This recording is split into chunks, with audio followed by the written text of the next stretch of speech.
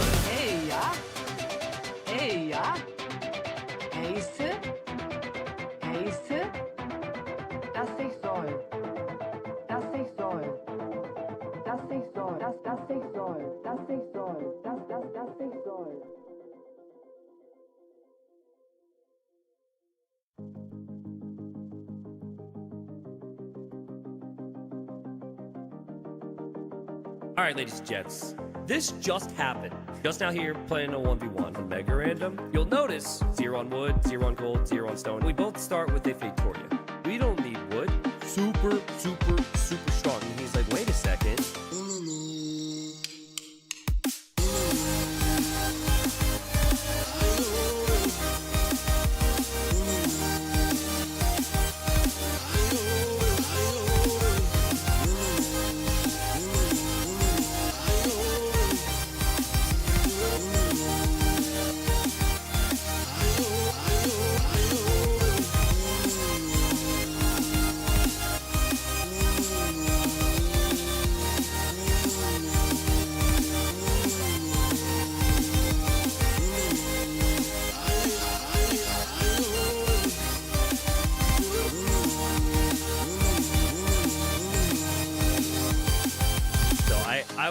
I was getting ahead of the game. Next level strat. I'm buying stone. I'm like,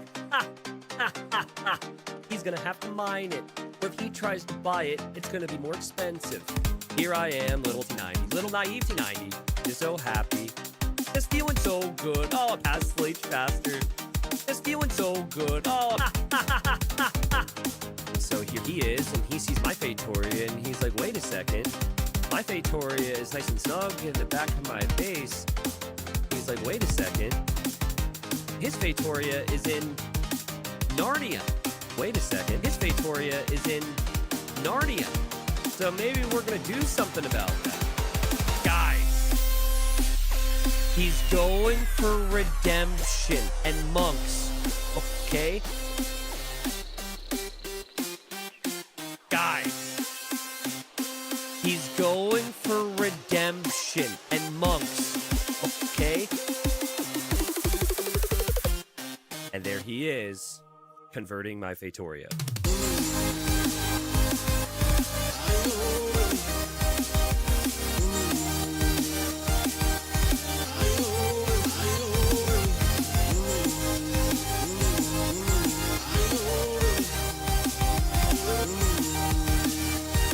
And there he is, converting my Fatoria.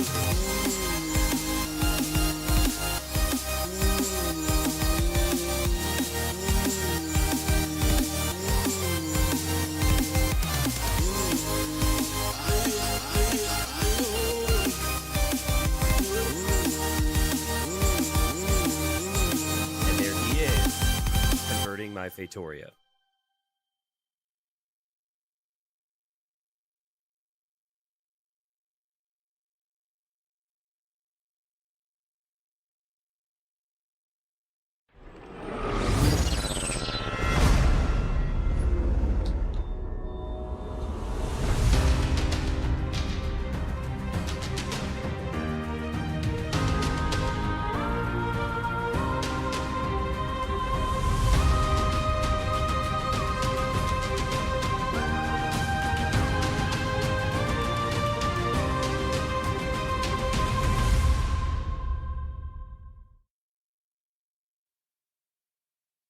Yo! Oh, shoot, I didn't fix the scoreboard.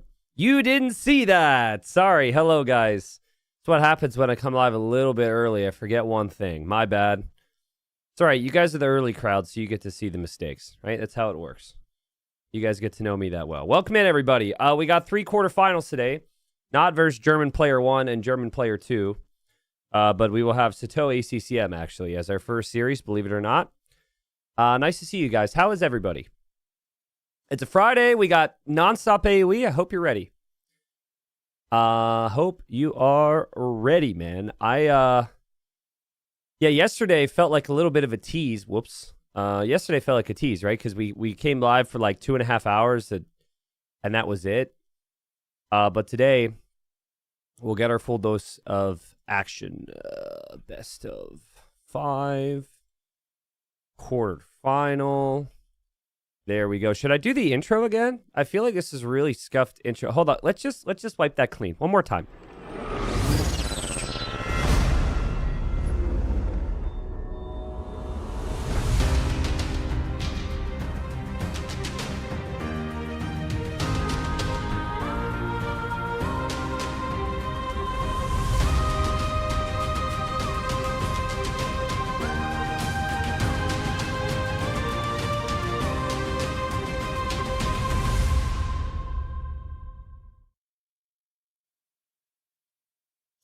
Hello, guys. Welcome. Welcome to Titans League quarterfinal day. Yes, nice to see you. Nice to see you. See, that was much better. I'm happy with that. 3 best of 5s today to determine who goes into the semifinals. Welcome in, everybody. Hello, hello. I'm nice and prepared today. Are you proud of me? Hope you're proud of me. What's up, what's up, what's up? What's up, Berserk Moose? Hello, Alec. Hello, Looney Bob. What's up, One Time Pad? Lesser of Two Evils. Thank you for the gifted sub. Thank you. What's up, Case? Thanks for the 5 months. Says, drown me in Age of Empires, please. What a statement. Drown me in AoE, please. Oh, I absolutely will. I absolutely will. We've got a couple more days of just nonstop action, bro. So, yeah, what? Potentially 15 games today. We'll see. We'll talk predictions here in a second. Potentially 14 games tomorrow, and then the final could be a shorter day because you have the best of 5 into the best of 7, but potentially, what's the math there? Like 12 games or something? So, what's up, John? Welcome in. Hello, Zesk. Thanks for the 2 months. Thank you, Califar. E1000. Thank you for the 29 months. Here's a really weird stat that just clicked for me because we had a couple people subscribe for 5 months. They pretty much started subscribing when Titans League Season 5 started. Isn't that wild? Because TTL goes all the way back to bronze, which was back in October. Remember, we had essentially the qualifier for silver and all that. So, yeah, I don't know if that is the case for the 5-monthers. Like maybe what ended up happening is they subbed like 2 years ago and recently came back or something. But yeah, that's how long the season's been going, man. I'm gonna have some stats for you on the final day in terms of like how many players this season will have paid out, how many games we will have had, and everything. It will be some pretty cool, pretty crazy stats. So. T90, your thoughts on playoff sets often ending in sweeps? We have not seen a single 3-2 yet, have we? Just how it goes. Sometimes you have really, really close sets, go to the 5th game. Other times you don't. Typically for me, the way, if I had to have like a general rule on how I see tournaments, the more sweeps you have early, the less you have late, and the other way around as well. Like the closer the sets are early, for whatever reason, I find they're a bit sweepier late. Now that's just like, that's not always a rule. That's not always how it goes. But I think in the case of the sets, I mean, it's been pretty clear. Like just one player's been superior, right? Like with Sebastian Barl's set, like you could tell Barl's had a lot of quality. There were tiny little moments here or there that could make or break the games. But yeah, he just wasn't able to get the job done, right? But yeah, I don't have anything more to say than that, right? Like it's pretty boring, but yeah, the winners win. The winners win. And they find games can come down to 2 to 3 tiny moments. 99% of it can be similar between the players that compete, but you've got to make the most of when things count. Now, every series we saw in the round of 12 was a slightly different storyline. Like will be the case here as well today. So maybe like post TTL, we could break down some of the sets and whatnot. But like, I would argue the winners of every set simply, there's a word I'm going for. They were more what, guys? There's one word, and it's been clear in the playoffs. Maybe the exception of one series. Okay, consistence huge. That's actually a very fair point. I think prepared. But also, you got skill. You got skill, preparation. But like Lewis over Hart was just absolute beastly preparation. Barles over Mihai, maybe that's unfair, right? Because like for Barles and Mihai, I think they were both fairly prepared. But Barles just looked so ready for what was coming. I was critical of Viper's preparation the entire season. He played very well and was able to hold on and understand some of these maps in ways that he didn't prior. And then ACCM versus Vinch, again, it just looked super well prepped. And then same with Sebastian yesterday. But I don't know. I think the prepared comment might be... I might actually be a little bit off because I don't want to discount some of the preparation from the players who've had a really good season so far. So, yeah, my light was like 1 tick too bright.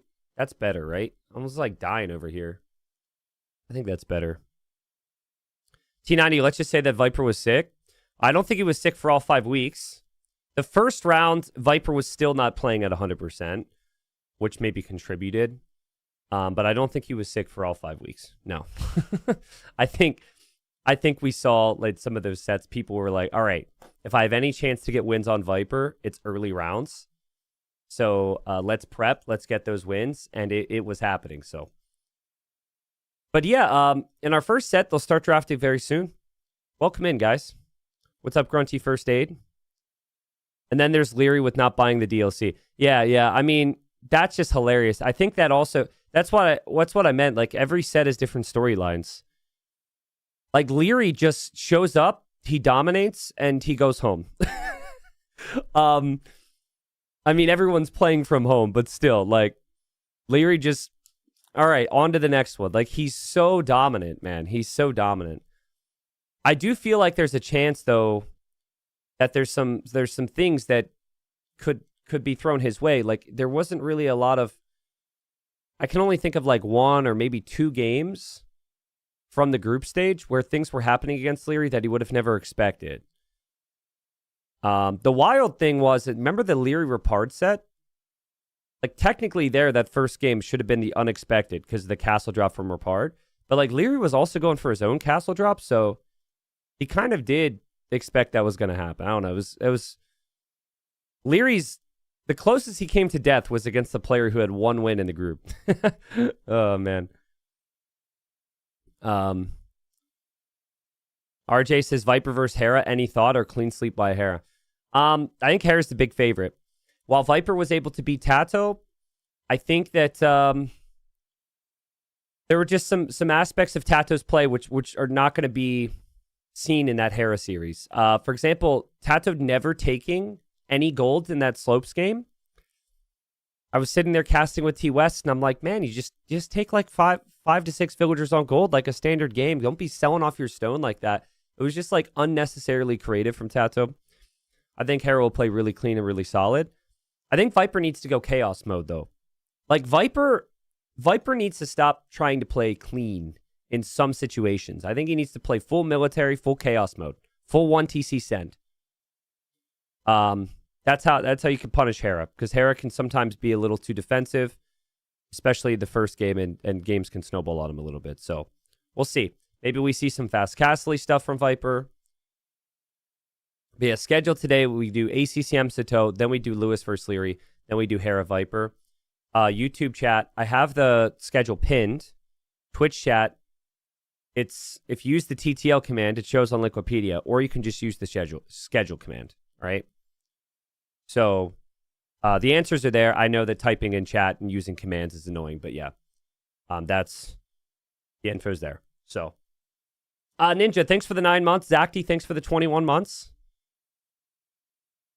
Irish says, no shot Viper gives Hera any trouble in his current form. Well, so I like that comment because it allows me to say, what happened in the last series Hera played in group stage? What happened? Remember when we were talking about how Liry and Hera were both going to go undefeated?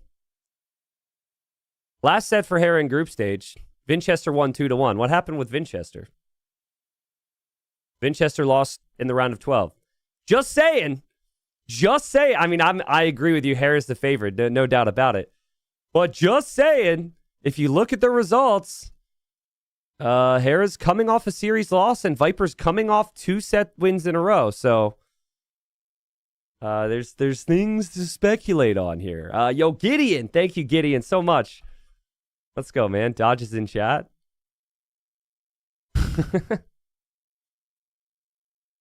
And Crazy AoE says, last set, Hera didn't care.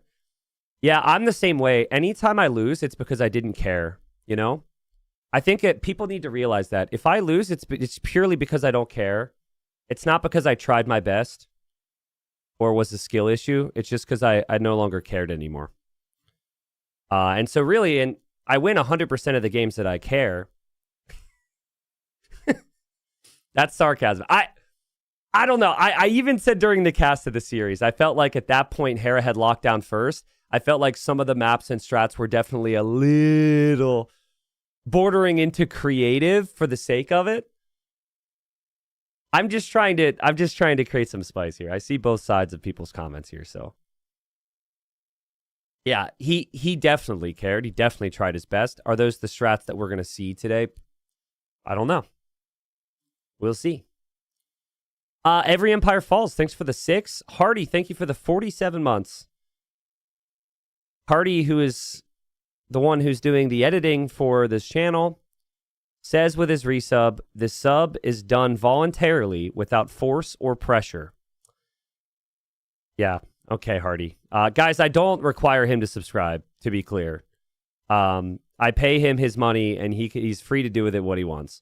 However, it would feel like if the admins and the editors I pay who are part of this weren't subscribed, it would make me feel a little bit off.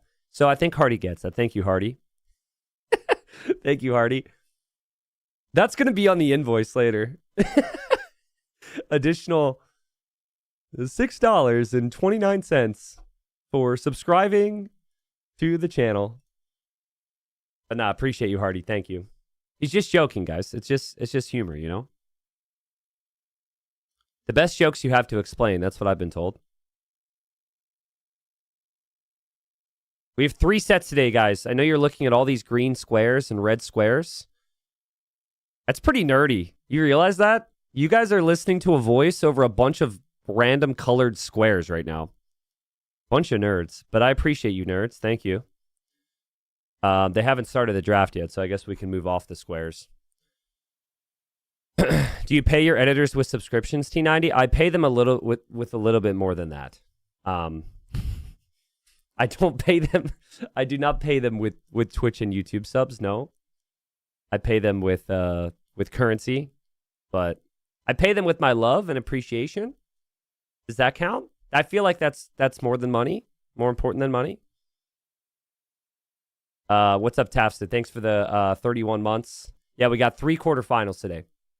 Again, schedule commands, or it's pinned on YouTube. All the info's there. Welcome in, guys. Joshki says, you're the one commentating over a bunch of blank squares. Yes, but you're watching someone commentate over a bunch of blank squares. So I think for chat, it's worse. I'm a guy who talks about other people playing video games. You're the individual who watches someone else talk about other people play video games. Both are unique. All right, it's all good. I'm not trying to scare you off. T90, how's the fantasy going? Man, I think this will be the last time we bring it up, but because I think you missed me talking about it the other day, I could talk to chat about it. So I was so pumped about the predictions. I was top 10 the entire season. And then the last week just really hurt me. I took a risk with the Lucho Yo pick. I picked Lucho to win 2-1. That didn't work out. I end up with the prediction contest being tied for 53rd place, which isn't horrible. The worst thing, though, is that freaking T90 Feet Picks is tied for 4th. I still have no clue who this is. This isn't a Twitch account, but whoever just decided to do 2 submissions as T90 Feet Picks, somehow in the last couple days just passed me, man. Like, what the hell? So, yeah, I tied for 53rd. Painful. Congratulations to Lurd, though. Lurd was first pretty much the entire time and was able to maintain that. So, congratulations. Now, my fantasy team, I was tied for 2nd. We only had 1 winner. So, in fact, everyone who was tied for 2nd, which was like 9 people, had the same team as me. Liry, Barles, Sebastian, ACCM, Lewis, and Mihai. The winner was Liry, Barles, ACCM, Lewis, Sato, and Mihai. So congratulations to Antonio for that. Who did the worst in this? What was the worst team? Mayo Madness had MBL, Rapard, Yo, Nikov, Running, and Viper. Man, if you had MBL, Yo, and Viper on your fantasy team, I'm sure you're feeling really good about that at the start. It did not end up working out. Unfortunately, with Nikov didn't get as many points because Nikov didn't play the last 2 sets. So I'm guessing many of the people, well, actually, now that I look at it, yeah, I mean, it wasn't the case that everyone had Nikov on their team here, so it was fun. But yeah, thanks for making me bring that up, dude. The fact that I lost to T90 Feed Picks. Here's the maps then, guys. Here's our green squares. No, the fantasy team I showed was not Dragon Stars. I think it was a Dragon Star fanboy who had Dragon Star on their team. But yeah, it was fun. Thanks to everyone for obviously putting the energy and the resources into making this site a lot more stable. Was some work. So thanks everyone who appreciated it, you know. Submitted teams there, but also used the site throughout the whole season. We're obviously not referencing the probabilities too much right now.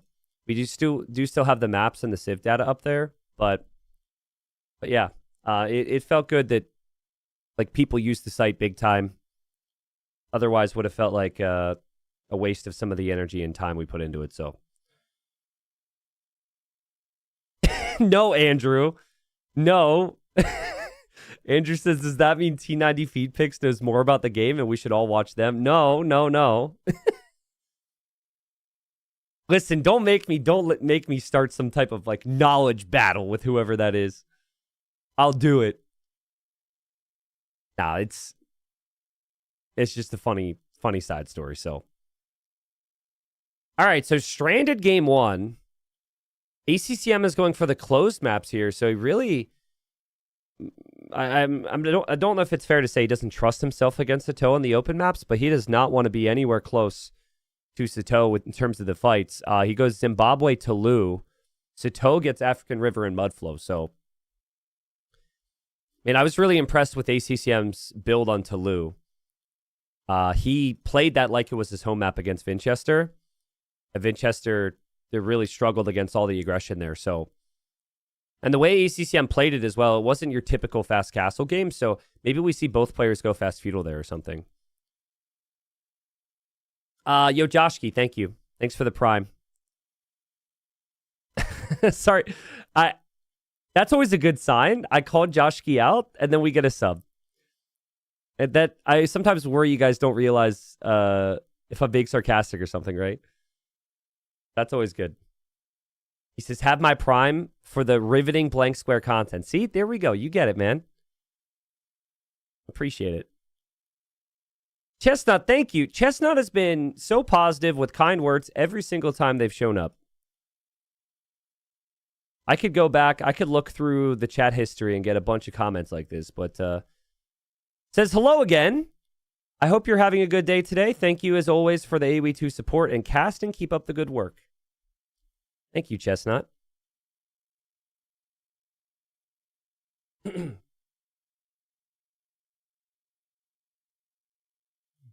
Yeah, I will get the ad breaks here out of the way. I know we've had a couple ads, but I'm going to wait. Don't want you guys to miss the riveting Civ content, and then we'll get the ad breaks out of the way for the non-subs right before the game starts today, all right? After TTL concludes, I really want to start, I mean, we'll just do it on random streams. I really want to start uploading where I judge people's ELO, guess people's ELO based on their chat history and username. We've done it on stream before, and I really enjoy doing it. Chat, who's here live, really enjoys it. But I want to see how YouTube videos will perform with that. It's so fun. The last time was so masterful, but we don't have the clip now. Last time I was like, you come off like someone who's 1050 ELO in 1v1s, uses that to brag, but barely plays 1v1s and only plays team games. And then I pulled it up, and they're like 1075. The last time they played 1v1s was 4 months ago, and they'd only played team games. I was like, yes, let's go. I know once we actually plan to make videos with it, I'll probably do horrible, and I'll probably be way off. But that can be fun, too. I don't know. I really enjoy the whole chat history thing, so just being able to look through and see what everyone said. Speaking of chat features, so YouTube is kind of behind the ball as far as chat features go. It's just not what it's known for. Obviously, the video player is a bit better than Twitch and all that. YouTube does have a feature which is really, really awesome, though. I'm not sure if I should tell you guys, but I think it's worth it because 99.9% of you guys are awesome. So like on Twitch, if there's a problematic chatter, we have to like ban or time them out, right? Which means they just can't chat. And they know they can't chat because, you know, they don't have access anymore. On YouTube, let's say someone's being just awful. We can hide them on the channel, which means that they think they're commenting. They think all the BS that they're posting is being seen, but it's not by anybody. Like, that is sick, because then they continue to watch the streamer, right? They don't leave the channel like, oh, they banned me. They're just there thinking all their BS is being seen, and it's not. So streaming on YouTube taught me over the past month that is way superior to banning people, because then it's just not a headache. So now everyone on YouTube's like, wait a second. Am I the one who's muted? Don't worry, guys. It's not a common feature. It's not like we're muting all of chat, but I think it's an awesome feature. All right, Dravidian's first pick for Sato. And look, wow, look at the civs for ACCM. Bengalis and Cumans. I can tell you it's probably Bengalis for Zimbabwe. And then probably Tulu is the Cuman pick. Okay, now people are baiting me on YouTube to see if they're the ones who are muted. Uncru says, love you, T90. See, he needed to praise. Nah, Jurgis, I see you. RJ, I see you. V-Count, Steidman, Miga, Scramble. You guys are good. You're not muted. Thank you, AV. I'm not hiding you guys, all right? If I don't say your name, it's just because I'm busy here talking about the civs. Yeah, now everyone is asking if they're shadow banned. Like I said, it's not a frequent thing, but it's a nice feature.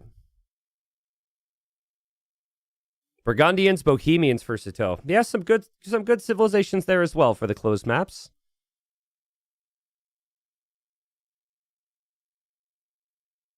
Fregler says you have to say something exceptionally stupid to get banned. Yeah, honestly. We do not ban many people. The community is amazing. It is so sick, guys, how great the chat can be with the amount of viewers that we get. Like, I appreciate you guys so much for that. Obviously, there's a bad egg every once in a while, but even if there's a bad egg, usually the bad egg goes in the ban appeal and is like, yo, sorry, I had like one too many beers and I had a bad day. You know, like, it's not like people are giving us a hard time. You have to be... You're in the minority if you have a problem on this channel, so thank you guys. Okay, now Twitch chat is saying the word something exceptionally stupid. Aha, funny, guys. Funny. Well played.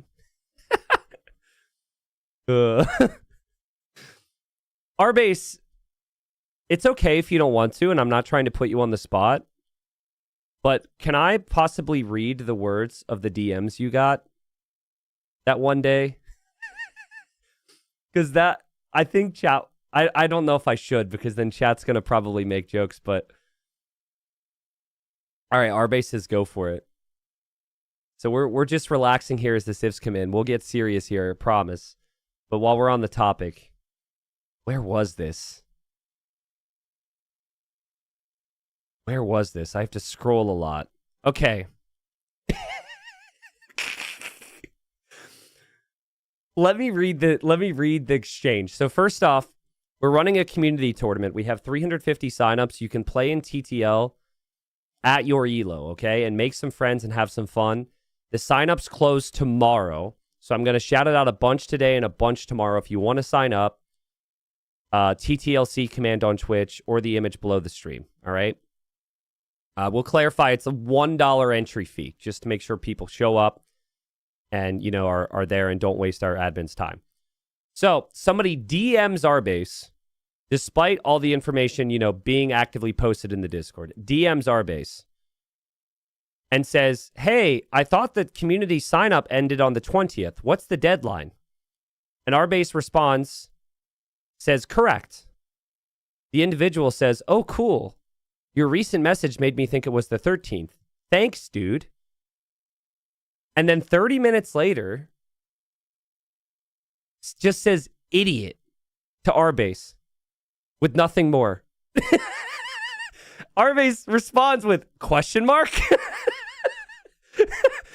And then this guy goes, T90 mods so dumb. It's like, what? He answered that he confirmed your question. He was just super helpful. And then like 30 minutes later, you just say idiot. T90 mods so dumb. We were all laughing so hard at that. It made no sense. So anyways, he's not playing in the community tournament. R-Base responded with, well, I guess someone isn't playing. It's like, come on. What is wrong with people? I thought that was so funny. But think about it though, right? Like if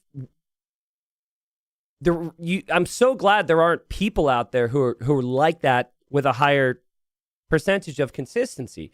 If 1% of chat was that individual, it'd be a nightmare because we have 3,000 people watching already. So I'm just circling back to saying I'm thankful for you guys. Thank you. All right.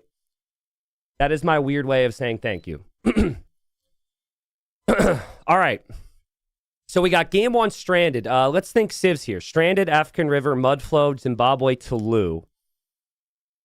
So I'm going to go with ACCM's map first, just basically because the Civs are a bit more closed-minded, I suppose. So Cuman, Spanish, Bengalis all make sense on ACCM side for those maps. Burgundians, Bohemians, to me, those are the only 2 Civs that Sato will play there. As for Sato, I could easily see like Dravidians for African River. Could also play Wu. Could also play Malians there. Could also play Italians. All those hybrid maps, we could see Dravidians, Italians, Wu, and Malians. Very flexible, have lots of bonuses for it. It's actually really nice because for Sato, you can't go wrong with any of those picks. For ACCM, Lithuanians, I think he's played in the past on a map like Mudflow or Stranded.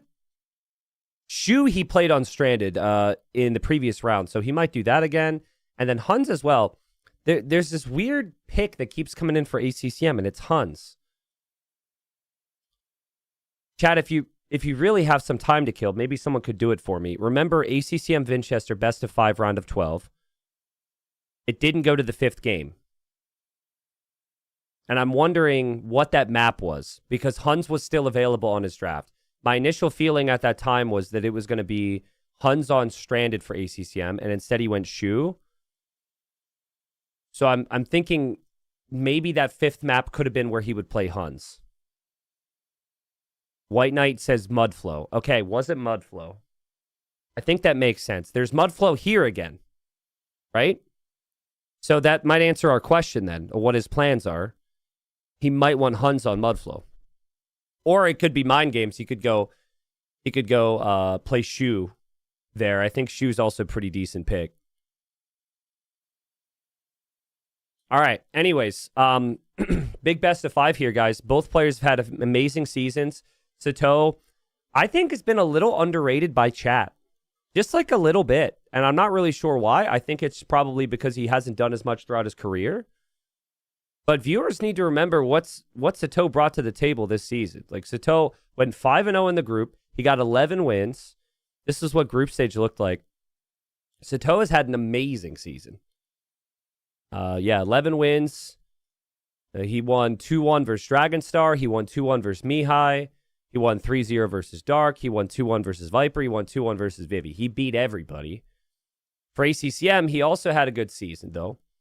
Obviously, the weird one here was ACCM Nikov never was played because Nikov ended up stepping away from TTL for health reasons. But, I mean, still ACCM had a solid season. Beat Lewis 2-1. Beat Nikov 3-0, which I guess didn't count in the standings.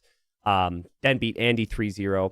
Then he lost 3-0 to Sebastian. That's like kind of the wow result. And then he beat Running 3-0 as well. So, I mean, how much of ACCM losing to Sebastian was just because Sebastian has been a god? I don't know. It should be close. It should be very, very close here. But, like, I think people just keep remembering how consistent ACCM is and how serious he could bring his level when it matters most.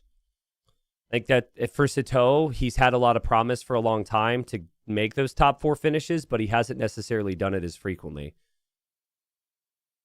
Just pulling up their tournament history here, and it actually is fairly even.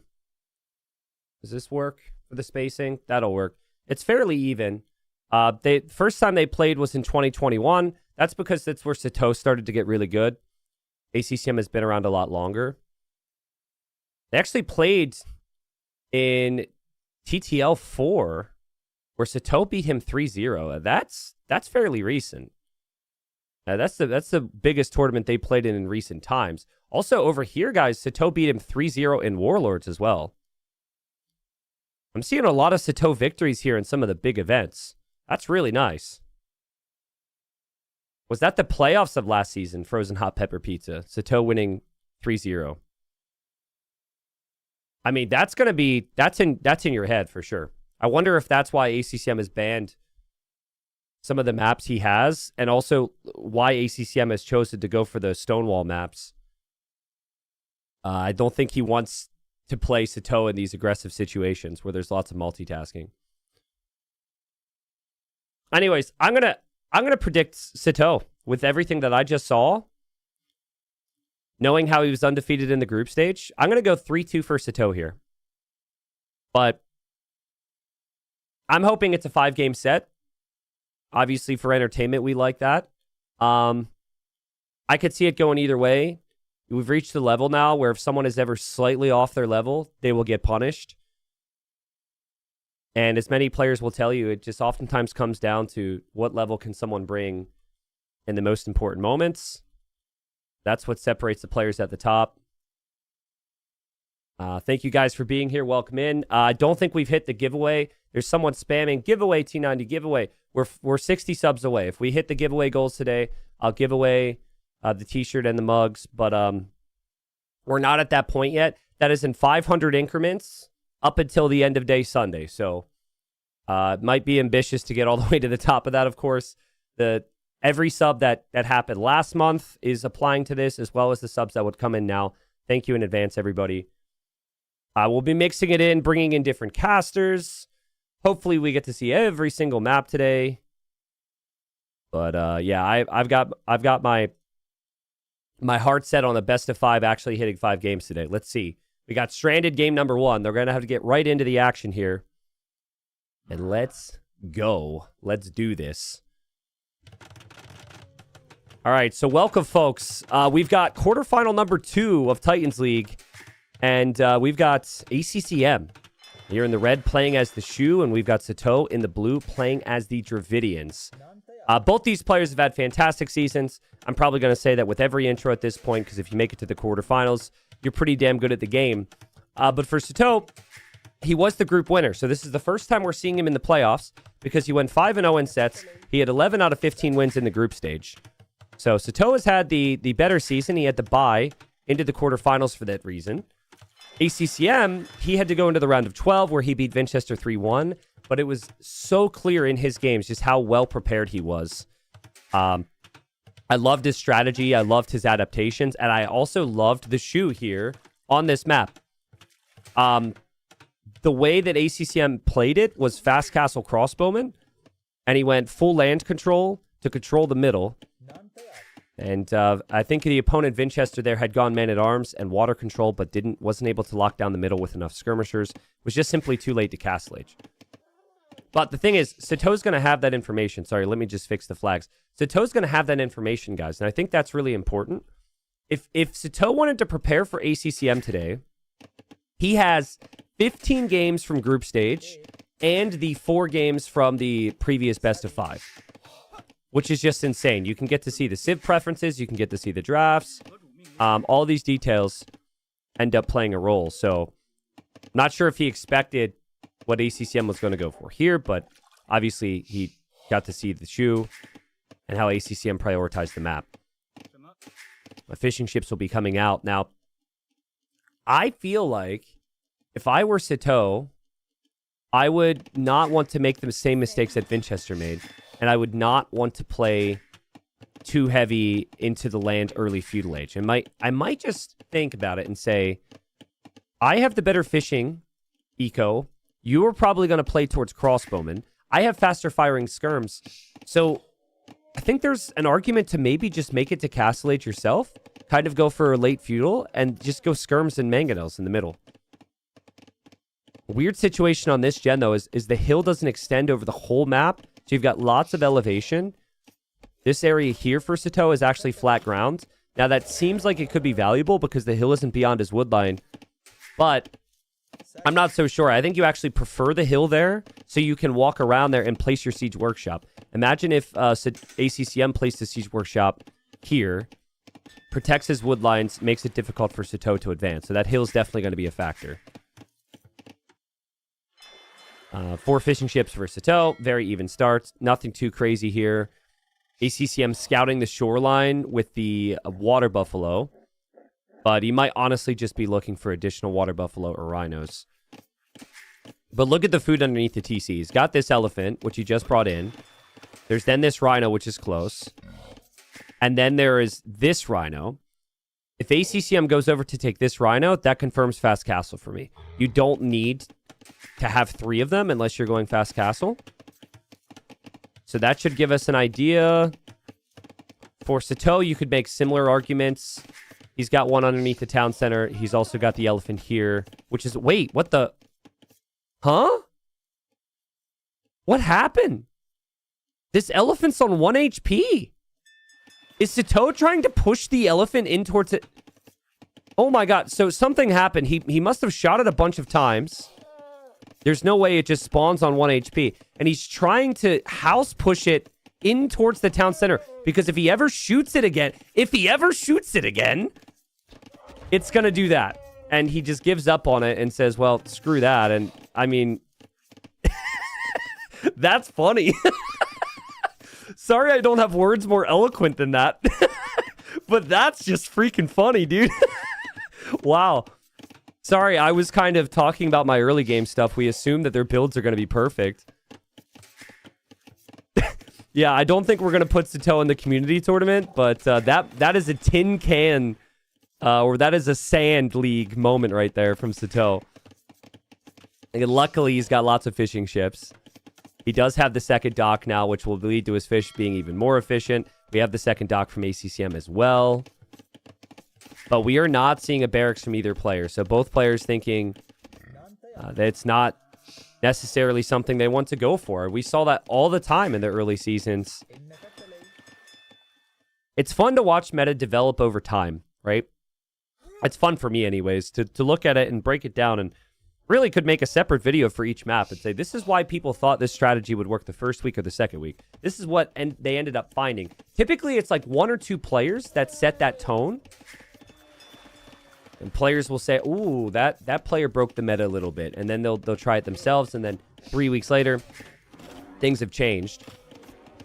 So again, Sato brings in the elephant from really far away. And he still has the rhino here. And actually, ACCM knew about that elephant. And ACCM knows about the rhino. And he's like, yo, I'm going to take that. Thank you very much. This one still standing here. ACCM's pretty damn good at the game. So I think... Oh, elephant's not cooperating, but... Oh, that's so annoying.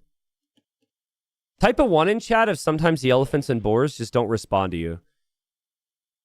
I'd be typing a 1 as well. And I don't really understand the circumstances as to why. They're just like 20% of the time, they just behave differently. I'm sure there's some reason, but it's been the case on DE more than I remember in the past. At least the last 2 years. But sometimes it feels like if you double back too quickly, it's a problem, and that's essentially it. And, okay, we have a pause. That's a really awkward time for a pause. I don't think ACCM's pausing there. I think that's a Sato pause. And that's obviously not something that's intentional. He doesn't know what's happening. Actually, technically, can't see this. But, okay, it was an ACCM pause. I was wrong. And there, like, he hits it again. He's expecting it to follow, and it doesn't follow. And the freaking rhino says no. So the animals are not cooperating with both players. That's actually a pretty big deal, though. He's counting on that food. That is 400 food. And now he is going to walk home with the water buffalo, but that is definitely a factor here. Both players are definitely going for some type of fast castle. Sato's got the 12 fishing ships. ACCM's got the 11. It seems to me like we are seeing fast castle with 2 archers from the Sato and from ACCM. Luckily, the Shu do get a little bit of food income when they chop wood. There's a lot of wood income right now. Again, with the water buffaloes and the fishing ships, I'm sure ACCM can still click up. But there's the archer range. There's the blacksmith. There's the archer range. There's the blacksmith. I'm not in love with that archer range location for Sato. But there is a weird aspect that I just thought of. Sometimes when the siege comes, your archer range gets pushed down. And then your production gets cut. I wonder if that is an intentional move from Sato, knowing there will be siege, that he wants the archery range behind so he doesn't lose it. It's kind of interesting. Only difference in the builds is that ACCM will be getting Loom before he clicks up, which makes sense to me. Oh, actually, Sato already has Loom, so never mind. 11 fishing ships. Could see the fishing lines upgrade for both players. It's weird to get the fishing lines upgrade for more efficient fishing, though, when like the fish position themselves is naturally working against that efficiency already. You're probably just happy with the fishing ship numbers, and once your wood invested into the archers. There goes the first archer. So, Dravidians get the wood bonus. There's the fishing lines upgrade for ACCM.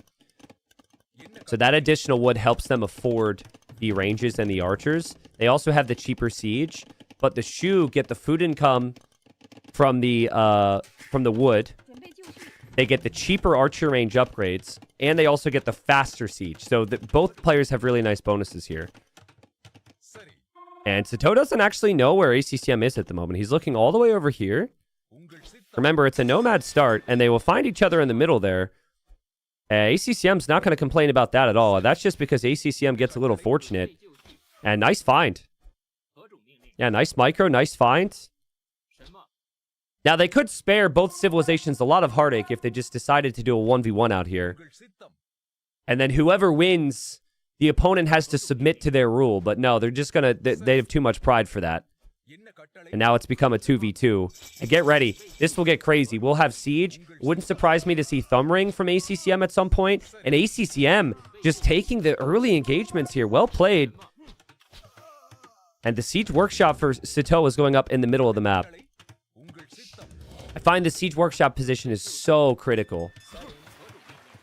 And ACCM will see it. Now he'll want his own siege workshop position right there in the middle as well, probably. Needs the wood for it, and he'll start to place it. His upgrades are coming in. He'll place it a little bit more up there. Man, this is going to be so micro-intensive.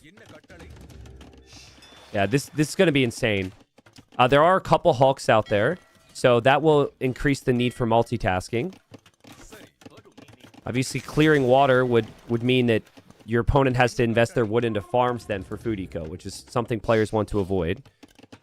Sato's still got 3 water buffalo underneath the TC. ACCM still got like 4 or 5 there, so they won't need farms for a really long time.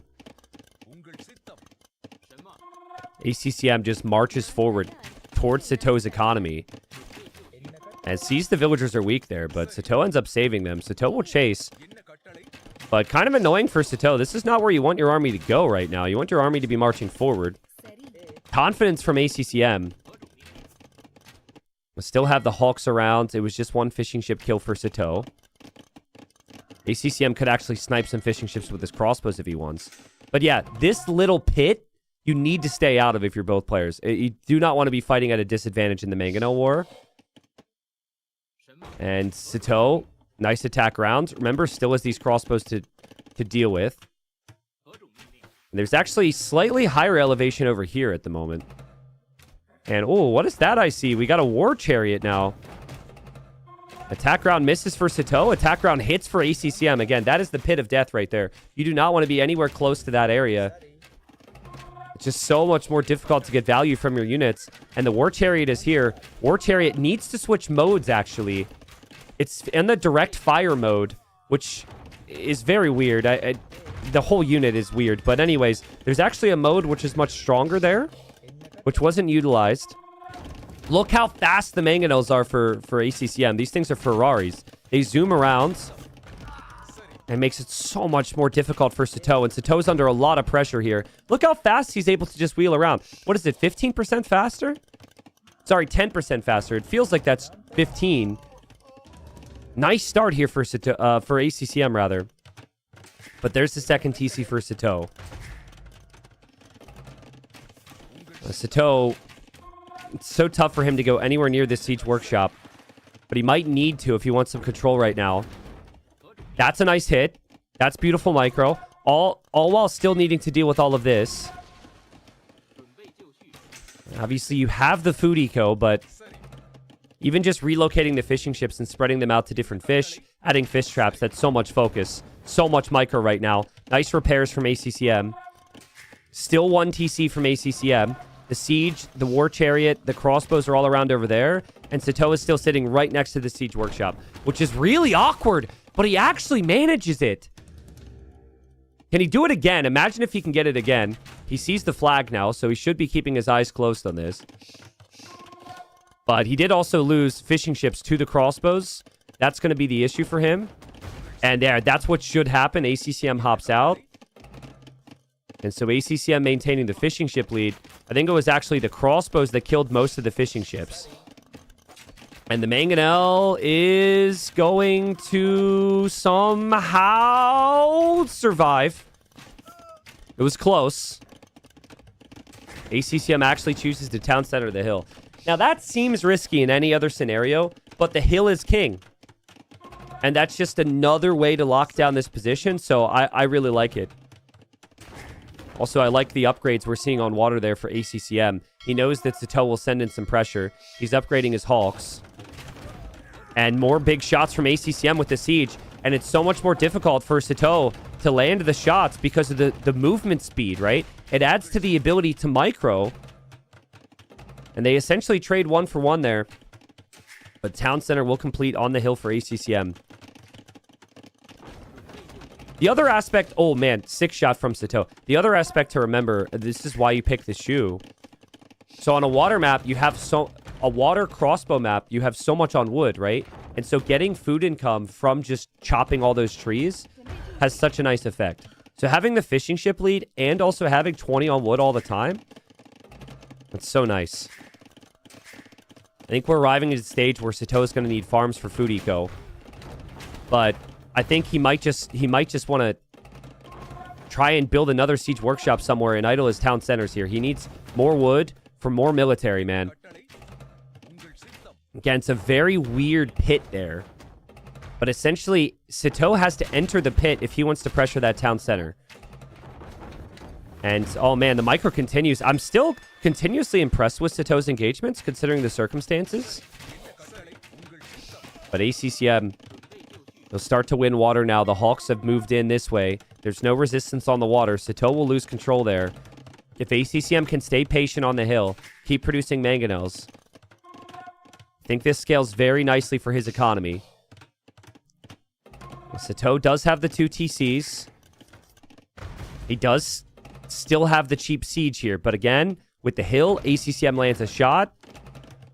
And he just patiently backs up there, repairing the mangonel before bringing in the fresh mangonel. ACCM has done 70% of the job here. He just has to hold. But Sato's shots are pretty sick, man. Like, that's 2 kills without the hill involved. And another one! Like, what? How is he doing this? So impressive. Look at the attack rounds. Okay, there he landed a nice shot and loses his mangonel. Important moment in the game, Sato. He hasn't found any stone. It's not thinking about that at all. But there are villagers on stone somewhere for ACCM. I almost don't have time to look at it, but it's right there. There's very little stone left on this map. Or not left on the map, but there's very little stone on the map in general. So getting some stone for an eventual castle to lock down the middle can change games, or even guard towers. A civ that was banned was Koreans. Koreans were played a lot in the group stage. And their ability to tower here is very strong. Crossbows for ACCM will counterattack. He knows all he needs is the siege to defend. He is still defending with the siege. And I don't think Sato is noticing this. Sato just can't keep up with this because he has to focus so much there. He does have the crossbows down here too. So maybe that was part of what he was looking at, but he finally realizes. But now he's 20 villagers behind. And ACCM just brutalizing the wood line. And we know what ACCM is going to do as well. ACCM is going to get away with this army because that's just what you expect from him. He'll get in, he'll sneak, he'll get out. That's so well played. Beautiful job. Yeah, he didn't need his crossbows at home anymore. There was no benefit. He had the town center and the siege. Many people would keep their crossbows there and they wouldn't get that big of a lead, but well played to ACCM. He runs away. Here he made a war chariot against the crossbows, which did nothing. So maybe he needs his own army over there. But still has to defend the hill, and he still has the hill. Yeah, the hill is just critical. I actually feel a bit bad for Sato. This comes down to what I said earlier about you wanting that hill next to your base. It's actually helpful to have this little hill if you lock it down. And for Sato, He did have the hill here, but this little pit has made it so awkward to actually push. He would have needed this position. If he would have locked down this position where the TC is, it's a completely different game. Perfect start for ACCM. And I think this is why so many of the viewers here picked him as the favorite. He can just lock in and get serious when it counts. And while Sato deserves a lot of credit for the group stage, at this point, group stage is almost out of their minds, right? It does not matter to them. It's who can show up on the day, who can bring the highest level of intensity. Sato's last chance to survive. He lands a nice shot. He lands another nice shot. That's very good. I think ACCM's a little distracted with from these crossbows. But the Siege Workshop is still going down. It's still likely to go down. And I don't think this counter raid will do enough. It's 3 town centers for ACCM. And ACCM will have more crossbowmen with ballistics as well. Big shot, maybe. No, ACCM sees it. And he gets close to the mangonel. Oh, that's unfortunate for Sato. He can't get the shot off. He really needed that. And I don't know, man. He needs counter damage. The crossbows here are still doing what they can. But Stranded is pretty snowbally once you lose the hill here. And he's lost it now.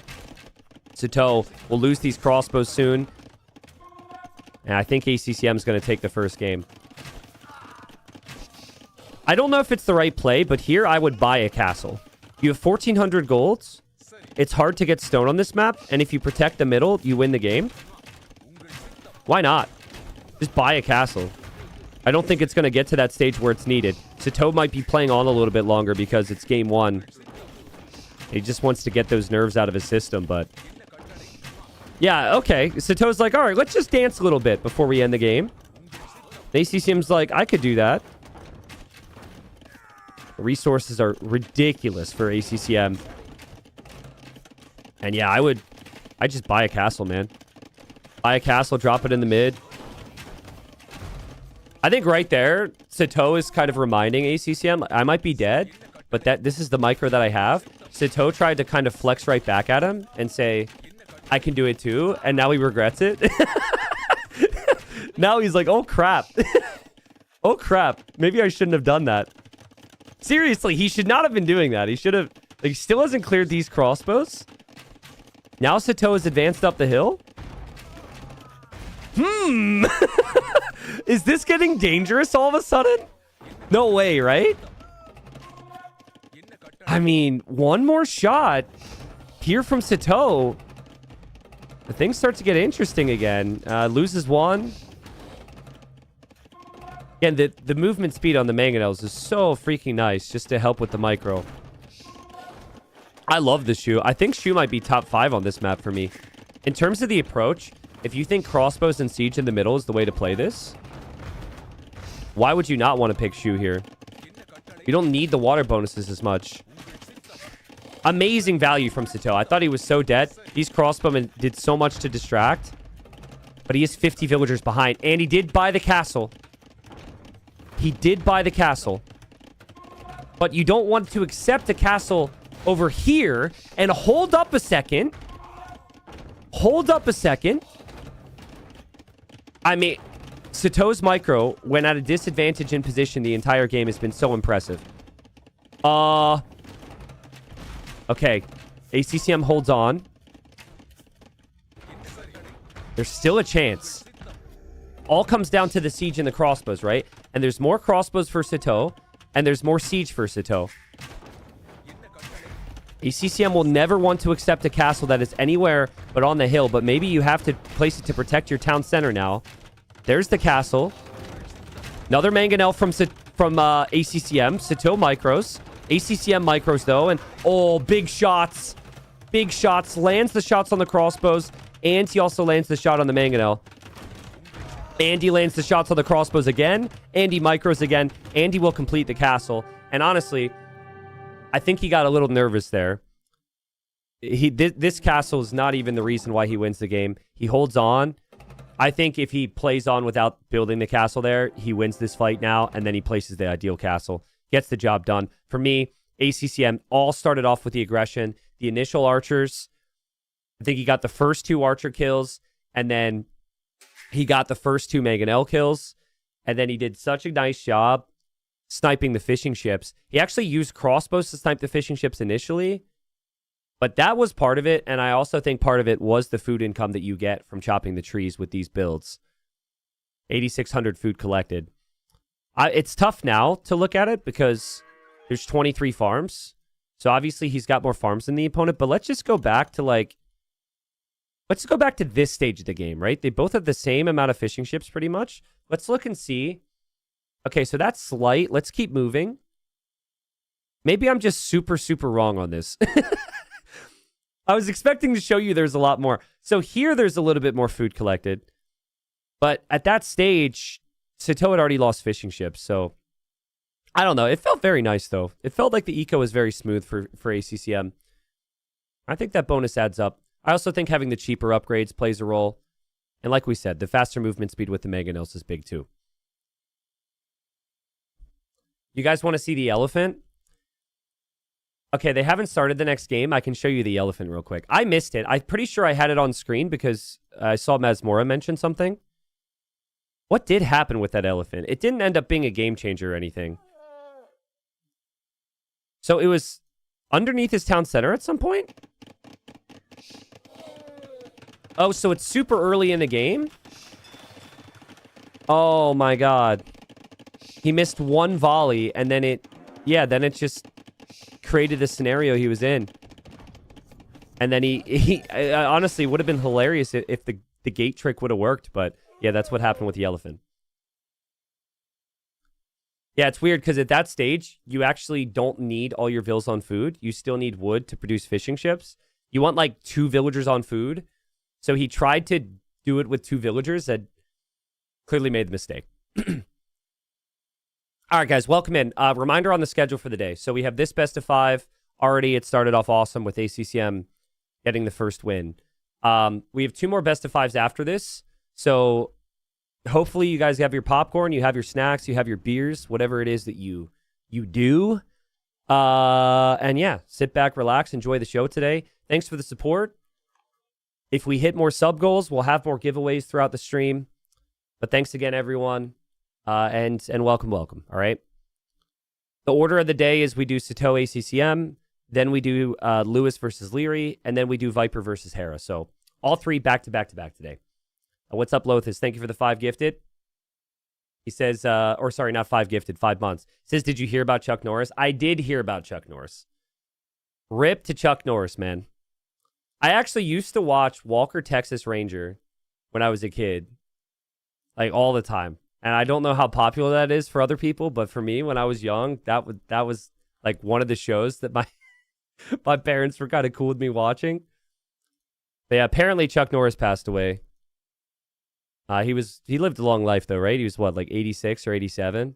So rip to Chuck Norris. He was like the first internet meme that I remember as well, right? So in the age of memes, rip to Chuck Norris. Yeah, death finally became Chuck Norris. Someone said if he was awake, he would have beaten death or something like that. I don't know. I've been seeing lots of memes, but nah, he's a legend. All right, here we are, game number 2. And we've got Sito playing as the Wu. We have ACCM playing as the Lithuanians. And you've got to be careful against this guy, man. When it's a tournament, he doesn't mess around. And he might think about taking that. You only get 1 Rhino on this map. And I think Sito saw the scout and was like, wait a second. I don't want him to have any chance of taking that. So he moves forward. Now, on the other side, Sito's doing the same thing. As Sito will steal the water buffalo. But this is the type of map that I feel is typically pretty perfect for Sito because there's a lot of multitasking. There was a lot of multitasking in the previous map, but it was ever so slightly more structured. Basically, you want to take the hill in front of your opponent's base, and you want to like take their fish, and that's basically it in the previous map. Technically, there are different angles to attack, but here there's a lot more scouting, a lot more adaptability, such as do you take this wood line or this wood line? Where are your golds and stones? The golds are not directly underneath your TC. Transitioning into the berries. All these things are factors. Where the fish even are, all that stuff is a lot more difficult to manage. And so I think that's why Sato has gone for the Wu. And he probably wants to go for Man-at-Arms. Now, I like the Lithuanians. I was a little surprised we didn't see Lithuanians more throughout the season. But people are catching on now. I think Mr. Yo did it on high tides. And the fact that you can go to wood early means you can always get the dock up faster than most civs. And that alone is also a really nice, a really nice bonus. And on a lot of these maps, what do people do to follow up from the Man-at-Arms? They go archers. And Lithuanians have the faster skirms. So that alone, I think, makes these civs very good. They also have very strong knights, very strong monks. So I personally like both picks, but Lithuanians look very strong. And I'm actually remembering that epic game between Mr. Yo and Lucho. One of the greatest comebacks that you will see in Tournament Age of Empires, guys. Yo had one chance. He was 25 vills behind. He needed to win that set. Otherwise, he was relegated, right? He literally had one comeback condition in that game, and it was a forward castle in the perfect position, and he went for it. And, yeah, he ends up winning the game. And in the interview afterwards, he told me that he just doesn't think the Wu late game is that strong compared to Lithuanians. So I just bring that up because if the game does go late, that's at least what Mr. Yo felt. He thinks that the Wu don't have as good a tech tree, and I would agree. I think they're very good with some tiny details, but yeah, Villager got a little stuck there on the wood line for ACCM. But that should be better now.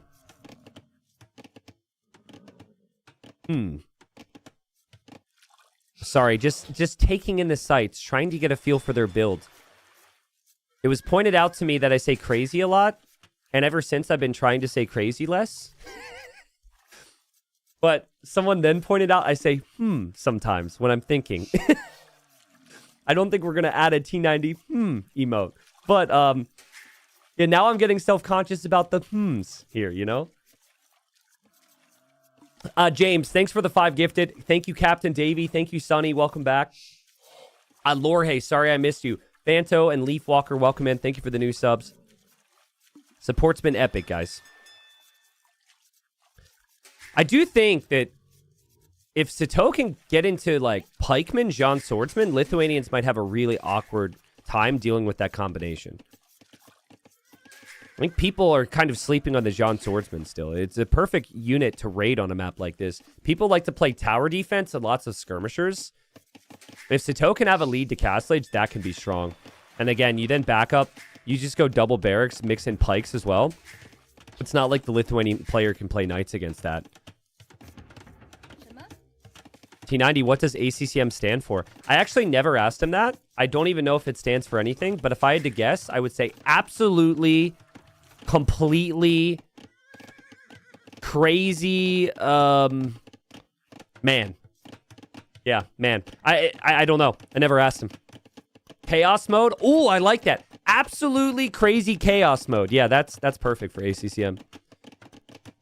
I don't think it stands for a cute cuddly man, but I'll have to ask. I guess it depends on who you ask, right? His wife might agree with the cute cuddly man comment. Scouting needs to happen here for ACCM right now.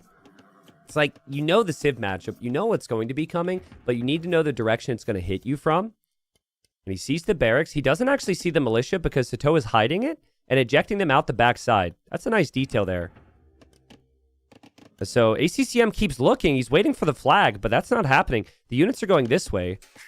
And Sato's scouting. He knows about the wood line, but look at the little outpost there from ACCM as well. ACCM understands there could easily be a tower here.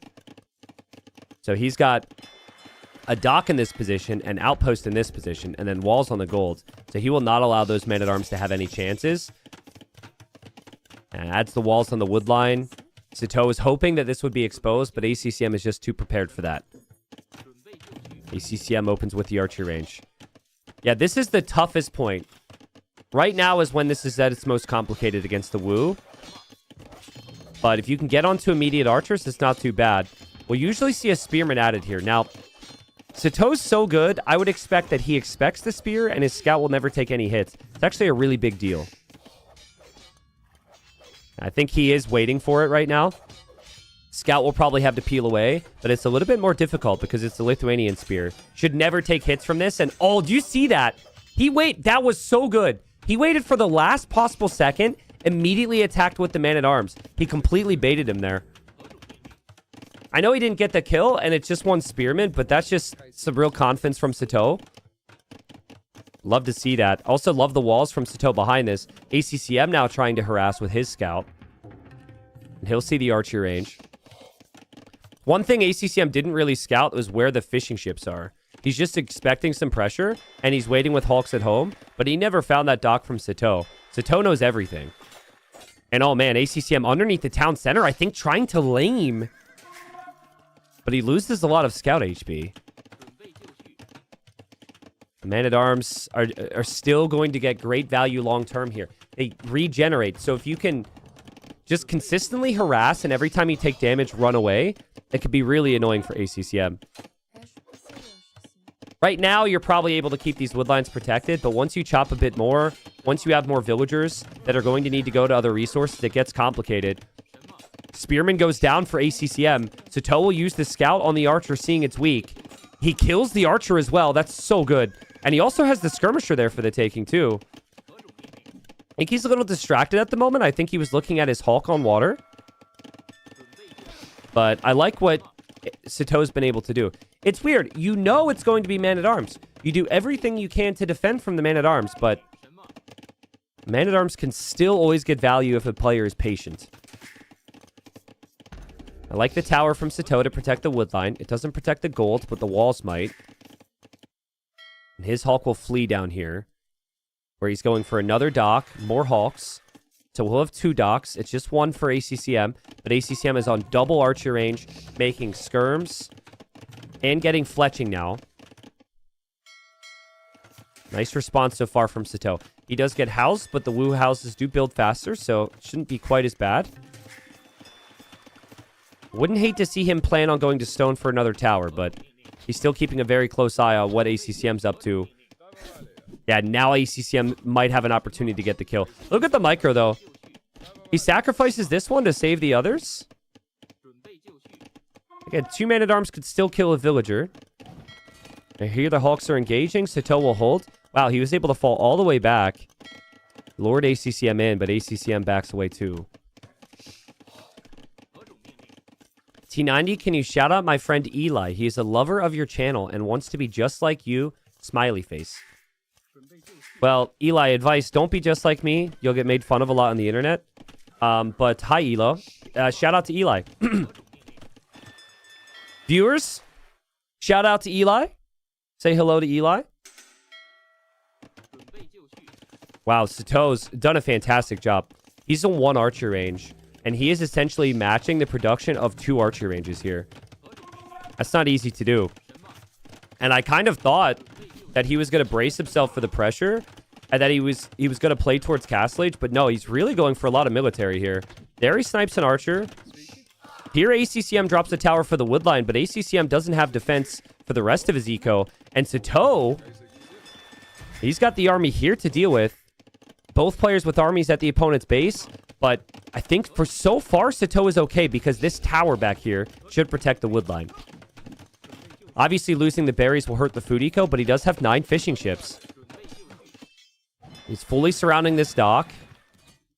I don't think ACCM was expecting Sato to play so heavy onto water here. He was expecting the man-at-arms, but 10 fishing ships now is crazy. Archers and skirmishers will find the first eco kill, though. And honestly, Sato didn't do that much harassment here after all. There's going to be 16 skirmishers for ACCM. But Sato is on the way to Castle Age. This is exactly the scenario we talked about. Lithuanians have the skirms, which can counter the range unit follow-up. But now, if Sato plays 2 barracks and plays into John Swordsman are perfect against skirm. ACCM would need knights. ACCM needs Castle Age for that. He does actually have the scout in the north, but ACCM loses the scout to an immediate reaction from Sato. Like, how does Sato notice these things so quickly, man? He's so fast. Amazing recovery after the first game. The Man-at-Arms have regened. Here with the skirmishers as well. Not a bad fight at all. He's just waiting. And once he's in Castle Age and on John Swordsman, these John Swordsmen could kill every single skirmisher. I think you need a market if you're ACCM. He's building it, but like, you kind of needed this market a bit earlier here. Even still, he was never going to compete with this Castle Age time. Sato's even on the berries on the outside for food. I haven't seen that before. ACCM's like, this is way too quiet, man. He has all this military. He wants to use it, but he can't find value with it. And he knows the military is likely to go down at some point soon. He relocates to the other side of the wood line. He comes in with the Hawks here to kill on water, which won't be enough. Sato micros back the weak Hawk. He has the perfect amount of Hawks waiting. Still microing the skirms on this side. And now it's John Swordsman time. 2 minutes until ACCM is in Castle Age. The only military he will have is Skirmisher. And not only is Skirmisher notoriously bad against infantry, it's notoriously bad against high Pierce Armor infantry, which is exactly what the John Swordsman is. Now, you've got a time window you have to take advantage of here if you're Sato, because the eco for ACCM is really solid, and if ACCM can get Knights out, the Knights destroy the John Swordsman. So here they come. The John Swordsmen are only strong in one situation. They're strong against arrow fire. They're not really that good in any other circumstance, and that's going to be the weakness for Sato. And that's why he should dive underneath the TC. That's the right play. I love that. And I don't think ACCM was expecting this either. House walls behind are needed in both areas. He drops the house walls. There's a hole there, though, so one of the units gets through back to the stone. Over here, the John Swordsman will kill every single skirmisher. And it's just going to be so inefficient for ACCM's eco. He's got a garrison town center. He lost one villager to that John Swordsman. More John Swordsman can loop around. I actually think the key right now for Sato is to win water as well. He's upgraded his ships. I think he's forgotten about this. If he patrols his Navian, he probably wins water. And then he has the second town center, so he has the better eco there. And then you can go for monks for the knights. But there's a lot to focus on. I kind of feel like he overcommitted against the skirms. I was expecting more of the John Swordsman to go forward. It's tough, though, because if you don't kill the skirms can be useful against your monks. But yeah, only killed one villager with the John Swordsman attack, and now ACCM can make knights. ACCM's knights will clear that. And Satogo's just passing on the water. That was a weird situation there.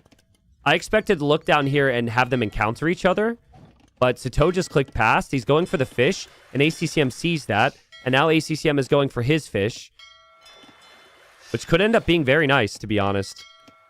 We've got 8 fishing ships here, largely unprotected. Sato's not producing again. I don't know, man. Like, I kind of like what ACCM is doing at the moment. He's found more eco damage. He's got the knights moving forward.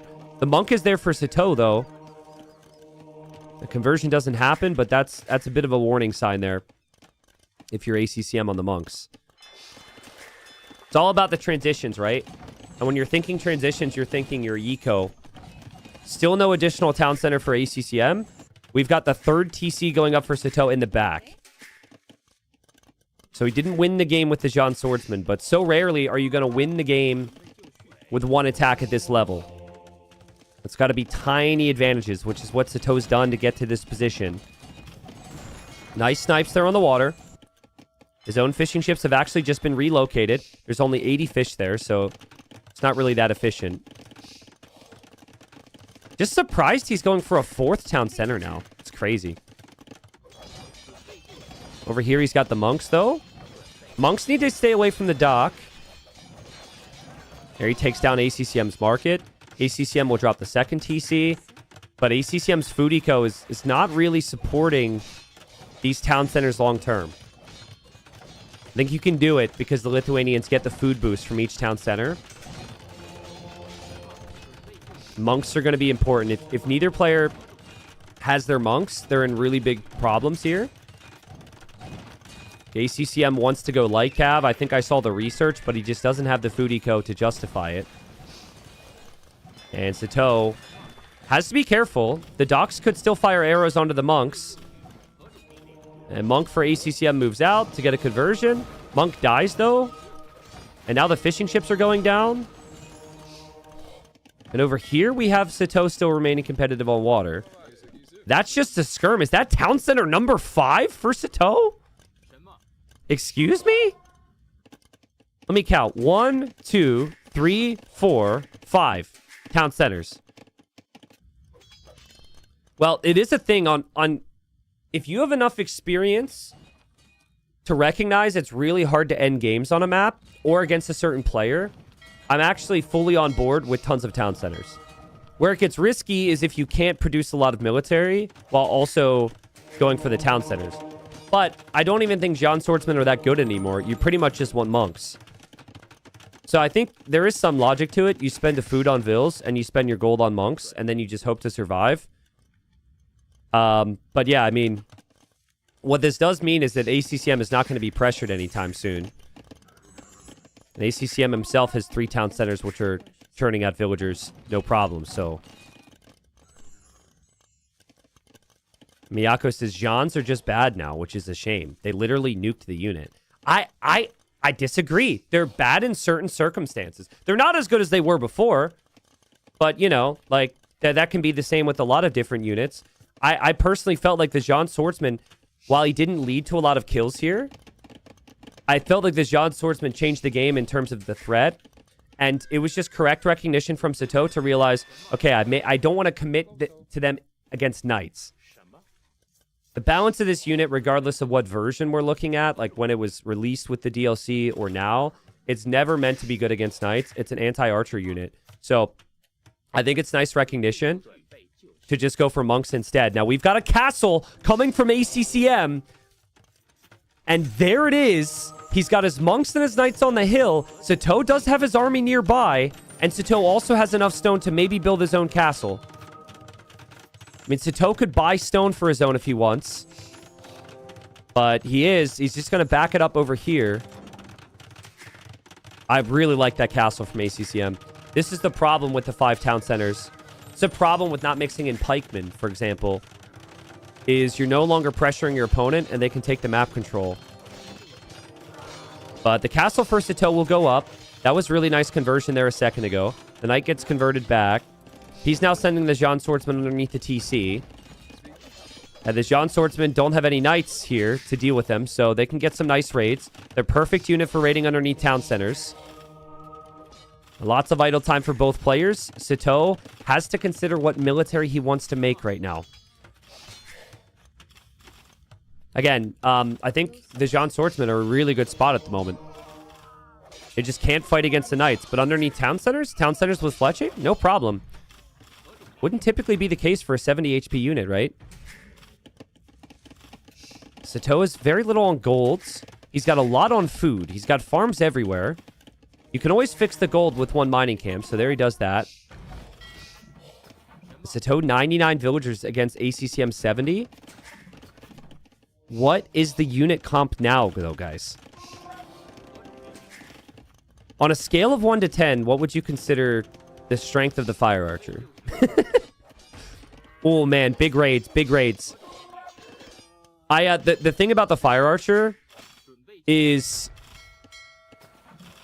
I'm not the biggest fan. I'm not the biggest fan. If that's your main army choice, I don't love it. I think it's great that you have a castle to play into ranged units here. Getting Bodcanero and ballistics is great for your town centers. I think there's other benefits to it, but I really think Sito feels like he's forced to play into fire archers because he was forced into that defensive castle. I don't think that was his plan. But great raids. Some good small moments from ACCM, though. And that's the thing about ACCM, is he just never dies. He always hangs around. He's so stubborn. But I think that that's also why I really like Sito's decision-making here. If you think your units are slightly worse, and you think your opponent is never going to resign, why not go for these types of town centers? He also is applying pressure to the areas you need to expand. I think that for Sito, he might start to look in the north. He might start to look in the south. And if this becomes a really long game, you might just want to play Navy, too. We've already seen Jean Swordsman. We might see Lu Xuan show up from the water. And with the unique tech as well, with Sitting Tiger, your Lu Xuans are insanely strong here. Another castle from Sito. More fire archers to protect it. That castle will go up, but here come the Rams from ACCM. Latis is one of the strongest units in the game. They ignore armor. They do cost a lot of resources, though. We have another town center over here from Sito. What is this man doing with town centers? Also goes for conversions. 2 of his monks still have conversions. They're converting the villagers, though. And now, no! That's so bad for Sito. He needs those monks to convert the knights. He will throw a lot of monks here. In fact, he needs to delete them because Atonement is in and ACCM is starting to convert. ACCM needs to actually pull back. Don't kill them. Convert them.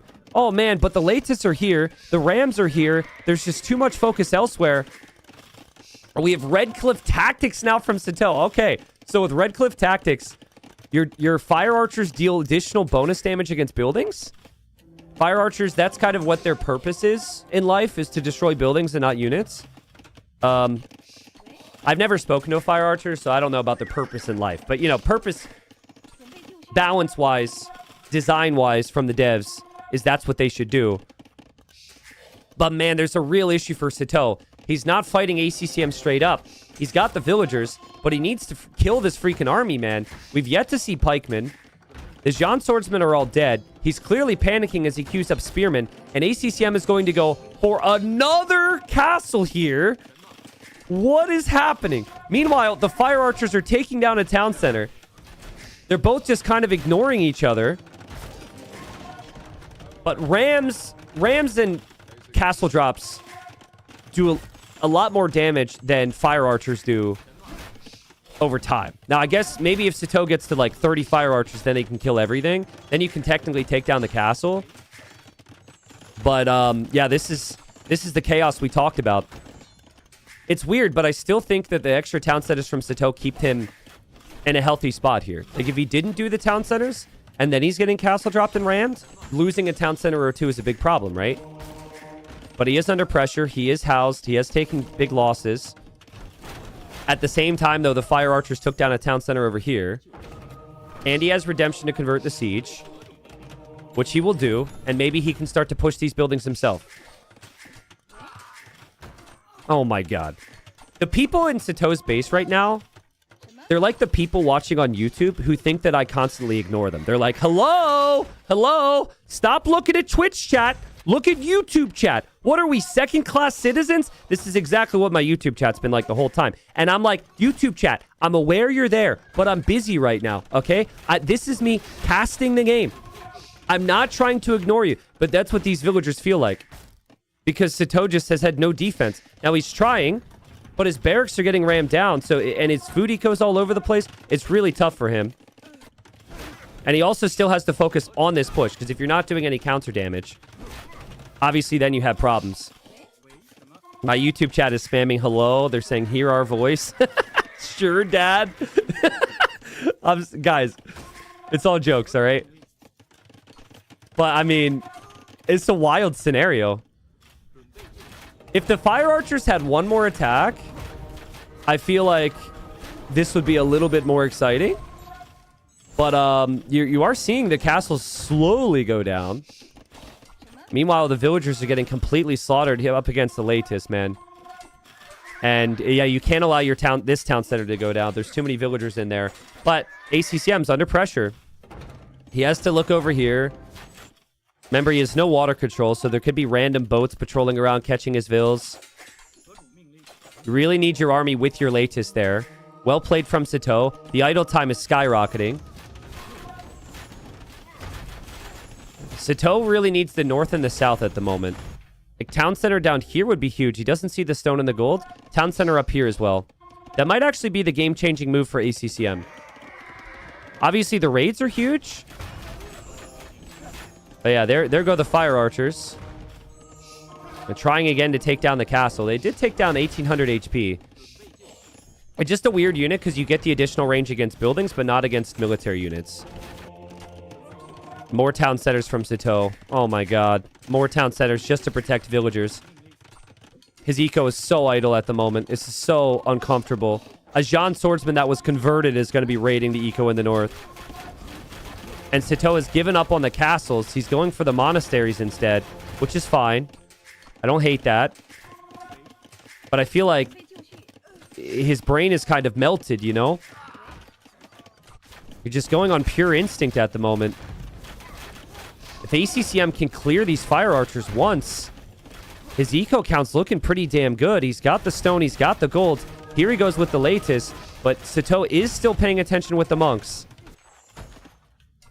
Sito's monks here need to pay attention. He is. All right, so his eco will start to relax a little bit, but now he needs to look back over here. He snaps back over here. He'll definitely lose the monks. He gets a conversion or two. Does he have enough to actually kill the latest? He's building another TC, and he has to quick wall in his TC. Fire archers are so awkward here. Oh, that's nice work. Getting into the choke point is good. The reload time is a problem. The fact that there's a mangonel here is a problem. Sito has to notice and get out of here. He has to run. He deletes his own lumber camp. He's running away. Meanwhile, he is clearing up the raids. The fire archers will fall over to water now. There could be some boats coming in to help. There's a Hulk, but I don't think that's enough. I think the fire archers here are going to die. It's weird, though. I still think he did a lot of damage. He took down the town center. He forced a lot of reactions from ACCM. He did also kill all the military, and he is back to producing with 40 on food again. But I think you've got to give up on the fire archer. The fire archer is not how you win this game anymore. I think you need imp.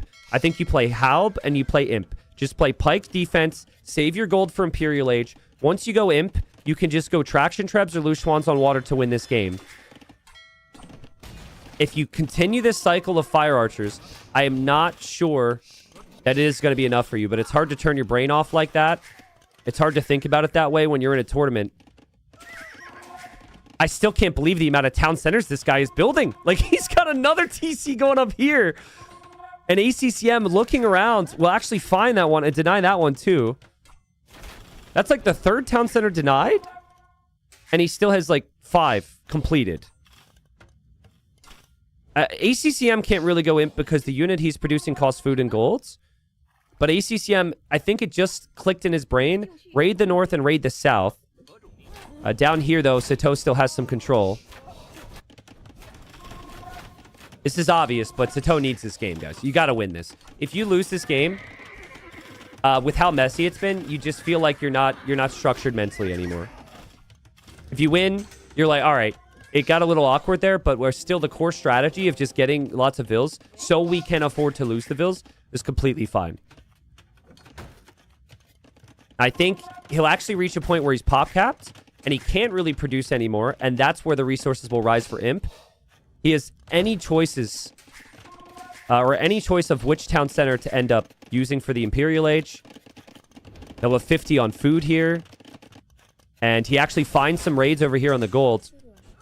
Again, an issue I think that could happen for ACCM long term is if he doesn't have the water control, how is he supposed to even take the resources on the outside? The water is very good for the Wu in terms of options, not so much for the Lithuanians. And how? Somehow, there's a town center from ACCM in the north, and Sito doesn't see it. That's a big deal. I don't even know how they got there. Were they like helicoptered in? Did I miss a helicopter drop or something? Sito will see the villagers on the lumber camp. Sito's bringing the pikemen over. Sito has 60 military. It's 12 military for ACCM. ACCM's killed 100 vills. But as quickly as he has killed them, Sito has replaced them. Sito also with more raids in the south. These are some well-timed raids, and I think ACCM's actually running out of resources, but we have a castle in the north. Guys, the Imp TC is right there. I mean, it's not that far away. Luckily, there's another TC in front of it, so I think Sito will probably make it to Imp. Where does Sito have gold at the moment? Does he have no gold income? Oh my god, he has no gold income. None. Luckily, pikes don't cost golds. and you have 50 on food, so you could probably sell some food for traction trebs. The nice thing, too, is at least in worst case, if you can't make traction trebs, you still do have the fire archers to take down the castles. And now you can actually justify doing that because you don't need your fire archers to win the fights because you have pikemen. Military count is so low for ACCM. ACCM's castle will go up, though. If ACCM wins, what a comeback. He was so dead in early Castle Age, in my opinion. The castle drops and the latest were sick, but he loses that castle. And now, Sito can come over and take this gold, probably. It's funny. Fire archers are just... They're great at destroying buildings. They're not so good at everything else, right? So, that's what we've seen this game.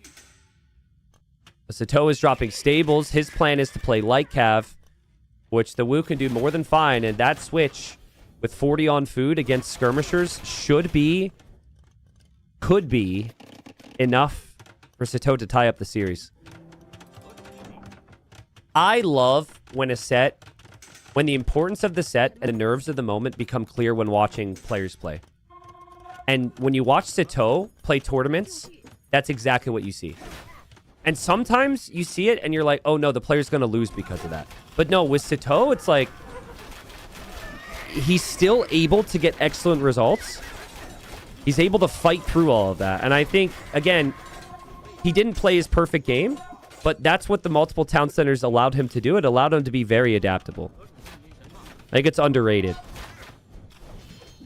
He needs enough space and time to drop a castle on the hill. Once he drops the castle on the hill, he's got golds consistently again. Little concerned here. Little concerned here for the villagers building the castle. He doesn't have Halb in front. It's light cav. Would have loved to see the Halb upgrade. The fire archers are all going down. The skirms are amazing for the Lithuanians, but I think the castle goes up anyways. The castle alone means that ACCM can't ever get close to this. And now we've got pikeman raids in the south. Sito sees this. He's even converting a villager down there. Over here, we got raids from ACCM that Sito will need to deal with. Doesn't matter. He's got town centers everywhere to replace these villagers. If ACCM was an imp, I think maybe there's a chance here. But the reality is, he's not really that close to the Imperial Age. And his eco is wide open for raids against the light cav. The south is an issue. Look at this. Sito raids the south and already has 20 farms placed down here. You see the rate at which he's expanding his economy? He's losing his economy a lot, and he is losing these town centers. He's still doing such a nice job. ACCM can't go imp because he has to produce. And soon we'll have the traction trebs from Sito, from these siege workshops, which will help him pressure the buildings even more. What a game. Seriously, though, an underrated thing here is to actually play water. Play loose swans in the middle as well. Like, it's basically this Civ's version of Cannon Galleon. So, Cannon Galleon in the middle is arguably just as effective as traction trebs, if not better. Because the ship probably a bit more practical against land units. The beauty of the traction treb, though, is you can go everywhere. And oh my god, speaking of everywhere, ACCM is going to get Vil snipes. Wow. He's killed 150 Vils. Yeah, Sito is focusing on the push. Sito is also going for raids. And again, ACCM will lose villagers. It's funny, but Hill Forts came in for ACCM, so his TCs have extra range. That's not bad. Yeah, slowly he's going to start to lose the map. I don't know, though. It feels like things are stabilizing. Can he win this? Stabilizing as he loses another 15 villagers. We might run out of gold on this map. It's 2-2 for relics. The gold is being taken by ACCM in the north and the south, and there's stone down there. Sito's got this gold. Sito's got this stone. I don't know, though, but, like, still we haven't seen ACCM and Imp. I think I would need to see ACCM and Imp. It is criminal to me that we have not seen the Halb upgrade from Sito yet. And, okay, never mind. I've been saying it all game. Been waiting for that upgrade. He'll have that now. I think with that upgrade, it becomes nearly impossible to take engagements. Like before, Latus could kill the Pikes. Pikes are just a Castle Age unit, but the Hal bonus damage increase is just so much. And you don't have upgrades on your skirms, and you're losing your skirms as well. This would be really bad for ACCM. He needs the skirms with the Latus to have any chance. He's too busy tracking the raids, guys. Nice job from Sato to keep him running back here. Yep, traction trebs are working on the castle. Halb upgrade is in. Where is this castle here? There are some raids, of course. Villagers are going to go down, but Sato still has town centers to replace every villager he loses. And still no Imperial Age for ACCM. You gotta love how yesterday we could only do one set. And that set ended up being really fast, right? Because from a schedule perspective, typically we'd like the really fast games to be on the day where we have 3 best of 5s, which is today. But nope. ACCM and Sato said, nope. Sorry, bro. Get ready for a 12-hour day. Remember this best of 5. Then we have Lewis versus Liry. And then we have Hera versus Viper today, guys. ACCM going for Cav Archers. The logic is you can't go melee units. You have to go ranged units, and you need a ranged unit that's better against all units. So I actually like the Cav Archer decision. But, again, you're down in age. If you don't have Bracer, I don't think Cav Archers are going to perform that well. This is just ACCM not wanting to call it quits. But he's lost 100 villagers himself, and Sato's just everywhere. And while it got kind of awkward at times, Sato's going to tie this up, man. Murder holes for ACCM. I mean, his pop is still decent. That fight's okay for him, actually. But it's this never-ending cycle. The only thing I'd say is if he had the relics, and then maybe Sato just fully ran out of golds, like maybe then there's a chance. There's only 3k gold left on the map. We've never gotten to this stage this season. To the point where, like, we're past an hour and the resources are running dry. But Sato has 2 relics. Sato has Halb, which he doesn't require gold. And Sato can always go into skirms as well. But I think Sato's got the right idea. Mass more traction trebs, just be patient, and then just keep raiding.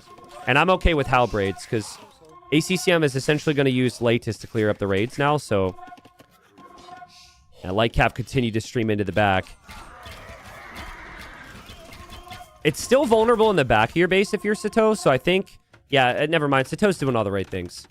Sato's making it look like I'm saying the things with my commentary as he's doing it. You know, like MBL said once, T90 will be like, oh, look, he should build a castle. You know, and the castle's already on the way up.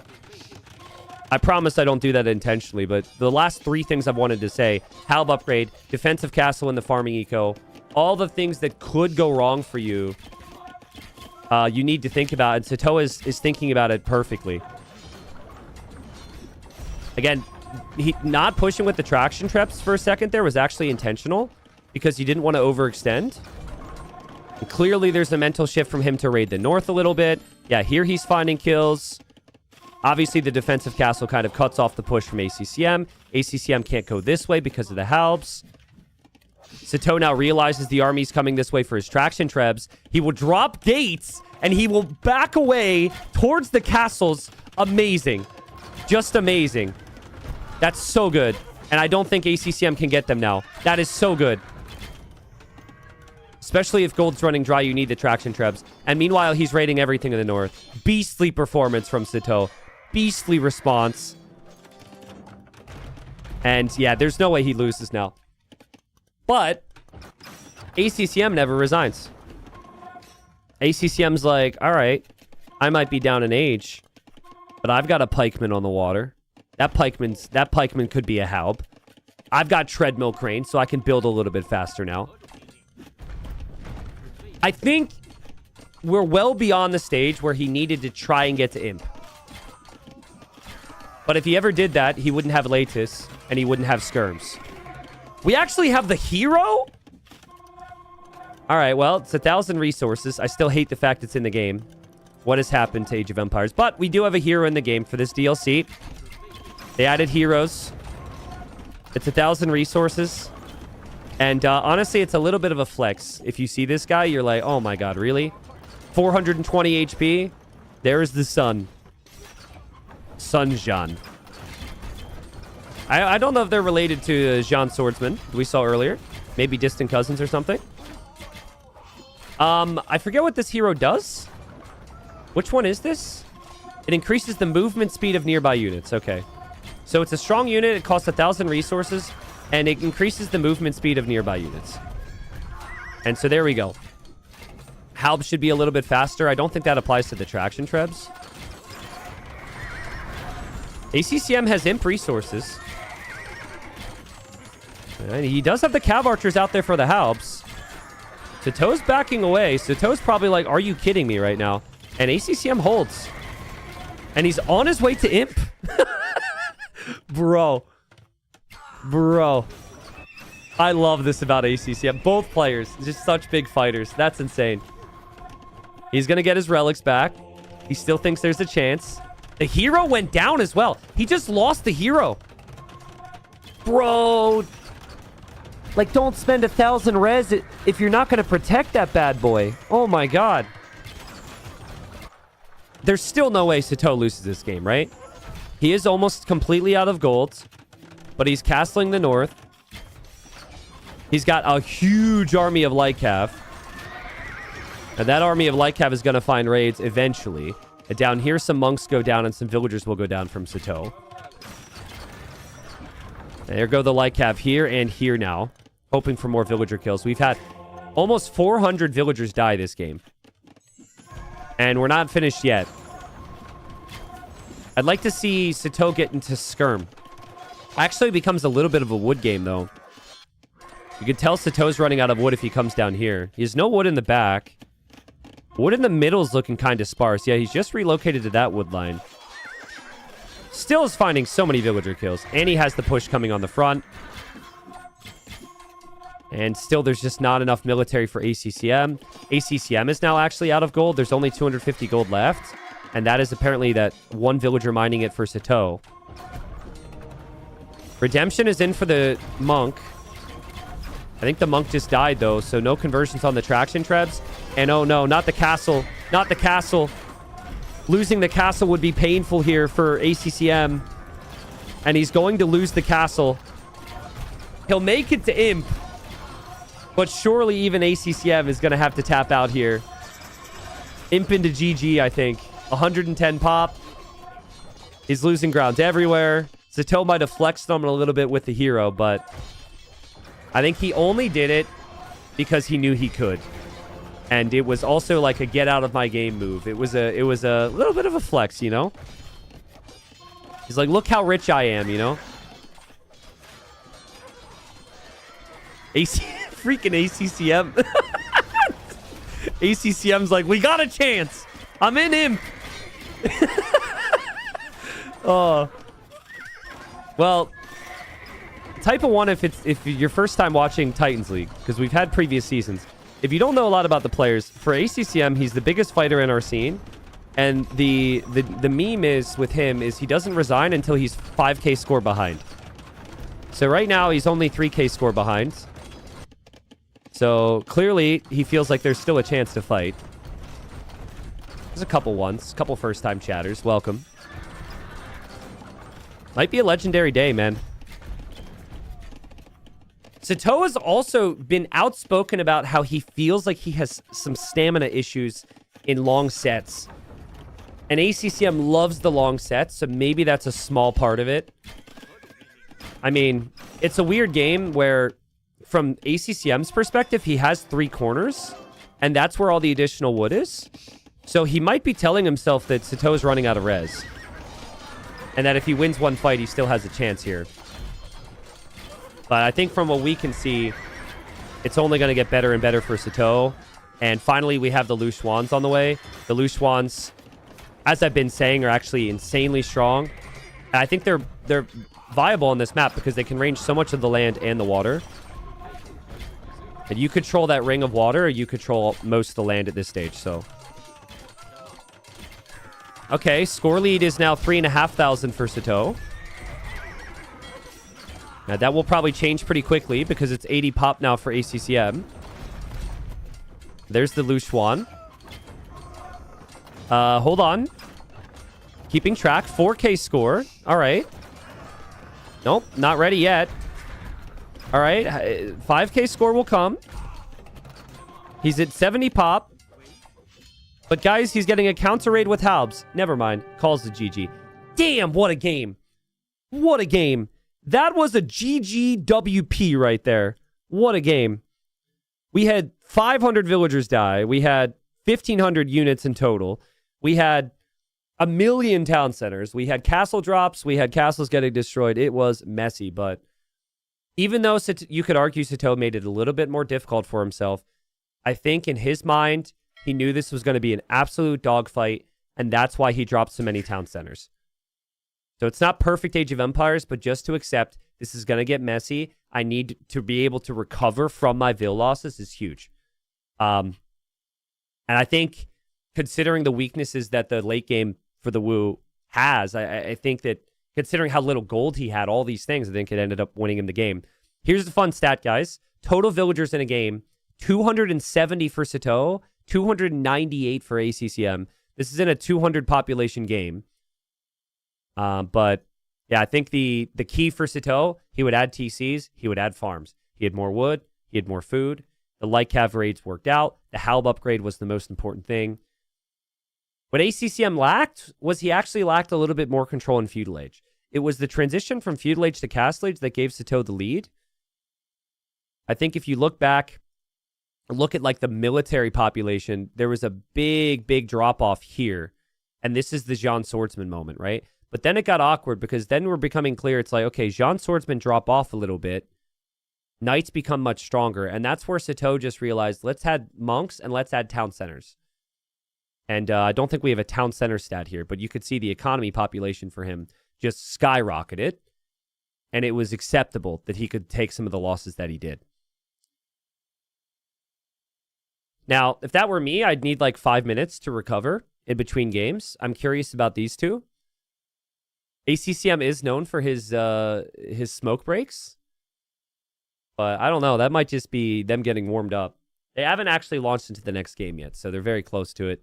Maybe they will take a break. I'm tempted to say the next map's going to be less chaotic because it'll be ACCM's home maps. There's more control there because there's Stonewall maps like Zimbabwe and Toulouse. But it will be Regicide. And with how ACCM plays Toulouse, I think it'll be just as chaotic. So, a Civ so far. Welcome in, guys. If you missed the first game was an ACCM victory winning with the Shu. And then he just lost with the Lithuanians. Sato lost with the Dravidians game 1 and just won with the Wu. So the Shu and the Wu getting the wins. Hawkins says, why is there a D in front of Zimbabwe? You uncultured chatter, you. How dare you? I once asked the same question.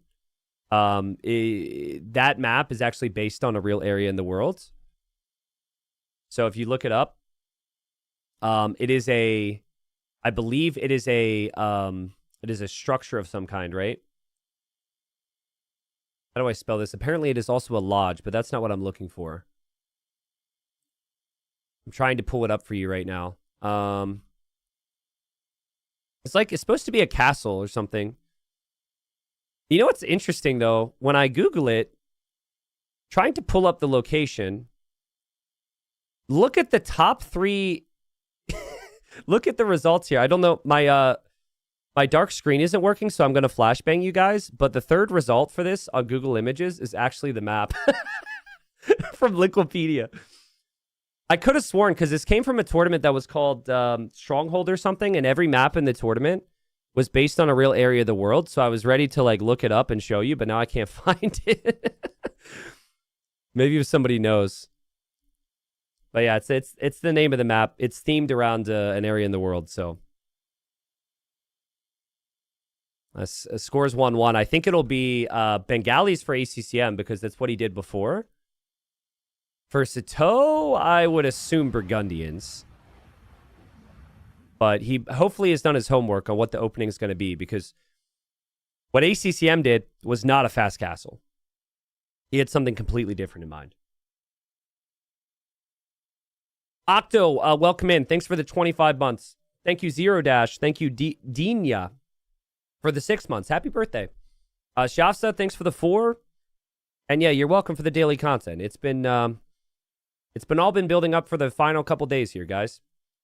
I said at the start of stream, TTL Season 5 started back in October. We had the Bronze League, Silver League, Gold League, and Platinum League. We've got this best of 5. After this, we have Liry versus Lewis best of 5 quarter. Then we end the day with Hera versus the Viper. So lock in. Thanks so much for supporting TTL. And yeah, we got 5 seconds till we're in. I expect that Sato might try and play Feudal Age here. There's a little bit of history, which you would have had to see in the previous games. I'll break it down for you. So I said at the start of the stream how beneficial it is for someone like Sato to have had that bye, because you can essentially see what ACCM does in the playoff format in terms of his strategies. And ACCM played in the round of 12 against Winchester and went for Bengalis here. And what he did, remember, you start with the queen, which if you lose, you're defeated. You start with a lot of resources, pre-built farms. There's a lot to happen all at once here. What he did was he went fast feudal. And that's not your typical play. We've seen a lot of like fast castling here. You chop to the outside, you take the stone. So technically Sato should know that his opponent did that. And now I'm wondering what he does to play against it. Sato almost losing the villager to the boar. Again, there's a lot to look at right now. And Sato gets the quick wall there, bringing in the boar. I think there's an argument to go fast feudal with the Burgundians, because you can get the Bosal upgrade in Feudal Age, right? And there's obviously a huge argument to do it with the Bengalis, because if you click up fast, you get the additional villager boost from making it to Feudal Age. So, also could be nice if you end up chopping through to the outer edge. Looks like Sato has already microed his villagers onto the tree there, so he definitely wants to cut out faster. The faster you get out there, the faster you get onto stone, right? The weird aspect of this map is you have the fish in the middle. It's not hugely important long term, but there's a small advantage, and every high level game is just a series of small advantages snowballing. And what changed this was the garrisoned docks. Now you can garrison the docks and fire some arrows, so it's a bit harder to just run out there and attack with anything. So far, we haven't seen Sato match the Feudal Age time. But as I say it, Sato will click up. So it's just a slightly faster build here from ACCM. Beezum says we won 15 games today. I'm down with that. I mean, 15 games would be the dream for me today. Forget about my energy levels at this point. I'll worry about recovering after TTL ends. Thank you. Yesterday, I talked to Dave about how important these Mudflow are on the outside. And then Sebastian ended up sending the queen around the outside. Once the villagers cut through, we'll see if they choose to do that. No joke, I think you have to do it, because you need to have your scout active on the rest of the map. And there's not going to be any military out there to snipe your queen. Now, you don't want to go too far, but I think it should happen. Now, let's see. ACCM went fires last time because he wasn't expecting his opponent to go Feudal Age. So he's going for a fire ship now. The logic being that you destroy the docks faster. But I think Sato will actually match his builds and go for Hawks. And Hawks beat fires now. And then we're in this weird situation where neither player really wants to overinvest into water, but you don't want to lose an area you're already investing into. A nice patience there from Sato, using the garrison with the fishing ships. And ACCM Scout has to run away. There's a lot of really weird dynamics here, but it's just the history of what we've seen. Yeah, Sato will force ACCM into a Hulk now. Villagers leave the fish. Scout comes in to push in some deer. We have a stump check. We've got 100 wood there. And let's see, this would be a good time. Sato will probably look back and click the tree again. There's 140 wood. Even if you shift click them, though, they'll bump into each other and one of the villagers will normally leave. It's kind of annoying. So it does take some paying attention. Sato killed the fire ship. What do you think, chat? How many ships is worth it here? I feel like once you're past 3, you're going into the stage which it's just not worth it. But again, you can't invest anywhere else to attack right now, so you kind of feel like you have to. You don't want to just give up water if your opponent invests and you don't. Someone says 6 to 7. Okay. I don't know. The answer is, of course, it kind of depends. You have to focus on other things with your eco balance too. A galley addition from Sato is interesting, of course. Galleys hit bonus damage against the Hulks. But is 1 galley enough? I kind of feel like it's not. And Sato's micro just in and out of the dock constantly. Well played. Really making ACCM work, right? That's like 4 times now he's gone in to do something. Wouldn't surprise me if the scout is waiting. Ooh, villager shifted off the tree there. Oh no, she's stuck. All right, so it's still 70 wood. And ooh, but the scout gets trapped. Oh, Sato, he gets trapped in. What a nice find. Scouts are so valuable here. There will be monks around. Again, Sato is making ACCM work hard for this, but that scout's dead. That's huge. Sato will be frustrated with that. I think the only saving grace for him is that he's probably going to add more scouts. I would assume that anyways, so it should be fine. Maybe not, as he uses the market to click up. Villagers are still not through. 60 wood there. And 200 wood on all these trees, so it'll take a little bit of time yet. Villager in the middle can't be garrisoned. That villager's dead. Well played to ACCM. And ACCM's on the way up. So, I think I prefer ACCM's position ever so slightly. Having the scout that you can just heal up is awesome. Getting the additional villagers is awesome. Having killed that one villager is nice too. But you also don't have Bowsaw yet. You don't have the cheap Lycav upgrade, which Sato has, and Sato is going to build the barracks and go Lycav. Should be pretty even here. We'll see if the queens move out. What do you think, chat? Are we going to see the queens leave their towers at all? For ACCM, he's got the scout going to the middle. They're both going to add scouts. Ah, there's a Flemish militia from Sato. Okay, so maybe the Flemish militia will look. This just might not be worth the risk. Especially if you think your opponent's going to add scouts. You don't want to go too far with the queens. Maybe you go like here, here, and here. The 150 stone because of the regicide start. And ooh, okay, Sato. This is kind of cool. You're just hoping for a little bit of luck here, but you should know that in theory, your opponent is going to be building a town center back there pretty soon. And they might be taking a risk to do so. From what we can see, though, ACCM's already through and ACCM's town center will be up. So, not sure if that will do too much. Someone says, ugly fat tower versus beautiful, tall, proud tower. ACCM's got this in the bag.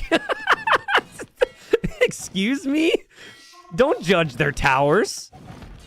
Very different architecture on the towers, though. I agree. This isn't a very tall tower, but it's just as strong. It's just as important. But this tower is a bit taller, so we'll see how that goes. Vil lead is there for ACCM. In the middle, the fishing ships are still alive. I think you're really just fighting over this relic now. When you get that relic, you'll be happy. It's not about the fishing ships anymore. Here come the Flemish militia. These Flemish militia were told to do a job. They were given a description of the area. It's going to be a very different world when they arrive. The scout reported back. They're in the feudal age. You know, they only have hand tools. There's no additional fortifications or military. And then by the time the Flemish militia get there, there's going to be a whole freaking town over here and military. I still like it, though. Sato clearly likes the multitasking. He likes to have that extra unit or two on the map to make it tough for ACCM. And speaking of, he's got the scout here. ACCM has the quick wall there. He has the scout, or sorry, the monk here getting a relic. And he also had this scout. This scout was looking for this relic, but that's been walled up, which is a nice detail from ACCM. Wow, their reactions are on point. ACCM's quick wall there, that was great. That garrison there was also great. And now third TC for Sato. I think it's going to be 3-2 on relics here. ACCM will get the one from the middle. Sato will get this one. Sato will get this one. Flemish militia actually kill a villager. That's not too bad. And then down here, Sato's scouts are attacking ACCM scout. Again, nice micro, though, from ACCM to actually back away. Thank you, Pug, for the 27 months. What's up, Chill? Thank you for the Chill Chinchilla. Thanks for the 10 months. Era 88, thanks for the 26. Cheesy, thanks for the 5. Says thanks for all the content and hard work. Hope you get a good holiday soon. Yeah, I've got some plans. A week after this, I will be flying to London. Not for holiday, though. I'll be casting the Red Bull event there, so I'll be streaming that as well, making lots of videos about it. But we will spend a couple extra days there.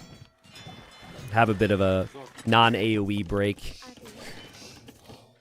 But no, it's been amazing to have all of this with TTL. And the downside, obviously, is I have so many other ideas and videos I want to make and streams I want to do.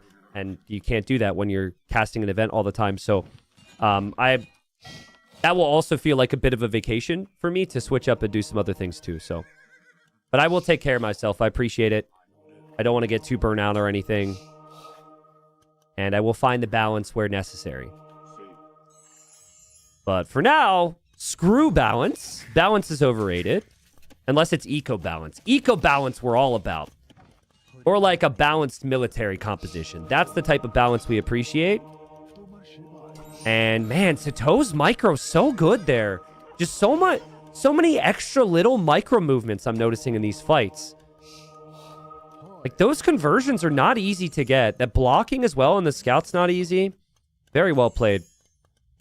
And again, he goes 4 TCs, so he's not playing around this perfect ink timing. He's playing around, like, full boom, which essentially means he has to protect the map. If you don't protect the map, then you get castle dropped, and then the fast imp can kill you. But he's protecting the map very nicely with the amount of light cav he has, and so ACCM has to respect that, and ACCM, who's getting his relic stolen right now, will drop a castle here.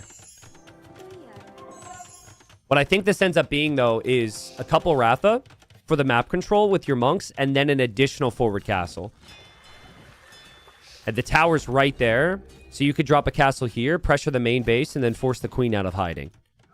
Again, I mean, I look away to show you things I have to. We come back, and the little blocking there, and saving of the monk.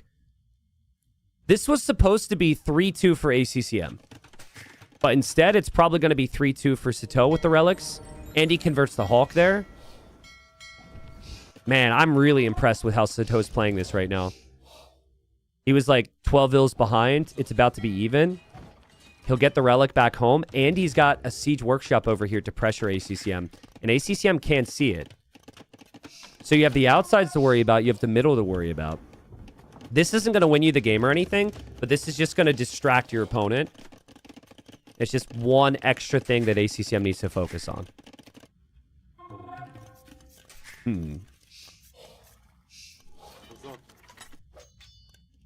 I always... This is maybe a little unprofessional or embarrassing. When I cast the Burgundians, I always get hungry for risotto. I don't know what they're saying, but when I click them, I feel like they're saying risotto. And I'm like, ooh. I only had it like 5 times, but I wouldn't mind it. I don't know what they're saying. Monks getting conversions in the middle. Again, this is another reason why ACCM might not want to drop a castle here now. And here come the Mangonel, but the conversions from the Bengali monks. Wow. Oh, that's unbelievable from ACCM. He saves both monks. He gets both conversions, takes down the Megadel. That shuts down the siege push right there. Because you're never really going to have a lot of support for that. But you wanted that to get some value. Over here, outpost from Sito, showing the sides. I mean, villager will die, but I think that's worth it. Still has outposts on the outsides too. Could go for some very forward walls there to block that area off. For now, though, he is going to go for the walls here because he knows the Ratha might come over. And Ratha gets converted in the middle. Sito's on the way to Imp. 8 villagers down. And the Bengalis will get the additional vills once they make it to Imp. So I think the economy should still be better for ACCM. And ACCM can gain control on the outsides now. But which Civ is superior in the Imperial Age is the question. I think with big economies, and we're talking 150 villagers, I think Bengalis are superior. With low economy, I think the Bengalis kind of struggle a little bit because all their units are fairly expensive. The Burgundians have cheaper stable upgrades, right? That discount helps. Burgundian gunpowder does more damage than standard gunpowder, so it's just more like bang for your buck as far as that's concerned. But if ACCM can get to fully upgraded Ratha, Elite Elephant Archer, or Elite Battle Elephant, it's very, very strong comp. Nice walls here from Sito.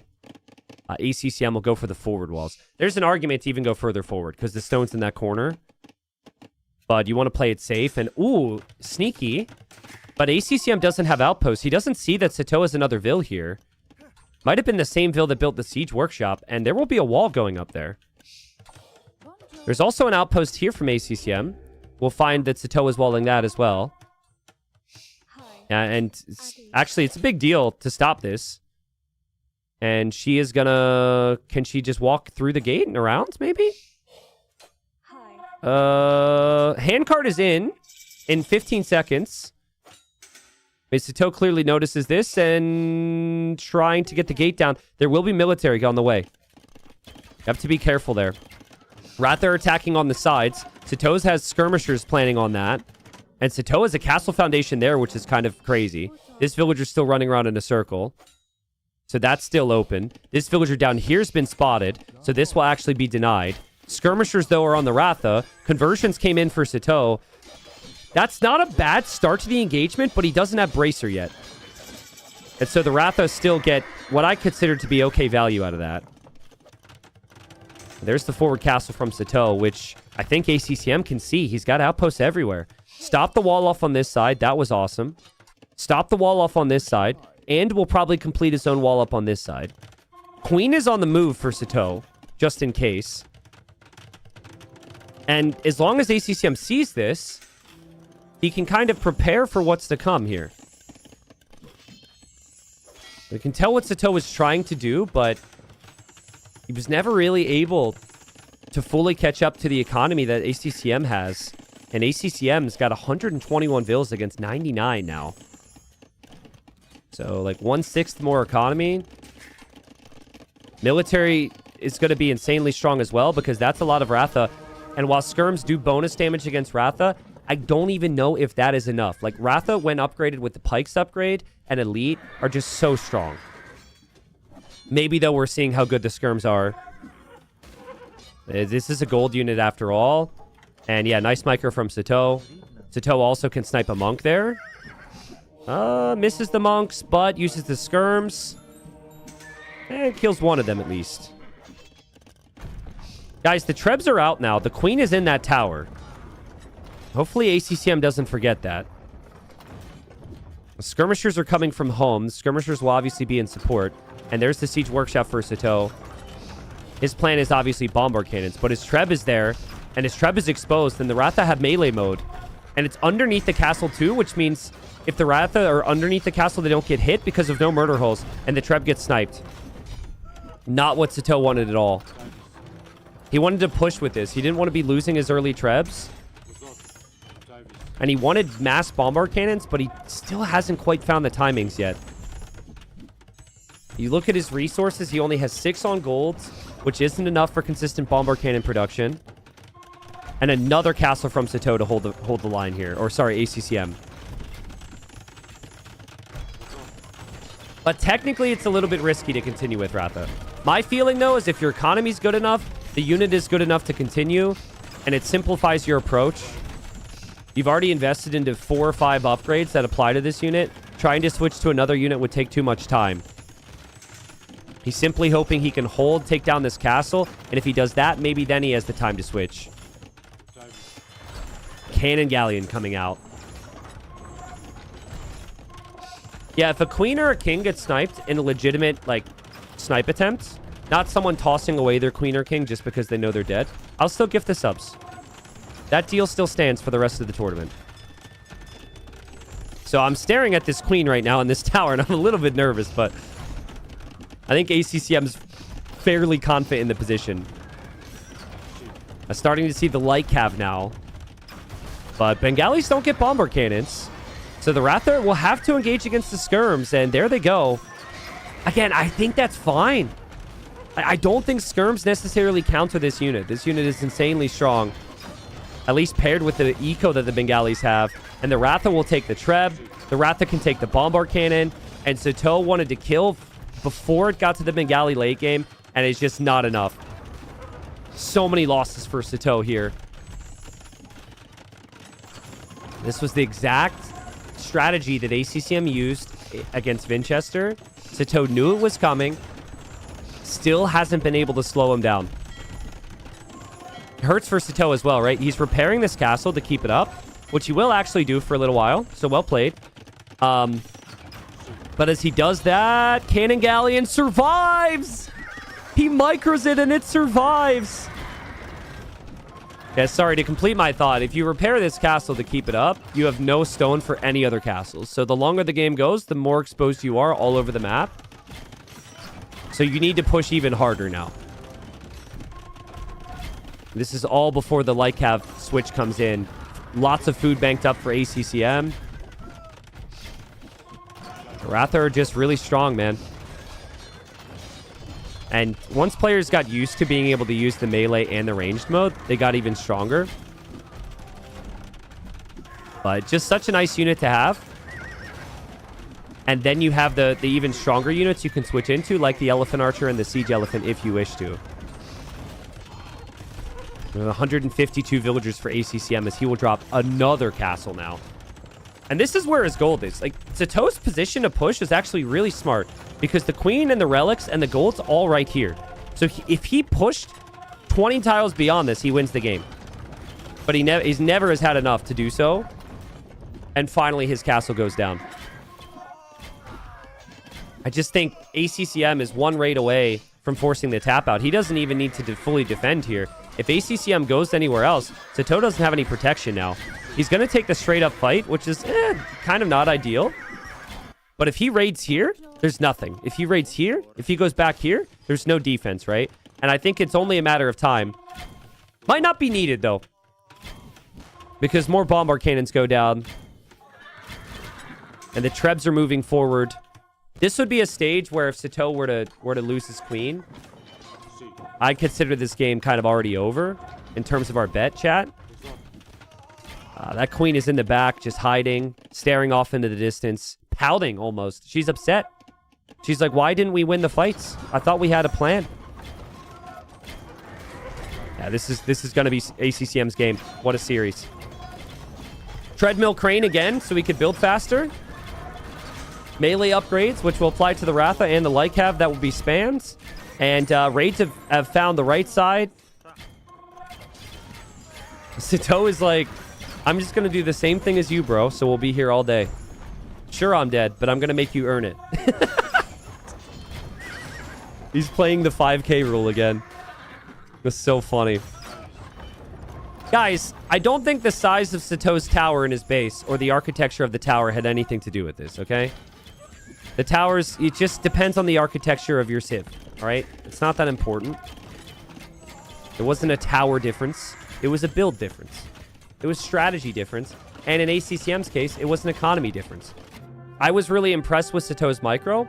I felt like he was able to create a lot of magic in the Castle Age, but his plan clearly was to end it fast, and he just lacked the numbers there.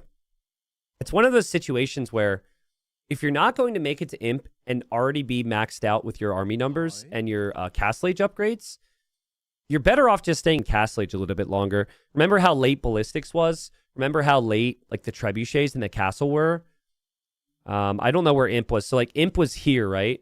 And then you see all these upgrades and they're just not when they needed to be. I think also the military numbers too. Like he gets Elite Skirm at 2530. He's an Imp at 2555. He didn't have the numbers to play with the map control there, which just gave ACCM so much more time. In terms of the economy, he had the economy population the entire game. The military population was even. And then just like villagers on resources was just so much more for him throughout the whole game. So yeah, well played to ACCM. Bounces back up 2-1. One more win now, and he moves into the semifinals. But I don't know, dude, because we've seen this before. Sato goes down. I kind of expect Sato to be able to respond here. He's got really good civs as well. So he loses with Burgundians against the Bengalis. But if we go to Mudflow, he's got Italians and Malians, which are very strong. Still wondering if ACCM is going to play Huns. Like, why did ACCM pick humans? Is a big question for me. Is that for Zimbabwe? Maybe. He also has the Spanish. Kind of feels like Huns was the plan on Mudflow. Technically could play Spanish and humans there, but yeah. Also, we talked about this earlier, right? I think Game 5 between Vinchester and ACCM would have been Mudflow, and he still had Huns remaining on the draft. So I think it's very likely that Huns is his game plan for that map. We'll see. Pander, thanks for the 28 months. He says, Sato, more like, oh no. Oh my God. Thank you, Pander, for that. That's good. Thank you, Huggy, for the 32 months. We are 38 subs away from the next giveaway goal, guys. So if you have a Prime and you're enjoying TTL, send it in. We'll give some. I don't know how many mugs we have to give away. We'll give a mug and a T-shirt away at least. We also have DLC keys to give away if we hit the goals. Thanks for all the primers. Thank you to the individual on YouTube who's giving me a description on how to pronounce multiple amounts of Ratha. You'll have to forgive me if that pronunciation is off. Everyone else I talk to, everyone else I know has said it that way. If I'm slightly wrong and that bothers you, I will be casting with Ornlu later, hopefully, and Ornlu will always pronounce everything perfectly, I promise, okay? So once Ornlu's here, I'll let Ornlu do all the important pronunciations. I may be slightly off. I'm sorry. I've never had anyone tell me I was saying Ratha wrong before, so. Probably. Thanks for the 6 months. Thank you so much. Thank you. T90, which DLC key? If we hit the DLC key giveaway, I have the base game, and I also have the new DLC keys to give away. So it would be both. As for how many, it's kind of TBD. Right now, for the merch giveaways, it would be a mug and a T-shirt. I have to keep track of how much we've done, but yeah, I think that's the plan. Yo, Cone, thanks for the 10 gifted. Elusive, Elvin, Vospino, thank you for the primes. Welcome, guys. We're in best of fives now. There's no longer play all threes. We're out of the group stage. We are fully into the playoffs at this stage. Best of fives today, best of sevens tomorrow, and then best of seven to determine the final on Sunday. Yo, RJ, too. RJ, let's go. Did we hit it? We're 8 away now, I think, unless that didn't update. Thank you, RJ. Amateur? All right, there we go. All right, I can't do it now because they're a minute into the next game. We'll do it in between sets, all right? Really ambitious that we would hit the next giveaway goal over the next game and a half, but if we were to do that, I'll do all the giveaways in between sets. Promise, all right? Thank you, guys. Thank you, Half Court Hoops. Half Court Hoops sounds like an old school basketball video game. Was that a game? Oh, I used to play, what was like the super old school basketball game? Was it like NBA Street or something? I was like 10 years old. You know, you're like playing with like Dr. J And you do all these ridiculous moves. NBA Jam, yeah. I never really played any of like the, you know, the super professional, realistic basketball games. I always played the crazy ones. Yeah, NBA Jam, throwback, man. That's what your name reminds me of. Thank you, Gemjack. What's up, man? Gemjack is a pretty good player. I think Gemjack played Bronze League, if I'm not wrong. Maybe you didn't sign up this time. Appreciate you, dude. Thank you, Zonks. Thank you, Swivel Hips. Thank you, the Shweddy Yeti. Thank you for the Prime. Seriously, guys, support's been amazing. We'll get to the giveaway. But we're into the games. All right. So, yes, we speculated on this a little bit because I saw the Huns on the draft, and I am in love with the Huns. But we just don't see the Huns played all that frequently at a high level. But we knew that ACCM had Huns on his draft in that series against Vinchester. And if that went to the 5th game, he had Huns waiting on his Civ draft, and he picked it again here, and we are going to see it.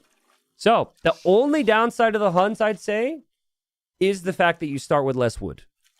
And it's kind of interesting because the Malians also have a wood bonus. But the Malians, all their buildings are discounted on wood. So, you pick the Malians because of that flexibility. They have more to spend early. So, what you could do is you could chop these reeds. You could build a barracks, you could make militia, and you could wander out there to try and disrupt ACCM and try and keep them off the wood line. But, like, it's all about the timing if you go for that build. And, yeah, there it is. So, Sato had done this before, which is why I expected it.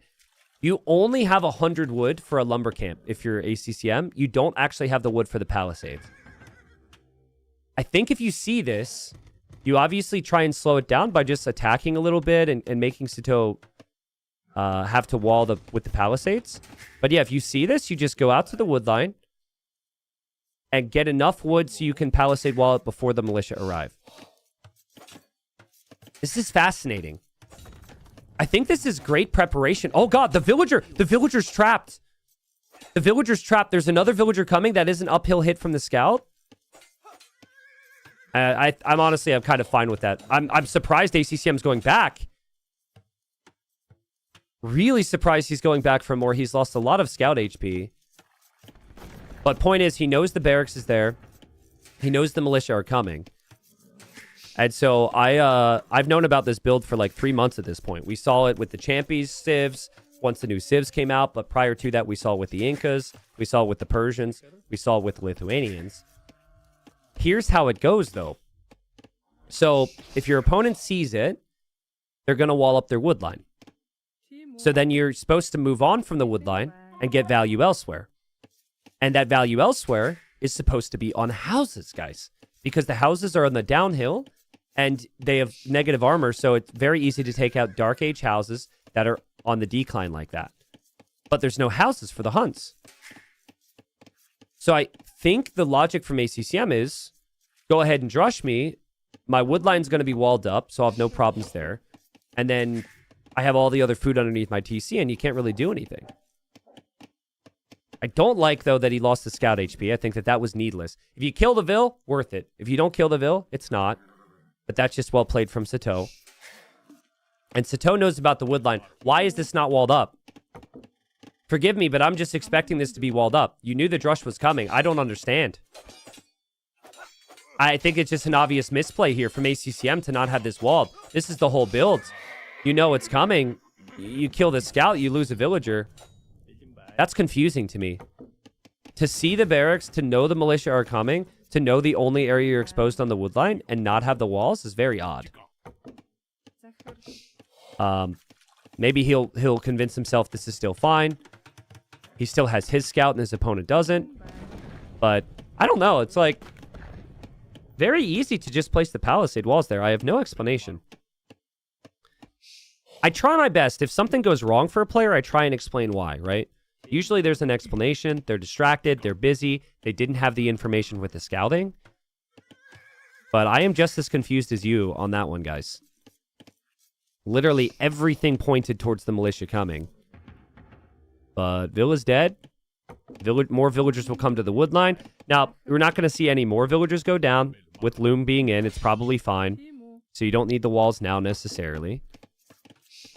And ACCM was a little late with the mill. But he'll drop the mill. And this is where the Huns can start to be pretty strong. This is where they're spamming scouts, spamming army. And oh, he gets the walls now.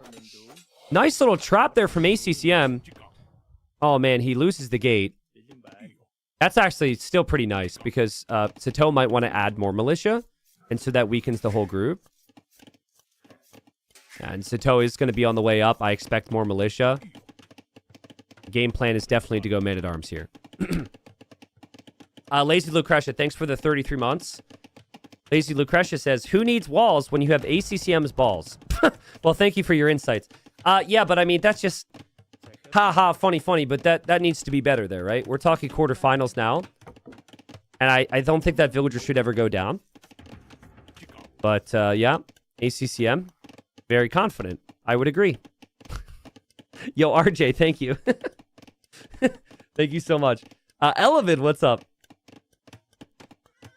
Huns have been so infrequently picked or played in this season. Can ACCM send himself to the semifinal with the Huns? He's got to expect more militia again. I swear I'm going to lose my mind. You can't house wall with the Huns if you need a panic scenario, right? The build all season has been to always add additional militia now. He didn't see them, though. And it's going to be 5. And he's going for the big walls. Big walls. No. This is going to be so bad. This is going to be so freaking bad for ACCM. Unlike him, he has not acted on the information. And I think he just doesn't know what's coming. And he has to. Here come the militia. Man-at-Arms upgrade is 15% away. He now can't house wall. And Sato is blocking it. And the Man-at-Arm upgrade's about to come in. And this is so terrible, dude. This is so terrible. There's so much military here. I mean, game plan completely out the window at this point. Just some pre-walls, though. The same issue as before. The 2 villagers down now, but amazing from Sato, right? I know that there's some level of like criticalness in my voice right now, and I think that ACCM could, maybe should have prepped for this, but it is Sato sending the pressure after he's been, after he's gone down 2-1. That was amazing.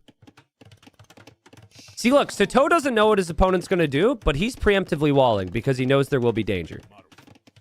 So he's executed a very nice build. He sees the stable now. I think there's an argument to actually attack that stable. That is on the downhill, so you could take that down pretty quickly.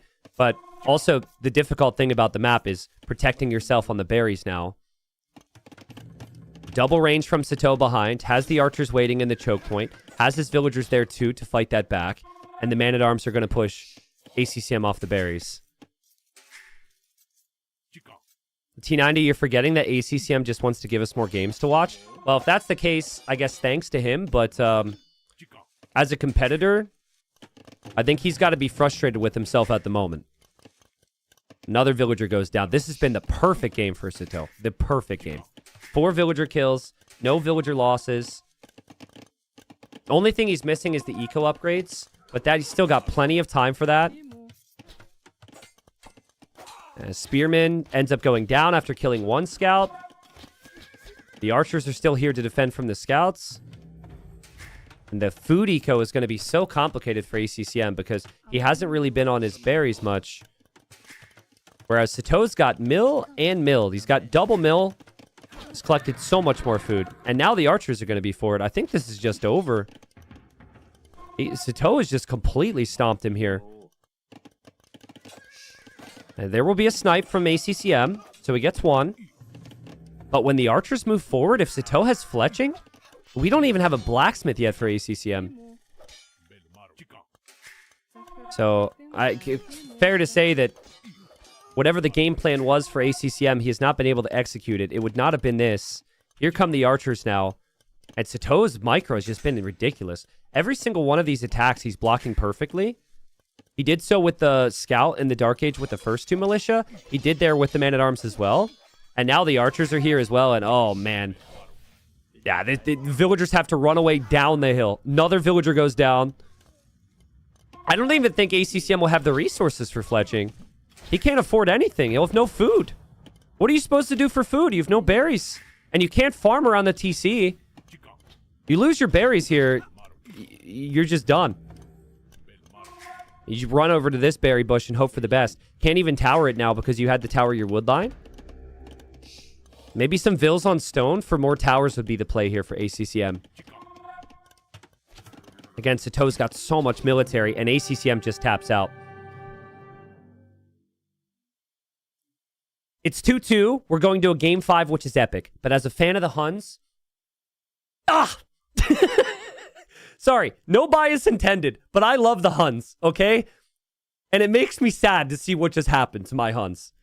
ACCM had scouted the militia.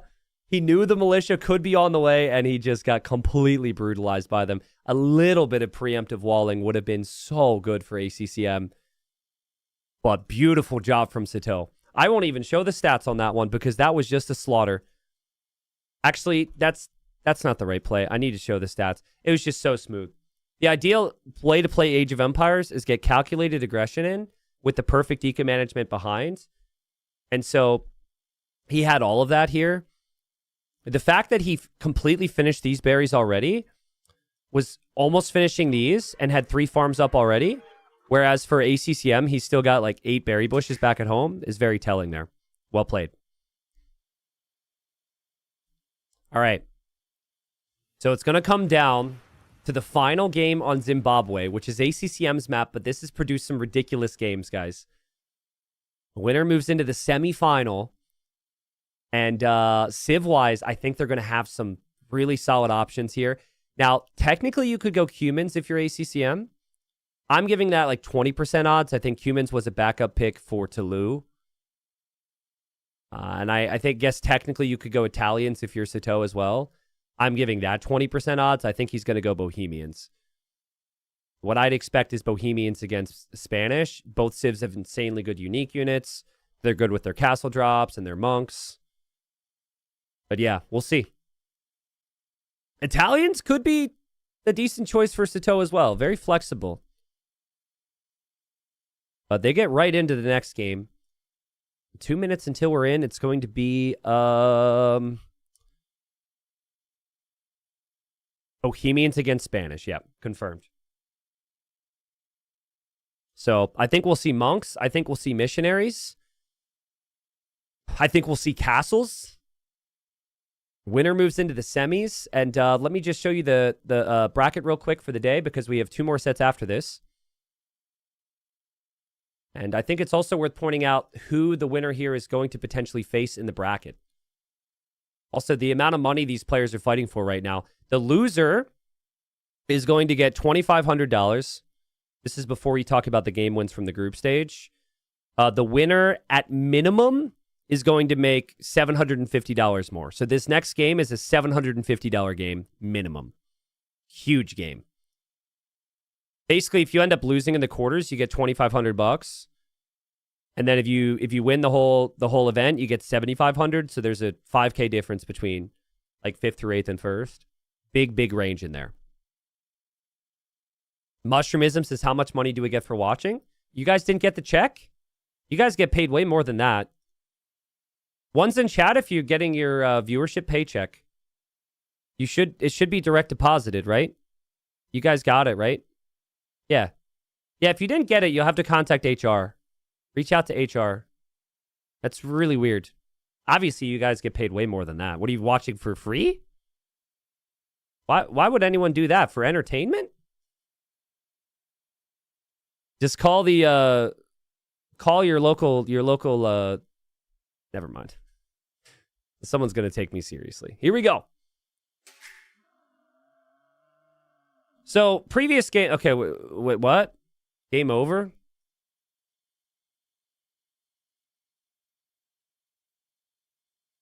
Should I rejoin? Out of sync? How do I go out of sync before the game even starts? Okay, I'm going to rejoin. Going out of sync 2 seconds in is much better for me, though. Thank you, DE. Let me try that again. That's on your end, I'm fine. Yeah. I'm fine too now. I don't know what that was. What? Out of sync again? Stupid game, dude. Stupid game. I don't know why this is happening because I've watched this map a million times. Let me restart my game real quick. Luckily, guys, there's not a ton to talk about because it's a closed map, so just bear with me. I'm sorry. Weird DE bug. This happens sometimes. Out of sync is odd, though. I have the map pack downloaded. I've watched the map a million times. Why am I going out of sync as a spectator? Weird. There's two things I can try. I think will fix it. One is restarting the game. Two, you have to get the cartridge and you have to go. So I might have to do that. And then this old game will work. So one sec. You guys will understand if you played some old video games. There's actually some players who are playing in TTL who never had to do that for their video games. Crazy. All right, I think it's working now. I don't know what was happening with my game, and we're into it now. Sorry about the speed up here. Game number 5. This is huge to send them into the semifinals. We had a scout conflict. We didn't have a lot more than that. Scout's at 19 HP for ACCM. Scout is at 23 HP here for Sato. And look where both players are lurking with their scouts. They want to stop the other from bringing in the hunt. What we missed during the zoom moment there was the rhino on the river here for both players was safely brought in. Neither player researched loom. So they've got that rhino and they've got the 2 boars inside of their base. Now, every time we cast this map, I'm just shocked at how much risk people are taking to actually move out and take some of the additional hunts. But I think considering the stakes, guys, it's just not worth it. I could be wrong, but you don't want to lose Vils. You don't want to take the risk. And I am wrong. I am wrong. Here comes Sato, game number 5. So we've got Bohemians against the Spanish. We've got some great late game powerhouse civs.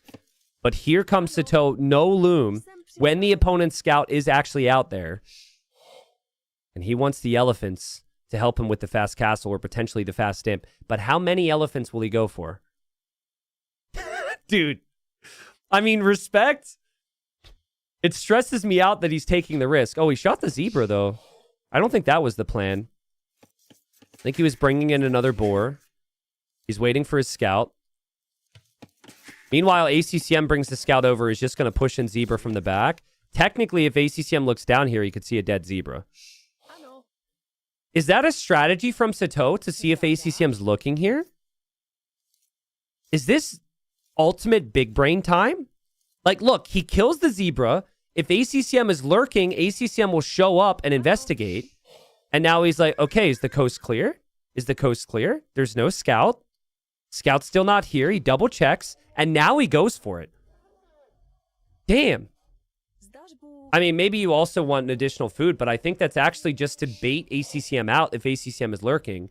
And now he knows he's safe. And now he's getting the elephants, and there he goes. That's pretty sick. Whoever wins this series, we're going to interview. Remember, if we end up interviewing Sato, this moment, please, because I'll probably forget. Especially because there's a lot of crazy stuff to come from this game. I really like that detail. Damn, that's cool. And he will get the elephants. And ACCM can't do a damn thing about it. ACCM, if you were to look, can see it, but he's too far away. And he's just pushing in his zebra. Which is fine for him. He's going to stone. The plan is castle drop. And Sato will kill off the elephants with the TC, which you can do now and still take the food. And he does it old school style. So now he gets the additional food. Wow, and he's up too. All right, well, it's pretty clear then. If Sato's up this fast, he's going for monks, and he's going for a lot of monks. If ACCM's adding a couple more vills, and ACCM is going to stone, ACCM's obviously going for the castle. But I think both players could go for their own castle. Bohemians are really good at that too. And Scout comes back out here for Sato. Can't really tell you which civilization is preferred. I think it does depend. I think if the Spanish player can get conquistadors out, there's always really solid chances. But I think if both civs are played to their maximum, I think that Bohemians are better. Just slightly, like 55%, 60% or something. And that's because of the gold mining and the stone mining bonus, and because of the strength with their monks. Bit of a misclick there, as Sato has to transfer to the other elephant. But for Bohemians to dominate, you need to have the gold mining. And there's only 5 tiles in your base, and eventually we've got to shift our focus to the hill. And the hill's cracked terrain too, so if you're on top of the hill doing damage against any buildings, you'll take down buildings pretty much twice as fast. And so I think if ACCM were to know that Sato is not going for his own castle, he would want to castle drop, and he should maybe castle from this side. Because you block off the stone and gold. Oh, Sato's up. Sato's up! And Sato is in! Sato says hello! And he gets in, and that is a huge deal. Because now he could stop the zebra from being pushed. He could also stop the water buffalo from being taken. And ACCM didn't have the additional food. But he also gets to see the stone, too. So he's like, what's up, bro? What are you doing? Just taking a look-see here. He also gets to see the location of these resources. Now, I think ACCM should never lose his scout. ACCM should actually leave his base now, and then Sato can't see what ACCM is doing out there. But it's one of the rare situations I think it's worth it to run in. Because you need to know if he's going for monks or conquistadors. And now you know. Oh, man, Sato is feeling so good about that. Multiple garrisons don't end up killing the scout. And then you also see how little food he has underneath the TC after you stole his cow. Oh, that's so nice. So well played. And here's the scout for ACCM, but again, he's locked out. I think he will assume monks because of the uptime, but it's actually villagers on stone for Sato now as well. And I think that's fully adapted based on what he saw. Because Hussite wagons are pretty damn good against conquistadors. Look how close he is to the town center with this scout. Look at that. He actually went after the Ville. Sato's feeling so good. That's so close to the town center. Oh my god, he gets it! Oh my god, he actually gets it! Sato! Man, dude, what has he been doing this game? The little maneuver there with the villager at the start as well. It's killing the zebra into getting in, finding the opponent's strategy. The only thing that could be better is the scout kill. Oh! Sato's living the dream. If Sato doesn't win this game right now, life is not fair. Oh my god. This is the best 2-0 KD start I've ever seen. It's so good. And he's like, what are you going to do about it, ACCM? What are you going to do about it? Where are you going to place your castle? I still can see everything you're going to do. Watch him block the castle spot now, too. Oh, yeah, he definitely is. He definitely is. He's waiting for that castle spot. Oh, he almost got it. He almost blocked it. And okay, castle's on the way up. The issue I see for ACCM is his unique unit costs food. So honestly, I'm not sure he should make that many conks. I think you make like 1 or 2, and then you end up making monks. But even the detail of putting the water buffalo there so it's not on the opponent's wall so ACCM can't see it is so smart. Look at that. You could easily find that thing. But it's just the perfect spot to hide it. Castle's on the way up for Sato. Sato's taking his time, though. So, castle's on the front. He's also hiding that, so it's not on the edge of the map. Second TC's in the back. Monastery's going up. I think going fervor would make a lot of sense here. Because it increases the efficiency of your eco with the Bohemians. Missionaries could get a lot of relics, though. Not having your scout on the outside still has its downsides. And there's the missionary. Missionary's here to save the day for ACCM. ACCM's got good farming eco. The Conquistador will come in here and kill the scout. Of course, Sato is still going to micro this. And the scout's still alive. His being as annoying as possible.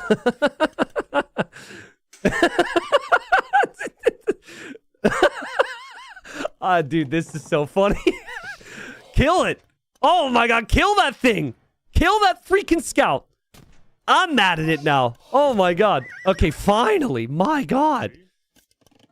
But ACCM's got to stay locked in, all right? He's got to stay locked in. He's got to stay consistent. And the missionary change is huge for the Spanish now. You're so fast. You can get to those relics so quickly. Look at this. Sato's just a little old monk. He doesn't have a donkey to help his old man. This monk actually seems a little bit younger than the missionary, but nope. There's the relic. Would be hilarious if the missionary walks right past the monk on the way back. Nothing to see here, boys. Nothing to see here. And Sato's like, wait a second. It's like, that's my relic. He's also thinking, like, where'd you get those donkeys? I want one. Over here, monks and Hussite wagons have to pay attention to the conks. And ACCM, he's behind in Vils, but he has nice military control right now with the conquistadors and the missionaries, and is starting to get the relics. But he didn't know until this moment about the castle. I don't think he had seen the Hussite wagons, and the Hussite wagons are trying to cut him off, but everything Sato has is slower. Horse beats wheels, and donkey beats feet. You know what I'm saying. And yeah, the conquistador should kill that monk as well. And that's a nice find. And I only thing I'll say is Sato's Vil count's looking very nice. Unfortunately, the Hussite wagons missed that volley. And the conquistadors are going to run away. Second TC's on the way up now for ACCM. If you get the relics here, you'll probably feel fine about being down a couple Vils. But lovely economy from Sato as he loses another monk. These are expensive losses, guys. Losing monks like that is not something you would typically consider acceptable. Sato will go for town center number 3 on the stone. Could technically place it a bit closer to the gold as well, but I don't think he wants it to be spotted. And he's immediately going to build an outpost. This is all very risky. There's conquistadors out, but I think it's worth it if you can complete the outpost so you can know where ACCM is at all times. Did he get fervor, by the way? Yeah, he did get fervor. So that actually increases the movement speed of the Bohemian villagers as well. Yeah, Sato is, I think, just going to give up on the south now. He's getting this relic, but after that, his full focus is going to be on the north. And it seems like it's going to be very similar for ACCM. ACCM didn't ever scout the relic, so while he knows it's down there, he doesn't know that it's gone. And Sato can see this. He sees the conquistadors. I would run past them. Run past them, delete your own wall, and then box them in here. Seems a bit risky to delete your own wall there, but imagine if he actually kept going this way and got to the other side of them there. And then ACCM might not have been able to escape, because the conquistadors do die to the Hussite wagons in similar numbers. It's just the conquistadors have the mobility. Yeah, there's the outpost. But at least you know now, right? All these outposts give you so much vision and information. And the plan is eventually to get a castle up on this hill for both.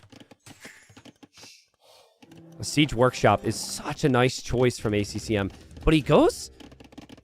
To my surprise, he goes for the siege at home. And it's like he wants the siege to come down to the south to support the conquistadors here. Sato wanted the walls there. And that villager ended up getting sniped. And then up here, it's a lot of vision for Sato. Town Watch is in, and he'll start sending monks and Hussite wagons this way. His plan is definitely for a castle. ACCM's outpost will see the other outpost. They'll maybe find the villagers here, and ACCM moves away. Sato has had such a good game plan to play against the Spanish. Know what the opponent's going for. Go for your own Hussite wagons. Mix in some monks. But can he actually get the kills? I think he's not expecting siege at the moment because he hasn't seen the siege workshop in this position. So weirdly enough, ACCM siege workshop being from home might be a very nice move for a surprise. This might come down to if the castle can go up for Sato. Honestly, this game could end in the next 2 minutes. All of his Hussite wagons are running over now. All the mangonels and conks are converging to this area. If Sato can send the villagers now, he can maybe build a castle at the very top of the hill. But he's not expecting the siege. And siege against Hussite wagons is a problem. Thought Sato was doing fine, but now he wants to make a switch into archers. I don't like that choice here. Investing that much wood into archers, and then you need the blacksmith upgrades for the archers too. Oh man, I don't know. I think he's realizing as well that this is just not enough. He doesn't have his military all together. He wasn't expecting the siege. Hussite wagons are going down. And he just sold his stone. He just sold his stone to get chemistry. And he sold his stone so he can get crossbowmen. Wow. I mean, ACCM doesn't see this. But he could soon. And that's a lot of villagers on stone there. But he still has no clue that TC is there. This is ridiculous. Yeah, now you see the TC. You might reposition to the hill to pressure the TC. Fletching's on the way for Sito, but he lost faith in the wagons. And I think he lost faith in the monks because he wasn't getting the fights he wanted. Man, ACCM didn't see the tower, though. Wow. ACCM will bring Vills soon, guys. The Vills are going to walk up the hill for a castle. I'm sure of it. Chemistry upgrade takes a long time, and that's in now. Tower's not going to protect all those villagers. And the town center's going down, so some nice villager kills. Redemption's on the way for ACCM, which means he can convert the wagons. Nice micro there from Sito, though, against the Mangonel. He does lose his own crossbows, which is kind of what he wants to be the answer here against the Conquistadors. I'm just not convinced. I don't think he has the numbers. He's not anywhere close to the numbers he needs. And now the Vill count is 65 for ACCM, and it's 70 for Sito. It was such a good start for Sito. But he's not been able to take any valuable engagements. He started with the KD 2-0, and since then he's gone 3-25. And it could only get worse. Here come the villagers for ACCM. For the hill. I think you can place the passive castle, but ACCM's just not a passive guy. He's got the energy. And he knows, like, Sito is spending a lot of gold and needs the gold. So why not place the castle here? The answer is because it's risky. He's dodging back and forth. He just needs time for that castle to complete. Castle's on the way up. Sito will run at the siege. The micro's good there from Sito. He takes down the Mangonel. That's what chemistry can do for you. But that castle's going up.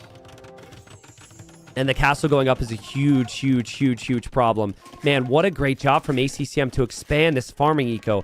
He's got 20 farms behind this. He also got 5 relics. Now he has 2 castles to produce conquistadors. Desperation time for Sito. And okay, he goes for the castle there. Okay.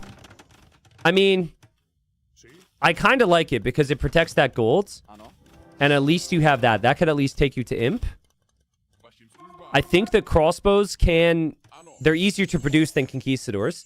And the crossbows are also in between the castles now. So it's not like ACCM can produce from both castles and group everything up in the middle. Weirdly enough, ACCM's very worried now. The problem with crossbows is it just took so much freaking time to get there. And then in that much time, he lost the map control. But now that he's there, it's strong. And we know Sito's micro will be insane. Nice shot from Sito. I thought he was going to lose the game, honestly. But to still have this gold, to have a lot of map control, at least with his army on the hill, is still huge here. He needs to get Imp, and then he can make bombard cannons right away once he's an Imp. And upgrade the crossbows. ACCM can't go Imp because Conquistadors cost food and gold. ACCM can engage easily. Sito's micro will melt the Mangonels. Siege against crossbows. Not so good once that +1 damage is in. And I don't know about this for ACCM. He's getting close, but his conks are getting shredded. He does have bloodlines. He has to clear this now. That is a costly engagement. If you lose this engagement, you'll regret it big time. It's so close, but I guess he clears it. And he gets the job done finally. He's got 15 conquistadors. There's 6 crossbows versus Sito, but Sito's not done. Sito is now on the way to Imperial Age. Now, a couple small things to mention before this gets crazy. There's still gold down here. There's still stone. So it might be worth it for Sito to get some villagers on the stone. ACCM still doesn't know about this castle. And he still has never checked these golds. And that's 29 villagers. These 29 villagers are keeping Sito in the game. The siege workshop for ACCM, I assumed was for Rams, but I think he's just going to plan on trying to go Imp. And now he sees the castle. And now he's like, what? That is one of the weirdest castles we've seen on this map, but it ends up being so important. Because ACCM was just counting on the fact that Sato wouldn't have any gold. Yeah, ECCM has stopped Conquistador production to go Imp. He'll click, and he'll make it to Imp. Should be no problems there. Sato needs to conserve his numbers. He needs to be patient. But patience is kind of difficult to have when you feel like you're behind and you feel like you need damage all the time. There's the Siege Workshop. That will be for bombard cannons, which Sato can make right away. But that castle is sending units into the castle fire. I don't know why, except for the fact it's just lack of focus here. Pick a winner, chat. It's kind of the perfect game 5. Sato has the villager lead, and Sato will have the tech advantage for now. But ACCM has the map control, and ACCM has the relics. It's so close. I think it can go either way. A lot of it for me comes down to if ACCM can hold, and I think for that he needs more vills on stone. You need like 10 on stone so you can consistently repair your castles to give yourself time for a potential tech switch. And the knights are going to be the tech switch for him because he sees the skirms. Is the tech switch spotted by the outposts here? It's not. The outposts are gone. The house doesn't have enough vision. Bracer will come in for Sato. He loses 2 crossbows. But yeah, it's primarily skirms. Skirms, trebs, and bombard cannons all to push this. He's got 700 gold left. And the crossbows here moved out again. And the skirms are not here. Ooh, that's really good for ACCM, I think. Just forcing those crossbows away. Very awkward to move around if you're Sato in this position. Your units are going to bump and path awkwardly. Age of Empires was not made for these little choke points, I'll tell you that much. Sato still has not taken these golds and stones, but he still could, and he does have outposts over there if ACCM ever expands. And the first castle for ACCM on the front will go down. But he still has time because he still has more. And there's a treb from Sato here. Actually... Well, no, he loses the treb. No problem. ACCM gets the snipe. But he loses a castle. Now, if Sato correctly predicts that there will be a switch out of Conquistadors and goes for Halb, Bohemians have the best Halbs, like one of the best Halbs in the game. And he's doing it. But he doesn't have the Halb upgrade and he doesn't have the numbers yet. He needs the numbers. 8 Cavalier can snipe all the siege, and then ACCM has so much time.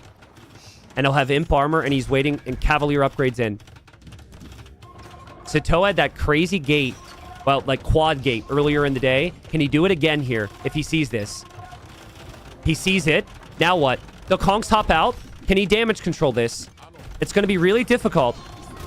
I don't think he really can. Gates are not going to protect you. The bombard cannons go down. The Cavalier are on the skirms. The skirms are actually focus firing down the conks, though, really nicely. It's so easy for your skirms to feel useless there. That was well played from Sato. He actually does have a bombard cannon back here, too. He still has the treb. But ACCM is just repairing. That's a lot of cav. But Halb upgrade's about to be in. There's now this gold for Sato, and he's got the stone. There's the damage control we're talking about. He loses his castle. Can he keep the treb alive? You got to keep the trebs and the bombard cannons alive. You have to. You have to. Remember, the conks are in there healing up. They can hop in at any time. Repair! Repair! Okay, cannon's alive. Conks might hop out to snipe it. Fletching on the castle could help here. Oh, man, that was so close. I think if Sato loses the cannons, it's game over. He's running out of gold. He's not on the other golds. He does have food and wood, though, to produce halbs and skirms. I think what we said is still true. The ACCM still has the hill, and he just needed to give himself time, and his position can only get stronger here. He can get better Conquistador upgrades. He can add his own bombard cannons. Maybe that's what he's missing now. Because he's lacking the cannons from the hill himself to flatten the skirms and flatten the bombard cannons. He just has to dive with the conks in his mind. But that's so risky. And Sato say... Sato loses one of the cannons. It wasn't a bad fight, actually, though. He killed a lot of the units there. Is chemistry in for ACCM? I don't think he would have gotten it. Yeah, he didn't get that or ballistics. That and even fletching for the castle would be so good. Sato does have this villager on gold. And, Cavalier raid. I don't know. Is this where you want your Cavalier? I'm sure you could maybe kill some villagers here. But if you don't have your Cavalier here anymore, maybe you have a problem. Look at that. Yeah, he pops out of the castle. That's his strat. But the bomber cannons will go in for that treb. Sato will take the trebuchet down. The Cavalier are through. Now, there's some holes here that Sato opened up so he could expand. He needs to wall that. He's not realizing. He will obviously send Halbs home. And now the Conquistadors go forward. The distraction with the raids. And now the Conquistadors to snipe the cannons is the strategy. Damn, what a cool idea there from ACCM. It's risky, but he took down some of the bomber cannons. Can he do it again? He doesn't have that many Conquistadors. Sato's still sending Halbs back. Sato's still keeping his army forward. Sato's actually charging the castle. He's like, go ahead. I know where your army is. It's in that castle or it's in my base. If you hop out again, my skirms are ready for you. Actually, they're not. But they kind of were. Oh, God. He lost the cannons anyways. Oh, God. I don't know about that. Oh, God. It's still a castle. ACCM still gets what he wants. He still gets a good fight. His castle is still up. He did raid and send a lot of that military from Sato back home. And Sato is still running out of golds. Game's so close. But the raid killed a lot of villagers. And the bomber cannon died to the treb there as well. So many bomber cannons are going down for Sato. He cannot afford these losses. And more Cavalier now will come in if the gate goes down. And then this treb will follow. I think the treb will go down. He gets through. He backs up to the castle again. And for the first time, I'm actually becoming sure that ACCM is actually going to make this happen, guys. He's getting chemistry. He's getting the ranged upgrades. He's still kept that castle up. He's mixing in his own skirms. Soon it can be his own cannons. I mean, last chance for Sato. He can never lose another bombard cannon. He has to push this castle at all times. Halb skirm has that one more opportunity. There's still no stone being mined for Sato. Or sorry, for ACCM. So ACCM can't really repair that much. He dives with the Cavalier. And of course the treb hits the cannon. Of course the treb hits the cannon. Gut-wrenching for Sato. Of all the things for that trebuchet to hit, it somehow was like a homing missile. And it snipes the bombard cannon. And ACCM gets the job done. It was a brutal start for ACCM, right? All the tiny things went well for Sato. He was looking so confident. He knew it was going to be conks. He formulated his strategy to counter it. But he either lacked faith in his strategy when he switched into the crossbows in Castle Age, or he was just outplayed. Spanish are picked on this map for a reason, man. They have so many good options. The Conquistadors and the Cavalier were so good from ACCM. He just got so much value. Normally, you look at the KD and you're like, well, you know, but he killed, like, cheaper units. That's not really even true. Like, he killed a lot of bomber cannons and trebs this game. He almost ended up losing this castle. This castle here took, what, 20,000 damage. And that's what everyone gets excited about with ACCM gameplay. It's just a fight. And, you know, whether he's winning or losing, you know it's going to be an absolute dogfight. ACCM moves into the semis. I think it'll be very dangerous, guys. I think he's only getting stronger. I feel like every map that he plays, he's got a really good strategy on. And when I think about high-level AoE, I think being able to pull out wins when it gets really close and when it gets really awkward at times, it feels like ACCM's the player to bet on in those situations. So well played to him. Also, chat, if we could please salute now. An amazing series of Age of Empires. It feels bad that anyone has to lose that.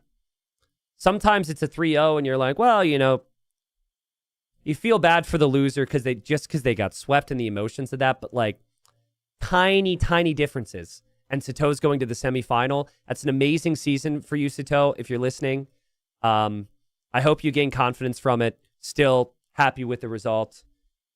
I think getting that close is definitely going to lead to a few nights of missed sleep for Sato. Great series, though. And well played. All right. So I need to get an update. We're going to interview ACCM real quick. Let's hop in, talk to ACCM about the series. All right. I think we're connected. ACCM, congratulations. You're in the semifinals. How are you feeling, my friends? I feel happy for sure, but was like I wasn't happy with my performance. Like I played so sloppy, too many mistakes, and Sisto always punished me hardly. So we played to him. GG. Well, at least you get to feel. At least you get to fix those mistakes, right? And you'll get to adjust those things for the semifinals. I wanted to ask you, last time you played Sato was in the playoffs of Titans League Season 4, where he beat you 3-0. Did you remember that before this series? Were you out for some revenge today? Yeah, of course.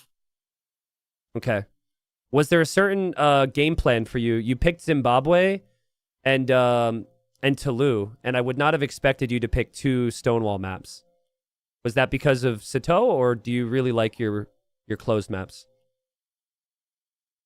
Yeah, I feel it's like I got the information from his group stage, right? Yeah. He always ban close map. Yeah. And he just leave the water map open. I also think he's decent on waters, so maybe I don't want to pick water maps, and also the map with the good builders. He really really good. Yep. So my plan was just go for the close one and play from there. Okay, makes sense. Talk to me about Stranded. You picked Shu now twice in a row, and nobody else in group stage has done that. So, why Shu? Oh God, I still got the semi-final tomorrow, right? Okay.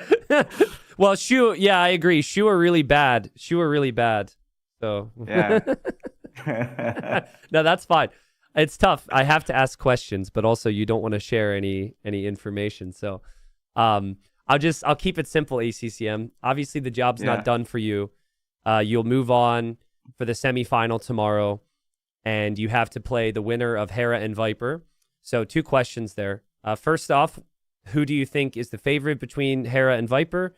And then also, do you think you can beat either anybody left in this tournament and win Season 5? Yeah, why not? Yeah. I think the favorite is Hera for sure. He's the damn godlike players. Like it's really hard to beat, but I'm gonna try my best. Yeah. Well, I mean, the preparation's clearly there. I wish you luck. I do have one final question. Someone asked me earlier, what does ACCM stand for? And I've known you for 10 plus years and I never knew. Does that stand for something? Why is your name ACCM? It's just nothing. Like I make it because I want the English name, right? So I just put random, I think. Okay, so no real reason. Got it. Okay. All right. Well, hey, sick. ACCM, I'm happy for you. Keep it up. It's a joy to watch. And best of luck tomorrow in the semifinals. Thank you, Tinati. All right. See you, bro. I see you, bro. I love ACCM, man. I love his mindset. Like, you notice 2 things here as we have the gifted subs from Baxter and Lodrog. Thank you so much, guys. Notice a couple things on that interview. First off, he's happy he won, but not really. He seemed disappointed, right? Would you agree? He's like, I won, but that's got to be better, right? I got to improve this. I got to improve that. He did credit Sato and said that Sato made it tough for him today, but he realized I can't be getting away with some of that stuff. So that's cool. That's like a real amazing mindset to have, and I think all the players at this level are going to have it. And then also I asked him, like, you're going to be facing the winner of Hera Viper. Can you beat everybody left in the tournament and be the champion? And he was like, why not? Right? And I love that mindset too, because I think there's a lot of people who would see the star power of the other names and maybe lack confidence and not have faith in their own abilities. But when you're making it to a semifinal, man, you've obviously got the skills it takes to beat everybody out there. So, yeah, I love ACCM. Mindset becomes a really important thing at this stage. All right, chat, we have to do giveaways. We'll get on to the giveaway here in a second. I promise you, I have not forgotten. Thanks again, Baxter. Thank you, Lodrog. Thank you, Grand Pater. Thank you, Jailbar. Thank you, Juna. We have another series, and they're drafting. So I'm going to move over to the drafting scene, switch everything over here, quick little song break, and then we'll do the giveaways and everything else, everybody, all right? So let me just get to that. Catch you guys in a minute.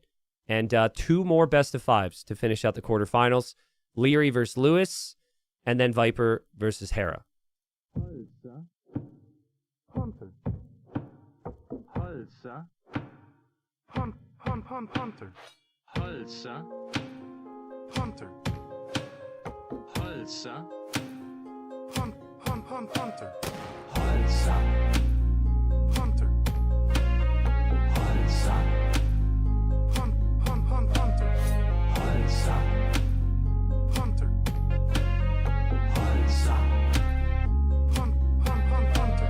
Halsa. Hunter. Halsa. Hunter. Halsa. Hunter. Halsa.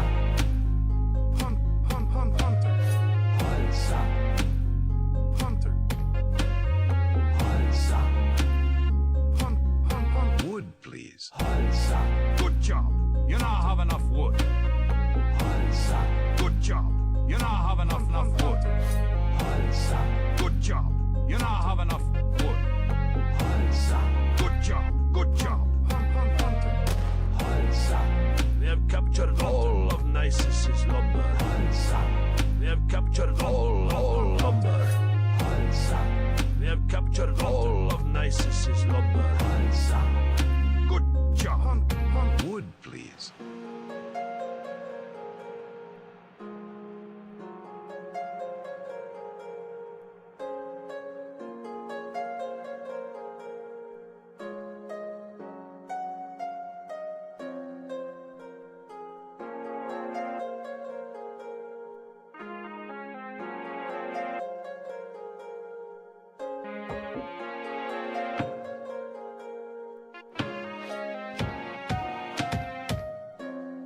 Wood, please. Halsa. Good job. You now have enough wood. Halsa. Good job. You now have enough wood. Halsa. Good job.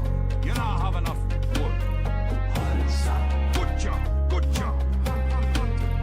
Halsa. We have captured all of Nisus's lumber. Halsa. We have captured all lumber. Halsa. We have captured all of Nisus's lumber. Halsa. Wood, please.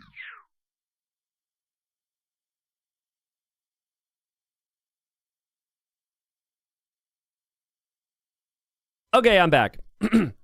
Sorry for waiting. We got the civs on screen. We got the maps as well. I was wondering, did Liry buy the DLC?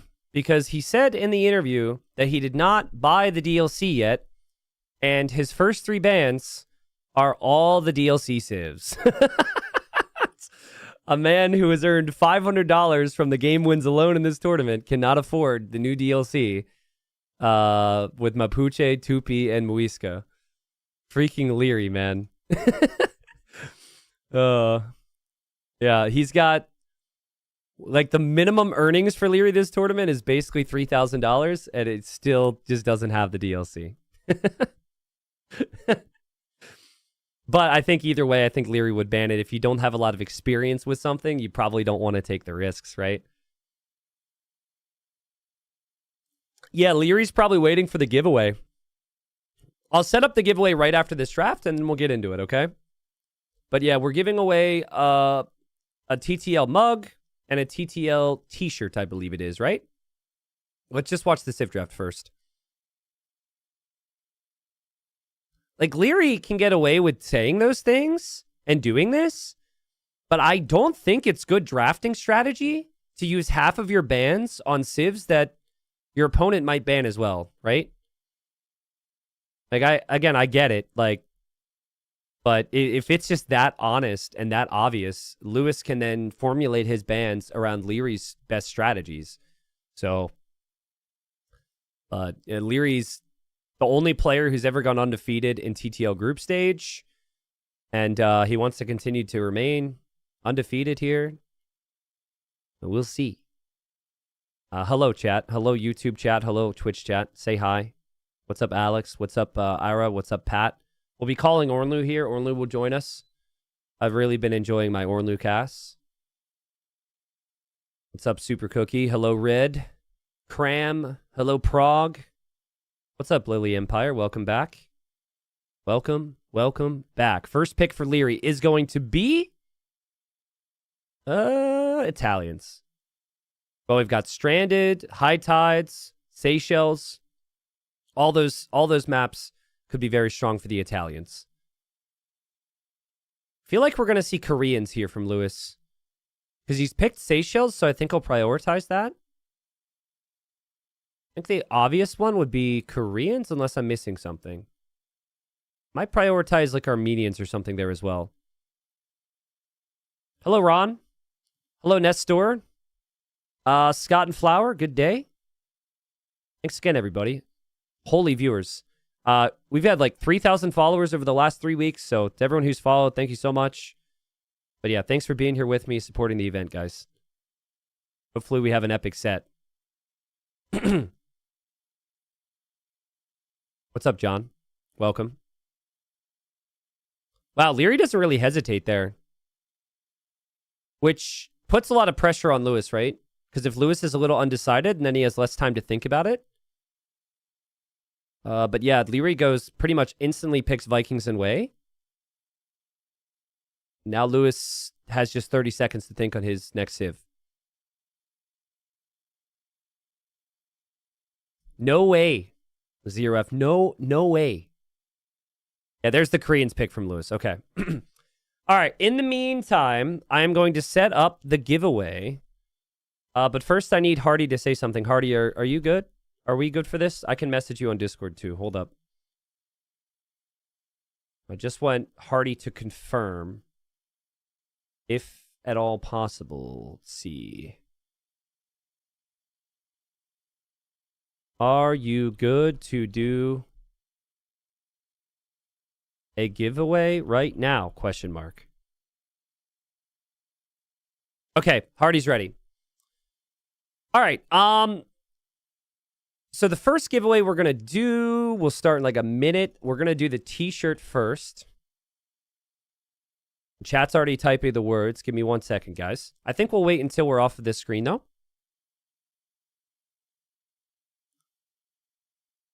Call me a sellout, but I think we're going to do the extra entries for subs on everyone.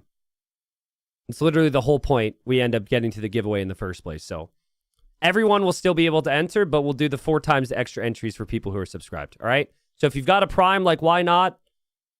And you want to boost your chances as well as support the event, have at it.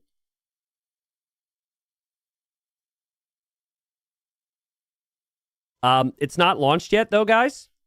So you don't need to type anything just yet. Just wait it out. We got civs to look at. But I'll let you know once I launch it, all right? Thank you, Nin, for the Prime. Thank you, Major Appliance, for the 3 years with Prime. Sheesh. Thank you. If this was a rigged stream, then one of my mods would win the giveaways, all right? So hopefully no mods win. No offense, mods. Destroy, thank you for the Prime. Welcome. Yeah, if you've got the Twitch Prime, send it in, man. It's free. Subs, can we get some Angry Jeffs in chat for all these Primes, please? Thank you. You have the rare opportunity to take money from a billionaire's pocket. That is what Jeff Bezos looks like as you guys shower the chat with Primes. Again, hopefully he doesn't find out we have that emote, because his lawyers would definitely be able to beat my lawyers, but no offense, Jeff. I doubt you're watching the stream right now. Thank you for the primes. There we go. Big wave of primes. Let's go. Let's go as the civs complete here between Lewis and Liry. Yeah, and as you subscribe, you're actually boosting us to the next giveaway as well, so it helps. All right, there's the civs, there's the maps. We'll talk to Ornlu about that. Let's do the giveaway real quick. We're going to start off. Did I say mug or t-shirt? I don't even remember. First one is t-shirt. Last chance to sub to get the extra entries, guys. Again, you do not have to. If you want to enter this, though, I'm adding the subscriber luck here. If you want to enter, you have to type not rigged BTW in chat like everyone is doing. You can do so now. All right? You can do so now. Boomer, thank you for the 4 months. King Reset, thank you. Thank you, Cooner Jero for the prime. Devil herself with 5 gifted. Let's go. The next quarterfinal series coming up. Now, I don't have the t-shirt. I'm wearing one of the hoodies. If you want to look at the merch, it's t90official.tv. You have the merch little option at the top right there. We've had some people buy mouse pads. We've had the mugs. Like, I've got the mug sitting here. I'm not going to go that into it. It's a t-shirt. Nice quality. Supports the event. You get something in return. But in this case, we're going to give one away. All right? Please enter away. They haven't started the next game, thankfully. They will soon. We're going to make this as efficient as possible, but type not rigged BTW. Oh, and I'm sorry, YouTube chat, this does not apply to you. Not because I hate you, but because the program I'm using hates you. It can't pull from YouTube chat. So you'd have to hop over to Twitch chat to type not rigged BTW, okay? Sorry. I'll give you guys a little bit of time to submit here. Yeah, for YouTube, it's actually rigged. The bot only picks up from Twitch chat. I'm sorry. I'll give you guys a second. As we have first-time chatters coming in I've never seen before, you could also follow the stream. Following the stream doesn't give you extra entries into the giveaway, but, you know, makes me feel warm and fuzzy inside. Thank you. All right. I think we're good. I think everyone's had enough time, right?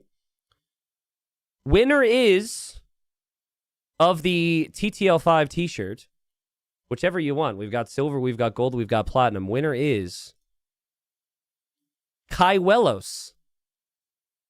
And it says following status unknown. Kaiwelos, congratulations, but also, could you follow the stream? That would be really nice. Could you follow the stream? Kaiwelos, Kaiwelos. Congratulations. It says OMG exclamation mark. Yep, welcome in. You may be following. It says following status unknown. Congratulations. I'm going to type your name. You're going to get a whisper from Hardy. So please check your Twitch whispers. Just follow. Thank you so much. That's very kind. Congratulations. You're going to get a whisper from Hardy on Twitch, and we're going to set up you getting this t-shirt. All right? Congrats on that. If you cannot find your Twitch whispers, Google how to access that. If your Twitch whispers aren't set up, you can join our Discord later. Reach out to the mods. We'll make it happen. All right? All right, chat. But we do have one more thing to give away. We're going to give away a TTL mug. Again, if you would like the TTL mug to support the show, get something for yourself. They're solid mugs. Was drinking coffee out of this earlier. I've kept the entries. If you would like to just type it again just to be safe, go for it. Not rigged BTW, okay? And no, none of these merch items are pre-worn or pre-used by me. That's really, really weird. I don't know why people ask that. It's all brand new, okay? All right. We've got over 1,000 entries here. Who's it gonna be? And you can't say it's rigged because you all have been spamming it's not rigged, by the way. Going once, going twice. Winner is Courier. Following for 7 years, subscribed for 6. Courier, congratulations, my friend.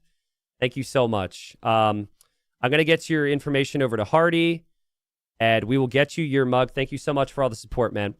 Thank you. All right. Also, Courier, you have a bunch of like underscores and stuff in your name. I think I'm spelling it correctly. You know most likely how to contact us if you need it, all right? Because you're in the Discord and all that. Congratulations. Thank you so much. And yes, chat, it's rigged. Yes, it's rigged. Get it out of your systems. I'm sorry. only 2 people could win. But thank you. We'll do more giveaways. We've got DLC keys and game keys to give away. But I got to call Ornlu now, and we have to get into this series and get serious mode. So let's do it. But yeah, support's been incredible. I love you guys. This is super fun. It's a lot for me to manage right now. It's a lot of viewers. I don't know if you can tell, but I'm a little like on edge at the moment, trying to keep up with everything. Thank you. Thank you. All right, we'll call Ornlu. Remember, we have Viper vs. Hera, final quarterfinal after this series as well. So we have lots of good Age of Empires here today. Hello, Ornlu. Hello there, T90. I literally did not have your stream open. I just had your chat open, and all I saw was this stream of not rigged, by the way. I'm just like, something's happening. Yeah, sorry. I should have given you a heads up on what I was going to call, but there's this weird rumor that things are rigged on my channel for whatever reason. So, trying to do what I can to squash that. It used to be a fun series, man. I'm more excited for this series because of how Lewis beat Hart the other day. I think we were casting that. He was incredibly creative. He didn't play a style that worked for a meta player. And now we've got Liry, who's undefeated. And he's like, not saying he's not creative, but he is a meta player, right? So now it's like, can Lewis, who's already a big enough story in and of itself because he's played so few years compared to the rest of our pros, can Lewis pull off a crazy upset today? I would say no. But I do think that Lewis has a pretty solid chance to at least take some games off of Liry. Yeah. And for Lewis's ego alone, I think that could inflate it to near dangerous levels. I never know. I cannot tell if Lewis is cocky or if he is doing so with humor or a mix. I feel like it's got to be a mix, you know? It has to be a mix. It has to be a mix, right? But no, he did predict with his little paint prediction that he was going to win the first series against Hart 3-0. And that's exactly what happened. And I forget what he predicted for this, but he predicted he would beat Liry. And then he predicted he would beat Sebastian in the semis. And then he predicted he would beat Hera in the finals. If he were to actually do it, that would be unbelievable. But yeah, I mean, it's Liry. Yeah, it is Liry, and it is one of the best versions of Liry we've seen in recent years. He is just so sharp in everything that he's doing. And with the maps all being, except Zimbabwe, leaning more towards the aggressive side of things. Yeah. I feel like Lewis is going to need to find a way to make the game, like he did with Hart, not the super normal cookie cutter meta style, but I feel like that's going to be so tough against Liry. Yeah, agreed. And I think the thing you're going to need here for Lewis is you're going to need a very fast start because against Hart, that's what happened. He had like, the game started well for him. It snowballed on him. And I think it's very easy for a meta player to be like, why am I dying to some stupid random crap, right? That's literally what players are going to think sometimes. And I think if he just gets rolled game number 1, I think Leary's like, okay, nice try, kid. And then he just wins the next 2 games. So yeah, it's got to be a fast start. We'll be into it. Thanks again for joining. And we'll probably switch the colors to put Liry in the red again. Welcome in quarterfinal number 3, and we have the undefeated Liry. He went 15-0 in group stage, which we'd never have had happen before. He is in the quarterfinal now, up against Lewis, Portuguese versus the Vietnamese. And we are starting things nice and simple and easy on Valley. It is one of the most standard maps we have in this pool for 2 players who are at least in general seen as more standard players. Our civilizations, Vietnamese and Portuguese, 2 very meta civs, flexible and strong early on. So this could be a good barometer of seeing where exactly the set is going to go. The second I saw Vietnamese, I thought Lewis is going to lame because we've seen some pretty heavy lames on this map. I think Liry was thinking the same because he's bringing in his forward board, but Lewis chooses not to, which is maybe a sign of how confident he is against Liry. He just goes to the middle where there's lots of hunts. Most of it's not pushable, but there is a deer or 2. So a bit surprising for me. Well, at the very least, it is going to be a very food-intensive opening. Liry grabbing that boar early, and look at that. It is going to be a mill before lumber camp. So Liry clearly practiced this. This is the Portuguese getting wood from the forage bushes bonus going to be coming in. And I would expect a fast uptime here from both players as once again, Lewis himself not going on to wood. Yeah. It's so interesting. We've seen underdogs so consistently pick Mongols and Vietnamese and try and lame, right? But then it's like, okay, the lame does or doesn't work, and then the better player just ends up winning because of their additional skill and experience. I think it says a lot that Lewis said, you know what, I'll just take the deer. I don't need that risk. Like, I would always try and lame. I'd be sending villagers forward, doing whatever I can, but you're just not going to beat Liry that way. You actually have to play straight up Age of Empires. You got to play the standard play. So we just kind of alluded to Lewis's confidence a little bit. It tells me a lot about him. Yeah, and just now going over to wood, and I think that just based off of these the lumber camp timing and the lack of lumber camp timing from Liry, we're also not going to see the very early drushing from either of these players, which is definitely interesting because it has been so popular for so many players. But this just looks like a regular old fast feudal age from both. Yeah. I think fast feudal age, low risk, lots of walls probably. For Liry, he's a bit more calculated, so he likes to go for the aggressive opening and then plays efficiently behind it with some walls and eco. Lewis is more defensive in my mind. He will see situations where he will choose to wall instead of making lots of army. But the thing is, his damage control is fantastic. So as long as he can just stop the early snowball from Liry's attacks from doing damage, I've seen enough times where Lewis is more defensive than I'd like, and he gets away with it. So, well, that is sort of the Hera school of AoE 2, right? You just never take any unnecessary risks. You just absorb whatever is coming your way, and then just be confident in your own macro, micro, and then taking it to late game. And that is very much how Lewis has sort of been brought up as an AoE 2 player, so to say. And it's interesting to see that him really refine those skills over the years. Yeah, I mean, Lewis he played a lot of Black Forest, right? So a lot of, like, damage control is taught there. But transitioning from, like, playing lots of Black Forest into an open map player is a pretty rough transition. And some people never really make that transition. But funnily enough, Liry actually started off playing Black Forest team games. Like, Liry was, like, 13 years old, 14 years old, playing Black Forest team games. And then I think when he was, like, 15... he was top 2 in the world, and now he's like, how old is Liry now? He's like 24, 25? He's 15, T9, you get with it.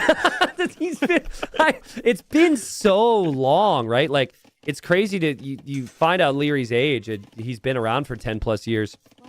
I know that's the joke, he's still 15, but like, anyways, he's just got the experience now. And back to what you said before, I think this is the best I've seen Liry play.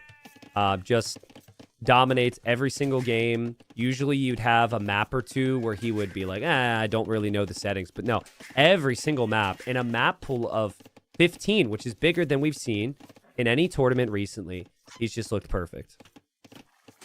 Yeah, and it's, casted a lot of Liry so far. We know what he brings to the table right now, and that is just not making mistakes. Yeah, it is actually crazy to see somebody play what is close to what we would consider perfect AoE 2. And none of the games have really even been that close. Liry hasn't been really pushed as a player as of yet. Now, of course, Lewis is playing super well these days, and going to be curious to see how he performs, as there's going to be a little bit of a scuffle here with the Scout Cavalry, but Liry's up faster. Yeah, Lewis has a good uptime. Lewis has an uptime where he thinks he's going to be completely fine taking that fight, but he finds out the wrong way, and he loses his scout. So for Lewis, he doesn't now have the scouting intel, which normally is not that big a deal because your opponent's just going to go scouts. But that's not the case. Liry was transitioning into archers. Indeed. Going over to the gold. That's pretty far away from his TC, I gotta say. It's like, yes, it's at the back, but it's not the kind of back gold that actually makes you feel good. Yeah. Will be the archer to start things off, though, gonna leverage that nice Portuguese discount. Meanwhile, Lewis just going with a very normal-looking scout opening. Both players with double bit axe, but not able to afford horse collar yet. Yeah, and the scouting for Lewis is going to be important here. Again, he's going to assume scouts. If he thinks he can just play spear defense, he makes 3 to 4 spears, then he'll just be guessing wrong, and the archers could always sneak in and get some early damage. But yeah, there's the kill there. Liry will always take any kill he can, even if it means showing his opponent what he's going for, because he doesn't care. Like, if his opponent knows what he's going for, it doesn't matter. Like, he's Liry. He's just going to dominate you anyways. But I certainly think there's an argument to actually hide the decision and wait a little bit, because now Lewis can bring more villagers to wall up real fast. And that is exactly what he's doing. Although it did make me think of the game number 1 in the earlier series where ACCM said, okay, I don't really care what you're going to go. I'm just going to take every single fight possible and then just win them. So Yep. we'll have to see if Liry can do the same here. But as you rightly saying, now the walls are going to be there in time. The scout is at least low HP from before. That said, Lewis's eco is stretched to the point where he doesn't really want it at the moment. He got horse collar, he invested into a couple spearmen, and that's going to make it difficult to sustain both scout and villager production. Yeah, but to be honest, this is exactly what Lewis is really good at, right? Like it is a little bit stretched, of course, but he got both of his eco upgrades in. He's dropping the archery range. His gold is protected. And Liry might be sitting back like, all right, I wanted to play heavy army. I'm just running into walls. And if he starts to get counterattacked, I agree. His base is not really the easiest to protect right now. So, well played from Lewis. I'd expect every single game to be this dynamic. Like, Liry opening aggressively, and then Lewis kind of playing reactive towards the defensive options. And the thing is, when you go for the very early berries as Portuguese, now you're running into the situation where your farming has to be on point. Now, Liry's doing a good job of it, but his forage bushes are about to run out. And of course, I say that, and Lewis's are getting denied right now, and he may end up losing a villager. But no, great reaction from him. But yeah, Liry's food income could be pretty suspect going forward here. Yeah, it's one of the main reasons why some players don't go for the early berries is because you end up with a lot on wood, and you don't have as much on food. But I would pay attention to Liry's wood count. Play a fun little game when you watch high-level AoE.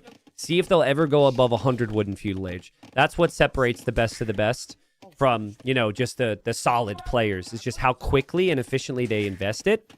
And I've yet to see either player go over 100 wood. The farms are coming up. The houses are coming down. The skirmishers and archers are still coming out.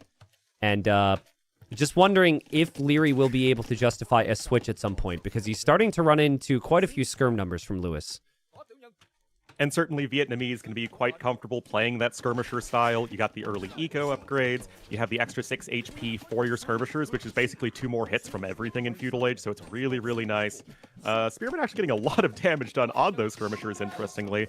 But you'd have to imagine that Liry would have to make something other than archers to deal with the skirmishers here. Well, it's the start of what could be a long series, so maybe you just test it out and say, okay, is Lewis going to get the timings of the upgrades? Is he going to get fletching, or can I just out-micro him? It feels like in the end, this is going to be an engagement that Liry is kind of okay with, at least in terms of the amount of kills he's gotten, but he's not going to kill any eco. Lewis will defend from it. And yeah, sure, Lewis didn't have fletching, but who cares? You'll be happy with that. Yeah, I mean, Liry's doing a really good job of getting those farms down as he needs to make this important transition, so I mean, kudos to him for that. But Lewis is getting safe, he's getting comfortable. That said, Liry is somehow like 400 resources ahead already. I mean, I know it's because he hasn't been walling as intensively, but still, like, it's just Liry things, man. Yeah, but he did research fletching, so like fletching really didn't pay off too much. That's something that Lewis doesn't have to do. Lewis also didn't invest as much into the eco upgrades because it's cheaper for the Vietnamese. And I really like Lewis's setup at the moment. Like, basically, in a second, Lewis is completely walled, and they can actually consider moving out. Liry still has some question marks. Like we said, that gold, that hill, especially near the golds, in Castle Age could be a real problem for him. So we'll see. But again, this is where, like, imagine if Lewis actually moved out. Imagine if he took a risk, moved forward, went to the gold. Like, Liry would have, he's not fully walled. Liry might need a tower. There's all these things that could result from it. But Lewis just isn't at that point of his career yet. I say yet because I think it's something he can fix eventually, but he's just super safe. Yeah, and right now, Liry has all the time in the world to wall slowly, especially after the numerous nerfs walling got over the years. Walling it's not like super expensive in terms of resources spent, but it's very expensive in terms of villager time. And when you have, in the early game, a larger portion of your economy spending that time walling, it really does hurt your eco compared to somebody who doesn't do that. And that's why Liry has this nice advantage at the moment. Yeah, also, Liry initially did not have horse collar for his farms. Recently, they made the change that you can get horse collar after, and it actually applies to already built farms. So him snagging that means he will actually end up getting a lot more value from those farms. And yeah, Lewis never moved out. I think by the time he gets here, he's probably like, well, I wouldn't have done any damage because he was walled. We knew he wasn't walled. But he gets the walls down. And Liry will somehow be on the way to Castle Age faster than his opponent, despite not having as much on food for a while. Well, he just isn't spending food. I mean, most players really do get that, either that market down, or you make some amount of skirmishers in Feudal Age. Liry just isn't doing that. He's made a few spearmen, and that's all he has spent food on other than villagers and upgrades. So great eco balance, able to get a good Castle Age time. That said, Lewis isn't too far behind himself, just 30 seconds or so. Did not have to use the market either.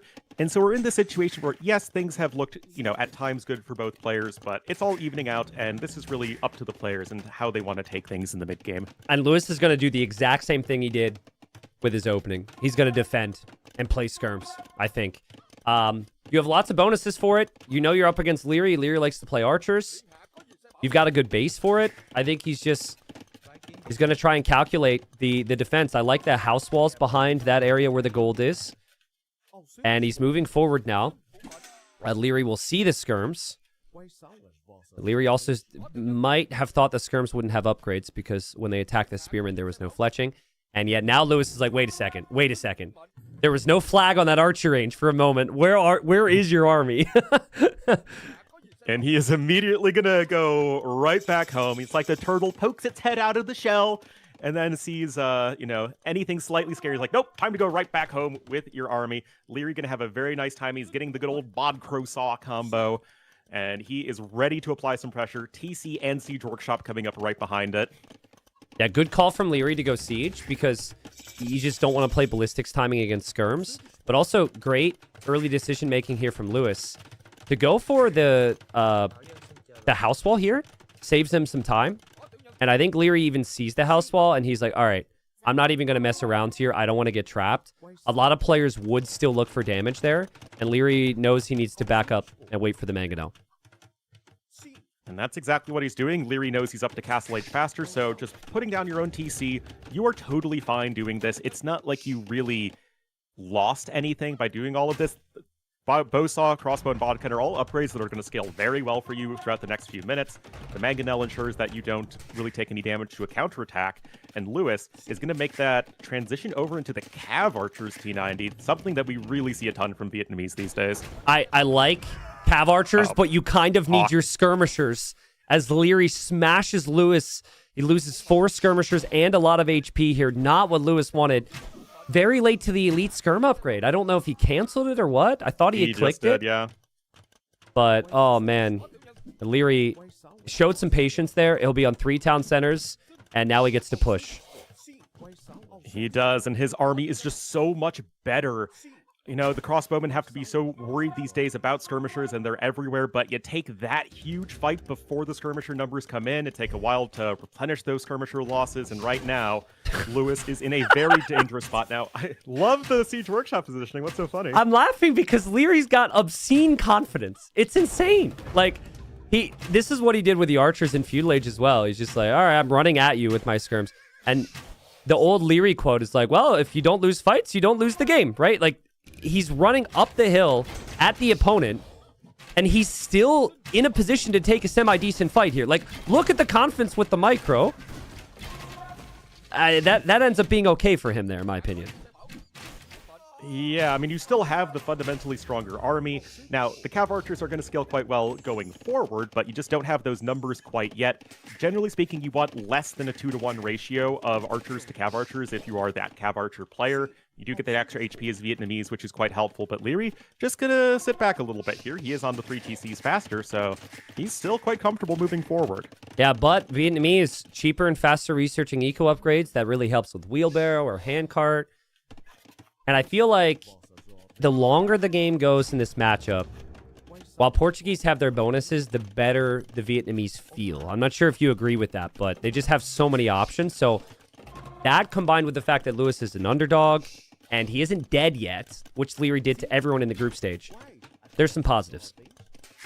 There certainly are positives. I also think that both civs have their positives in the late game. I think that Vietnamese could really struggle to deal with those Arquebus Bombard cannons if the game ends up being kind of campy, which we do see on this map due to the forced no man's land in the middle. Yeah. But that isn't really who Liry is as a player, right? So we'll have to see how that goes, because in terms of just flopping out regular units, Vietnamese, with all 3 archery range units being super good, I think they're going to have the advantage. I love it from Lewis to go for a counterattack here.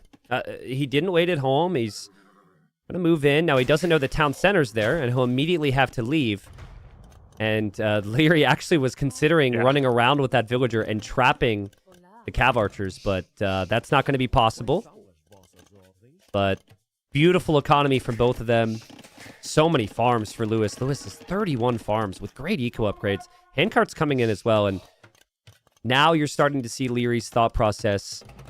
Used to do this almost every single game. Now he's a bit more diverse as a player, but he loves to play through the Arbalest timing in him.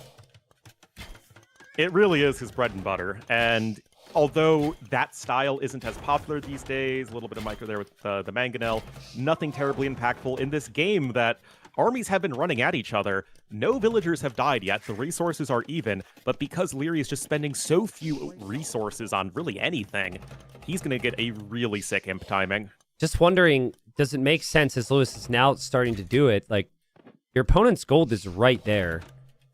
Maybe go for another Siege Workshop. Like, apply some pressure. Liry very clearly changed his strategy here, and it's just falling back. Lewis starting to freely move out here, but this is where Lewis has to be careful. Cav Archers only scale if you're able to really get the full upgrades, keep them alive. And you know that Liry's going to be thinking Imp right now, as the Siege micro is amazing from both, but still awkward. Like, you have to focus so much of your attention on your micro right now. Very difficult for Lewis to also macro when the micro focus goes up. And Liry even having the lead in farmers right now, despite making no food units. Like, guys, this is so rare that you have this level of a clean economy from a guy who's just making archers. He's not making any skirmishers. He's not making any knights that won't get upgrades, that aren't really that ideal unit for him. And it's just so clean, and he can click up whenever he wants. Yep. There we go. I think Lewis will find out Ballistics is in now, because this 2 spearmen died. And Liry's still waiting. Liry lands a nice shot, and Lewis getting more upgrades, and Lewis hoping for the aggression, but he has not been able to push, and it's just like, well, you do have Lewis on the way up as well. You do have Lewis snagging the relics. So it might not actually be a situation where if Liry hits him slightly faster, he wins the game. Maybe you shift to full defense mode again if you're Lewis. Yeah, and I really think that will serve you well. I mean, Vietnamese especially. Free conscription. I love that Lewis has gotten out and grabbed all of the relics. Yep. That's a good way to actually utilize the map control when you're not able to get into the defense of Liry's base. So, great move there from Lewis, but he's going to need to survive this imp timing. He's only up slightly slower, but it's really just the fact that you get those archer upgrades super fast right now as Liry, and those numbers are going to scale much faster. I love that from Lewis there. Taking down the Mangonel, pushing Liry off the gold's very nice. He's got to be wondering where is Liry, though, because his crossbows, or rather his cav archers haven't seen the crossbows. Liry is going for it a bit preemptively, in my opinion, and with confidence that only he would have. He's running at the Mangonel. He takes it down. Welcome to Liry. Welcome to Liry in AoE 2. That is insane that he even tried that, and he gets away with it. 2 Mangonels dead. Castle on Lewis's face. That is insane. This is... I mean, you're right. It's literally just confidence. Yeah. It's the fact that you are choosing to dictate the engagements. You're saying, Lewis, react to this. And Liry just always has that slight initiative in every single engagement, and that is a beautiful castle right on the face of Lewis. Lewis is still generally okay economically, but there's a reason Lewis built that Siege Workshop there. This is a very commanding position for Liry as soon as he hits Imperial Age. Before the upgrades, if he has the imp upgrades, it's like, all right, you have a slight upgrade advantage. Literally, you lose your army there, castle gets denied, it's game over. But, yeah, I think until Lewis can show to Liry, and ultimately show to us that he can stop stuff like that, that's all Liry is going to do every time he's playing the game. And now you start to see the dancing as the upgrades are coming in for Liry. Liry will be happy with the range advantage here. He'll happily want to take those relics. He'll happily start to treb Lewis back. And you worry for Lewis here. It's like you're supposed to have the eco to go skirms and heavy cav archer. You just don't have the time to breathe anymore. And you've lost a lot of that farming infrastructure that is necessary, not just for making skirmishers, which would be nice to have at the moment, but getting all those upgrades, and okay, now you're going skirmishers, but Liry just, he hasn't had to switch army composition all game. Ever. He's like only made archers. Yeah. Yeah, famous, well, not really famous quote, but I remember Daniel talked to me about Liry. He said it's unfair. He never gets armor upgrades because his micro's so good. His units never get hit. And so, I mean, he is actually researching armor upgrades as I say that, of course, but like, yeah, he wins so many fights. It's so difficult, but behind it, he has the perfect eco balance, which is really the impressive thing about it. And pretty soon, bombard cannons are going to be on the way. That's something that Lewis is going to need to add in himself. And oh man, I thought Lewis's 5 relics were going to be an advantage for him here. And now the relics are just out in the doorstep. And Liry with this castle also has a foothold on the other side of the map. So what's going to be really difficult is for Lewis to actually give himself any space at this point, because Liry can just continuously reinforce across the middle. He will be unable to use any real hill advantage to defend himself. And yeah, you're switching into skirmishers, which is nice, but you still just don't quite have the food eco that you would be looking for to go for such a unit. Honestly, Lewis is playing insane AoE too, though, because Liry should have never won that stupid fight. I'll call it stupid up the hill. That should have. That's like not real. What just happened there? And he's dealt with that. He's expanded his economy very nicely, and he's on Imperial Skirm, and he's kept his Cav Archers alive as well. So while he did take losses in terms of space and positioning, he isn't dead yet. Imp Skirm is an awesome option here. Oh man, Cav Archers go down right after we say that. And bombard cannons are still something that Lewis needs to think of himself. But there's Arbalest on the way. Liry is making his own skirmisher switch, which normally we would say, okay, Liry doesn't have an eco lead and he has the worst skirmishers. That doesn't really feel like a winning play, but Liry just isn't losing his army. He's consistently ahead in those numbers. He's getting his own Arbalest upgrade. They're going to be fully upgraded now. And Lewis needs to find a way to actually force an engagement, because Liry's really benefited from just sort of poking and prodding away at his opponent. I think he's got the opportunity, but I think he's shell-shocked. There's a lot of gold still exposed at Liry's base. There's so much micro happening here, but if he sends any army over to Liry's base, that area of Liry's base, where he was at with the Cav Archers before, is still very exposed. And maybe just go castle drop Liry right now. Like, go castle drop his base and see what Liry does, because Liry's just full focus here. Instead, Lewis is going to run headfirst into the bombard cannons, and yeah, I mean, that's just the wrong option right now. That is exactly where Liry is looking at all times. Liry will never lose the fights there, Lewis. You got to go somewhere else. Yeah, I mean, Lewis is banking up a fair amount of resources. I mean, I love that he's been adding the farmers over there to the northwest, because he really does need that food income, but it just isn't quite there at the moment. Liry's own eco has been basically untouched for most of the game at this point. Now he is going for that counterattack T90, so at least he is, I think, working in that, okay, I have a little bit of breathing room mentality. Yeah, I don't know if he is, though. I think he's trying to catch out reinforcements or something. Like, he's not going to the golds and the woodline. I don't think that's an area of the map he's thinking about. And as he leaves, now he's under more pressure, of course, and Liry snipes a trebuchet there. Liry's also killed some villagers in the south. But they're at least you are getting some value somewhere else. And in theory, Liry should be distracted, but Liry's still killing villagers, and Liry's still pushing the base. Yeah, Liry's still doing just fine for himself. Plate barding armor also coming in. Reasonably, you could switch into either light cav or cavalier at this point. I think you have so much gold, you might as well go cavalier. But Liry hasn't really shown that yet. Okay, the first stables are only now coming in, and there we go. Cavalier coming in, and that is not going to be something the Imp Skirms are going to be too happy to see. Yeah, that's... The fact that you can hide that, essentially, is amazing. And the fact that Lewis lost most of his Cav Archers makes the Cavalier so much stronger. Liry's got plenty of gold. He could steal these relics as well. He's taking down the town centers. And Lewis has done nothing but stabilize, stabilize, stabilize, stabilize. If the Cavalier show up now, I think Lewis could lose everything he has in front of his castle here. I'm just looking at the military score, which is, for those who don't know, 10% of all resources destroyed.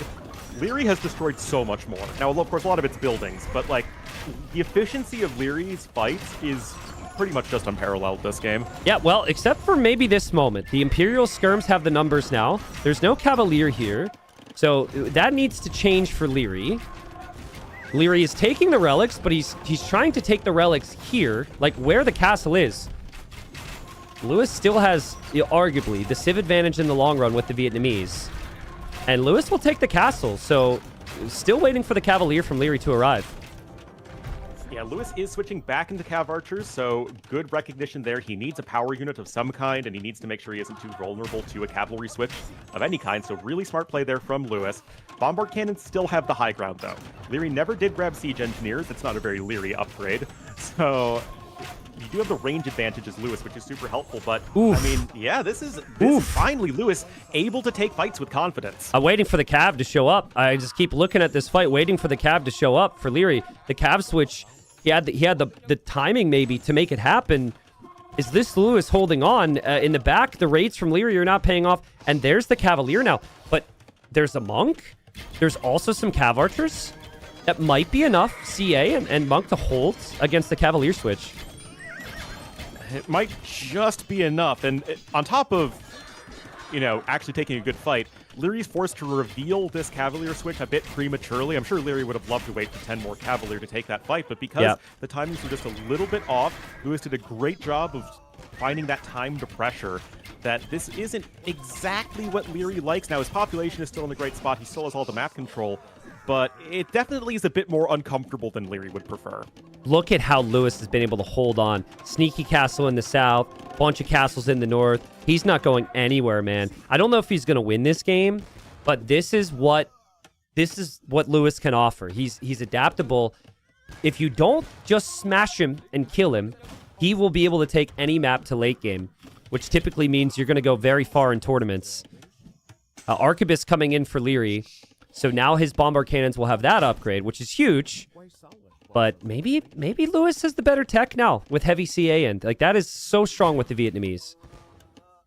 It really is, and Liry's going to try and scooch back with his bombard cannons. I mean, I think it's really surprising that he's just abandoning this location entirely. He fought so hard to get this forward, and now all those bombard cannons are at risk of getting sniped. He at least loses, 4 of them total?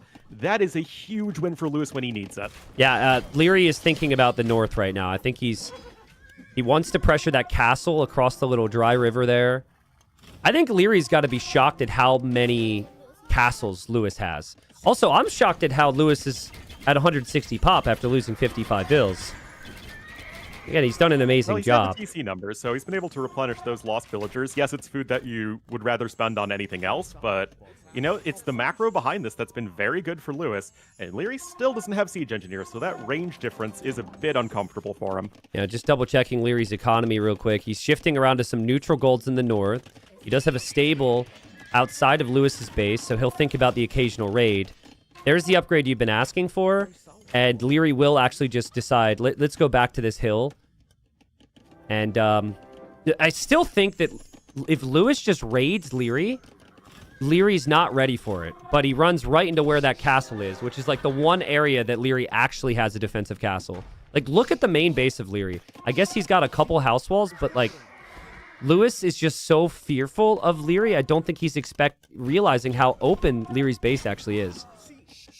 It would take a big run-through with the Cav Archers, though, and I think Lewis believes he needs every single CA at home, which is probably not wrong, but the issue for Lewis is that although his expansion to the side has been very good, he hasn't taken anything away from Liry. Liry still has access to all of his own resources. Okay, there's one random Cav Archer that made it through, but it will probably get cleaned up. But Liry is still taking more efficient fights at the end of the day, so that's going to be a bit tricky for him. Liry getting some big eco upgrades as well. Getting 2-man Saw, also getting crop rotation. Will bring villagers forward for another castle. Also, he's staring at the other 2 relics, so it could end up being 3-2 with relics. This moment now is just Liry patience to fix his eco before he goes for a big push. And yeah, the castles are going to go down very quickly for Lewis. Yeah, not really the best position to defend yourself there, and this is where Portuguese are also very good, is in these sort of campy situations.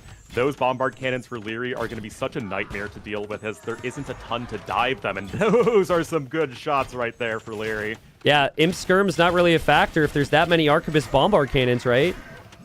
And there goes Liry. Drops the castle on the hill. Lewis can't easily get in. justify any engagements. And this is a lot more Cavalier with a lot more upgrades than we had the first time. Lewis will have to hit and run. He'd have to back away. But if he backs away, his castle will fall soon. That said, Liry is kind of screwing up because the one Cav Archer I thought would be cleaned up isn't cleaned up, and it's getting like a lot more villager kills as it so happens, so Liry is going to need to be careful there, but I mean still, at the end of the day, what's important? The castle's going down, the Cav Archer numbers are starting to bleed, and Liry is looking good here in game number 1. It's all about the Trebs. If Lewis loses the Trebs, he can't make any more. And then he can't push, and then Liry has plenty of time to stabilize. The micro, the split micro actually with the bombard cannons, and then the attack round between the trebuchets to one-shot them both. Just disgusting from Liry. He is still losing the villagers. I think he will maybe notice that and just drop a TC there. And Lewis slowly getting pushed back yet again. Yeah, it's just he can't quite be efficient enough. Liry is also ahead in terms of resources, but that doesn't even matter because Liry is just losing far fewer resources with every single engagement than Lewis is. And Lewis isn't really able to take the map control back. Liry's still able to get all the resources he needs at this point. He has tons of stone even banked up too. I mean, I wouldn't hate adding some bombard towers, but that is very un-Liry-like. Yeah. So you can just turn that right into more army and keep this pressure going. Again, Lewis is holding on. You know, he's staying alive, but his win conditions are not really looking that good. He goes to snipe cannons, but at what cost? And he won't have the relics, it seems. He also never got paper money, which is a really nice tech, especially when you end up having so much on wood like he has. But I just think he's been under whole pressure ever since early imp. It's what Liry does to you, man. It doesn't matter how well you play. It's hard to stop him, and the castle falls for Lewis.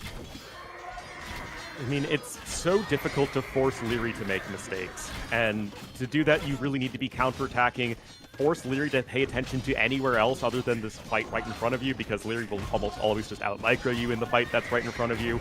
But as it stands, Liry so much more powerful and valuable in army, and it really is those bombard cannons that just cannot be dealt with at the moment.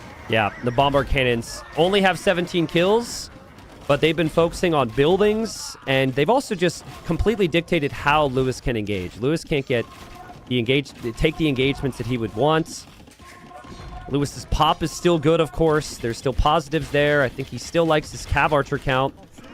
But that is a lot of skirmishers from Liry, and Liry's going to place a castle that you would call a get-out-of-my-game castle there. Right there on the front.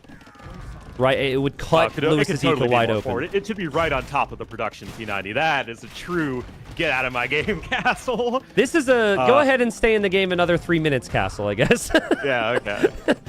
It's a welcoming castle. Yeah. You know, it makes you feel like, you know what?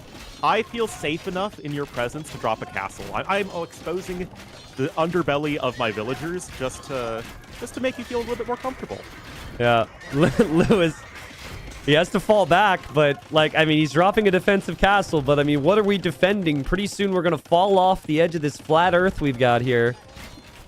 And, again, you kind of need your production buildings. It's an important aspect of the game to be able to produce your units. Any units that hop out of these ranges are just immediately dying to the skirmishers that Liry has. I just think that for Lewis, it's the first game. You were close. You're still nervous, probably. You just got to play on a little bit longer.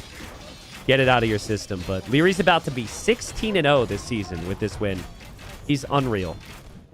I mean, at this point, we are barreling towards another Hera versus Liry finals, and I think that he's really just showing that, okay, Hera might be winning everything these days, but the actual skill level of Liry is right up there as well. Yeah, and yeah. Anybody not named Hera is just really struggling to do anything against him. I still see a lot of positive. What Liry had to do, like what he did and what he had to do was Get run circumnavigation. Well, yeah, get circumnavigation, which now that's a new tech. You can now see the whole map. But he went up, like he should have never ever gone up that hill with the audacity that he did, right? Yeah. But he felt he had to, otherwise this game wouldn't scale for him, and he got away with it. But I think, you know, if Lewis takes a slightly better fight there, he ends up with relics. This game has gone on for a very long time. I mean, right now even, he's going to have good technologies, nice little light cav transition. I'm seeing enough positives that I think Lewis can snag games from Liry. Truthfully, I don't know about 3, but Liry plays to these razor-thin margins, and I think that if Lewis has drafted well and has the civs like Vietnamese maybe, or other civs that have better late games, maybe he can do it. But I think it's going to be tough, but I do think that it's really a testament to Lewis that he hasn't rolled over and died, right? He is making Liry work for this win, and frankly, a way that most other people haven't in this tournament so far. So I agree that there's a little bit of a light here for Lewis, and I think a lot of it's going to be a matter of can he retain that confidence that he is so well known for, because you need it. Because you need to say, I can beat you, Liry, in these fights. Yeah. Now, not in this game anymore, because it's all, it's pretty darn over, but in the rest of the series, I can totally see it. Well, we'll see. Liry's bombard cannons, they took down one castle. They're not in position to defend this one, though. His Cavalier and Skirmishers will have to do it. Trebuchets from Lewis come out of nowhere. Light Cav from Lewis come out of nowhere to get the raids. He passed 50 villagers on a wood line as he was going into the main eco, but still, he is getting damage. He does take down the castle, but he's going to lose his Trebs again. It's all about the cannons, and that's why I said at the beginning that they really feel like the X factor for Portuguese in a longer game. Yeah. It's so difficult for Vietnamese to stop them because you can't really match them easily with your own bombard cannons, and then there's nothing else that can really deal with them continuously poking and prodding you and just forcing you to take these fights that Lewis really doesn't want to be taking. If, as Liry realizes, holy crap, I'm losing like 50 villagers. If Lewis just counter raids Liry when Liry's taking the straight up fights, like way earlier, not now when you're already dead, but like in the moments where it was back and forth, before Arquebus, before Cavalier, if he sent 5 units to Liry's base, I know it's Liry, and the expectation is that he's going to be able to deal with it in some capacity, but the opportunity was there the whole game. Like, this eco's been wide open the entire time. So, if I was Lewis's coach, that would be my suggestion. The defense gets 10 times easier if Liry's actually reacting to something from you. But that's never really been the conversation until it was too late. Yeah, going to try and swarm in here with those light cavalry, but it is just not going to be enough. And as soon as the light cav go down, you go right back to sniping that castle. Lewis has around 12% of the map under his control, which is not ideal for this stage of the game. 41 Cavalier and counting here for Liry. This is all looking great for him in game number 1 on this very sort of standard neutral map between these two. Yep, great game. Amazing game. As Lewis taps out, I'm going to quickly look at the resources, but I want to go back to that just ridiculous fight from Liry before Imp and the audacity to walk up that hill. Because if he doesn't get that position, I think Lewis has a much easier time, and I just can't believe he did it. Like, I know it's Liry, but like, he just doesn't think he's going to lose against this guy, I think. Who doesn't wait for their upgrades here? I'm just watching it again. 2 mangonels on the hill, Siege Workshop that could be producing another one, and he just somehow, he loses 2 units and drops a castle on his face. That's unreal. I mean, it really is confidence, knowing exactly the range of those crossbowmen so that they shoot at, the perfect location so that the mangonels can't aim for center mass. And then, he's able to level the Siege Workshop quickly, get the castle there, and it was just such a beautiful place to attack from. Yeah. I think, I genuinely think that moment right there tells me Liry's mindset is, I can't lose to Lewis. I can't lose to Lewis. Yeah. Like, I'm the better player here. Now, until that the only way to change that thinking, of course, is have the results change. So for Lewis, you gotta make him doubt himself a little bit. But that was just such a clear sign that Liry thinks he cannot lose. But the thing is, I think that Liry thinks that way against anybody not named Hera. And then he has like the exact opposite problem against Hera, where he's just not as confident as he needs to be. Yes. No, I agree. It's so strange. Yeah, no, Liry has extreme confidence with everybody but Hera, because Hera's the only one that's really been able to get in his way. So, Portuguese win. Not bad for Liry. Vietnamese is kind of a later pick there from Lewis. It's also not bad. I think he's still got plenty of options here. He'll probably want to slow it down. He'll want to pick maps where Liry can't play archers, I'm assuming. So my guess is Zimbabwe In this for the next meta? one. I mean, good luck with that. Yeah. But Liry with monks, for example, you put him on in a monk situation. I know he can micro everything, but it's not the same. Technically, it's a ranged unit, but I mean, once upon a time, there was a incredible player named Draken who played Liry on a map called Arena. Do you remember that game from TTL when Draken beat Liry? Poles, Portuguese? Yeah, and Yeah. Liry just like straight up raged against all of the monks that were coming at him. Yeah, it was Poles, Portuguese. That was the that was before the organ guns got nerfed, and we saw a lot of like, I think it was Fatorias and Cavalier switch to end that game, right, for Draken? Yep. Yeah. Yeah, Draken had like 20 villagers against like 80, and it just did not matter. I love Liry's professionalism of the title. Yet again, some players will put Titans League Season 5, player name, and quarterfinal. And Liry does the classic ASDF, ASDF, ASDFA. So clearly, he's got somewhere to be. Couldn't take the time, to just type. Nah, man. Titans League Season 5. Well, guys, we are going to Zimbabwe next. So we did see Liry win the map very comfortably in one of his earlier sets. I remember that game. I think it was versus Barrels. Yeah, it was the Berber Spanish game. Yep. That said, it's still not the most Liry-est map in the world, so I feel like it's a good choice here for Lewis. Agreed. Yeah, and I'm actually curious, what did Liry ban? Liry banned Tulu and Bypass. So I guess from Liry's perspective, he prefers Zimbabwe over Tulu, but I agree. I don't think these maps are necessarily to Liry's strengths. And while I do think the Way are solid pick, I'm not convinced they're necessarily the best for the map. I think that Burgundians... You would say that they're not the Way? They might not be the Way. They might not be.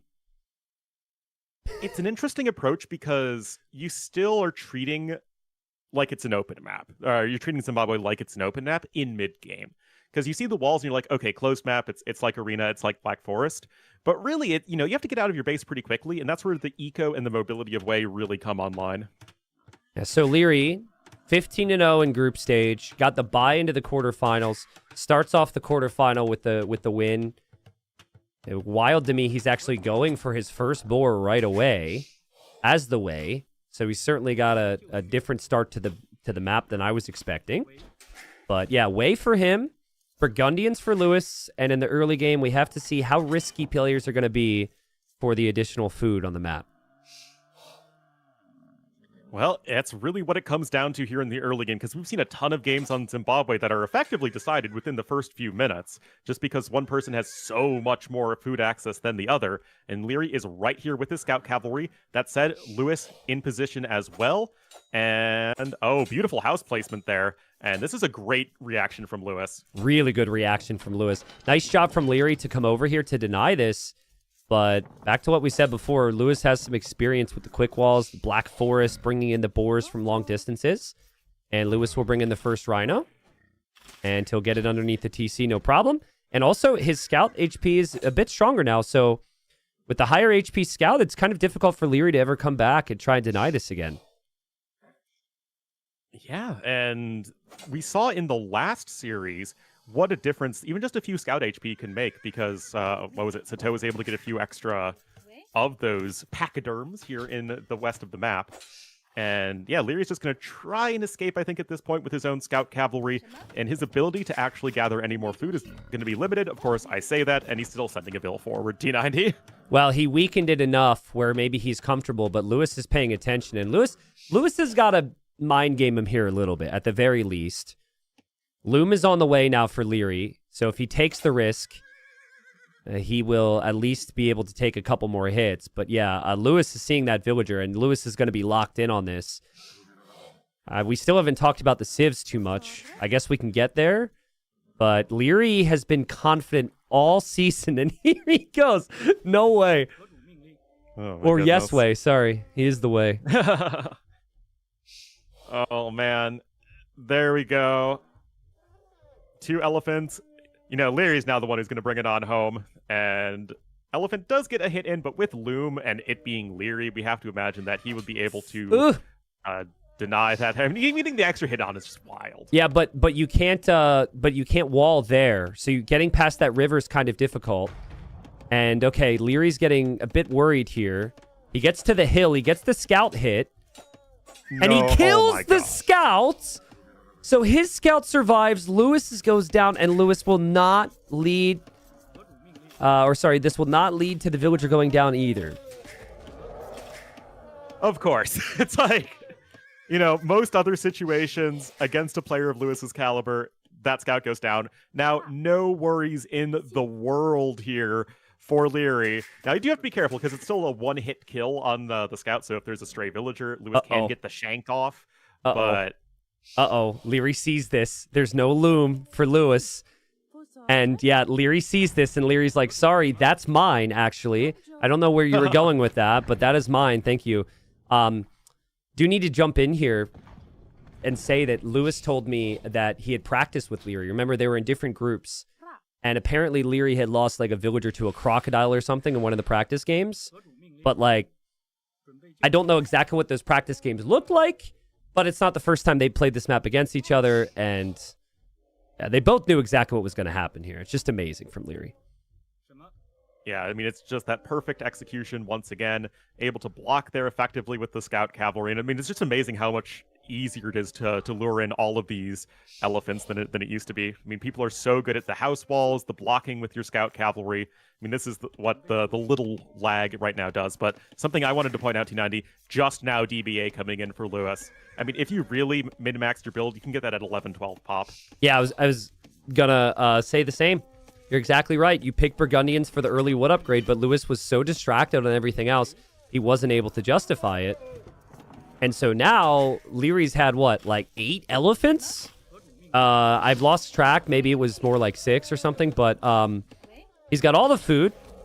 I would assume he won't lose any villagers here, and he won't, because he's a beast. And then he gets the additional villagers from each eco upgrade that he researches in the next stage, which is pretty damn easy to do when you have this much food.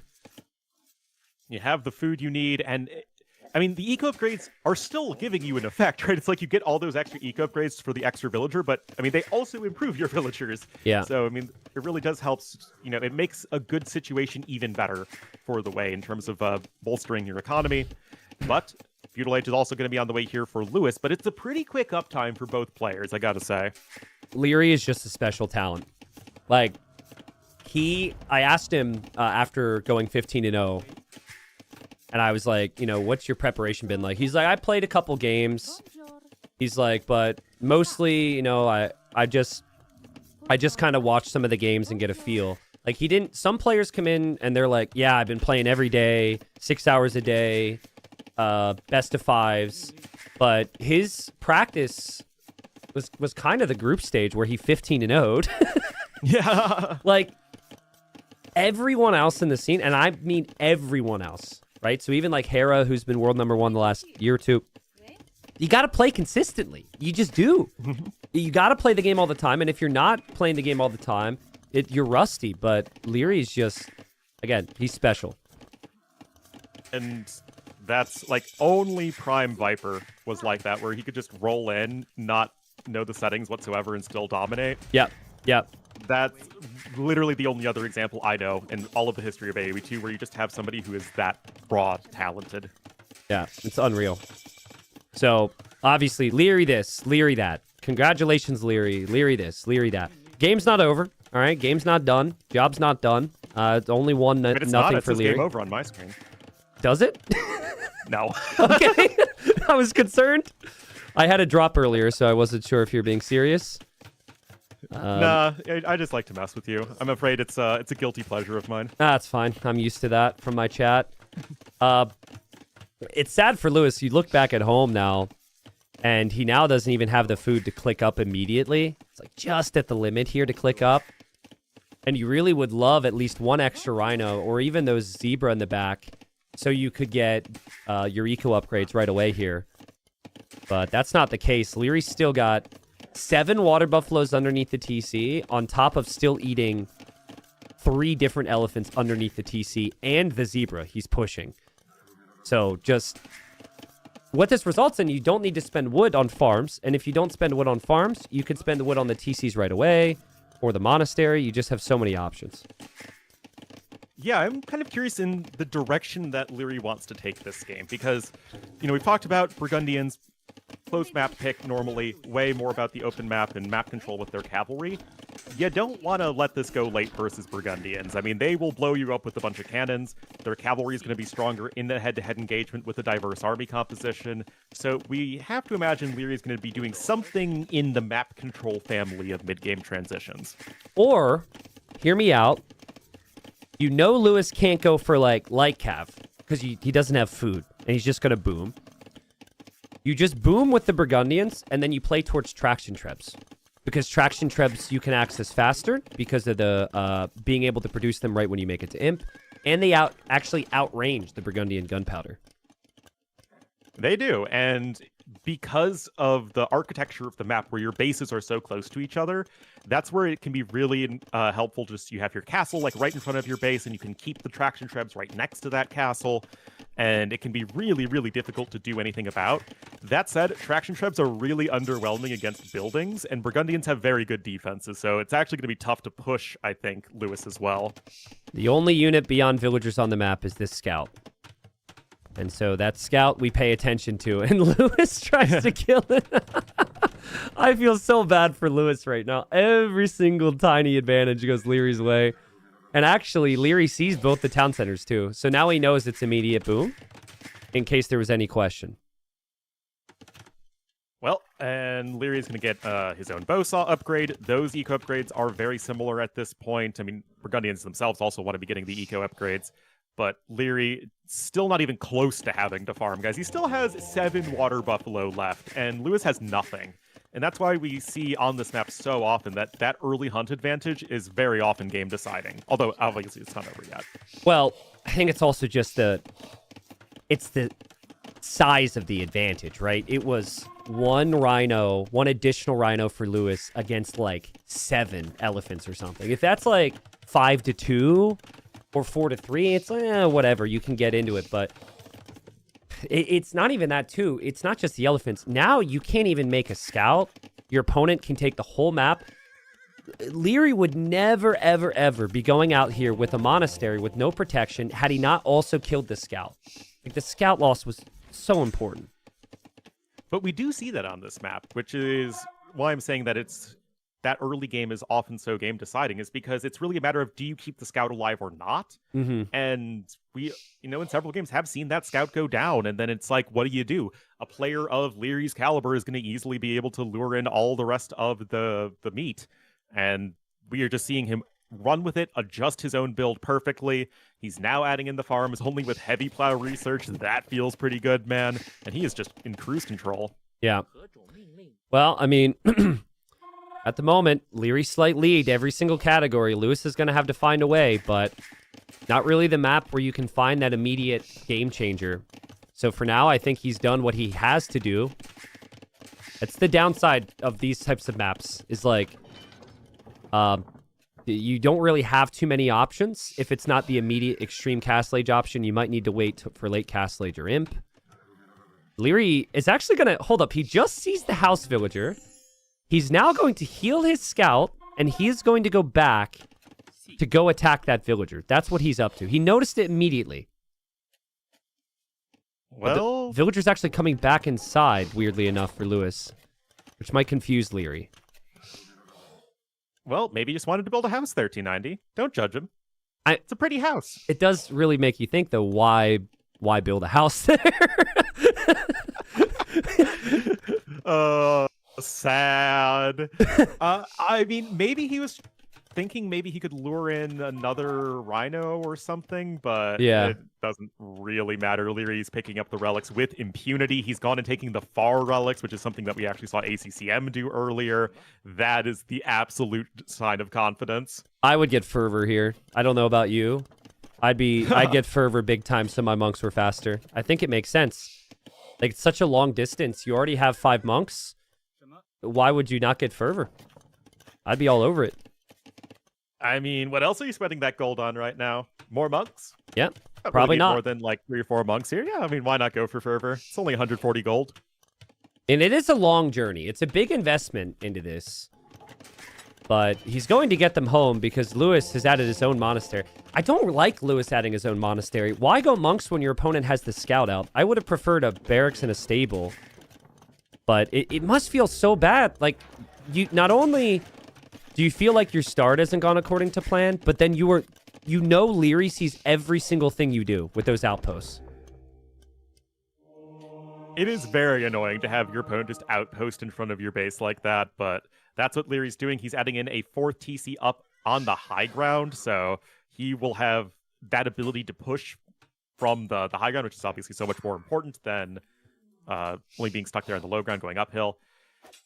Monk gets sniped for Lewis. I mean, it's just a little too late to be doing what he's doing here. Yeah, he's going to the corner. Guess what? There's no relic there. Liry already got it, so you lose 1 monk. You don't gain any relics here. You're now adding a unit. Now I had to delete a villager on the front as well that was on the outside with the outpost. So now he's lost that villager, which doesn't show up in the KD. Liry just seems like he's destined for the semifinals. But he's got it. He's got 1 win. Needs to actually finish the job here. I'm still thinking traction trebs are the key. Traction trebs are going to be the key to pushing, and I do think that the Xianbei Raiders are going to be the key for that actual army. You get that raiding ability, and just the fact that you can mass them up so much more easily than anything that Lewis tries to do. If Lewis is forced to be in a situation where he goes for skirmishers as Burgundians, that's already half a win right there. All right, question. Because I know you're like me, you remember specifics of a lot of these events. Have we seen anybody, and we've seen players dominate, right? Like Viper's dominated events. He did so for years. Hera's now winning and dominating. Have we seen like this level of inevitability about wins in recent times? Because I feel like Viper and Hera, they drop a game or two. They'd fall behind in a game or two, and then they'd like turn it around. But like every single game from Liry so far, at least, has just been inevitable.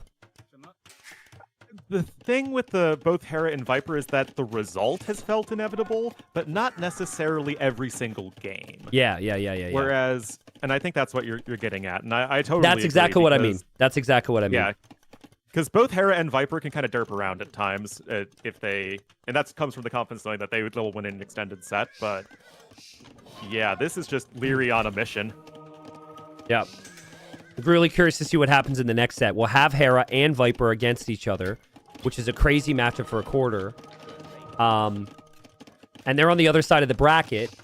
So I think most people are assuming you're going to have a winner of that series be the favorite on that side of the semifinal against ACCM. But we'll see. There's the castle for Lewis. ACCM and those games he won today looked absolutely insane. Well, he did, and he was very disappointed with his performance. Like, the first thing he said to me in the interview is he's like, I should have played so much better. I made so many mistakes. So that should be...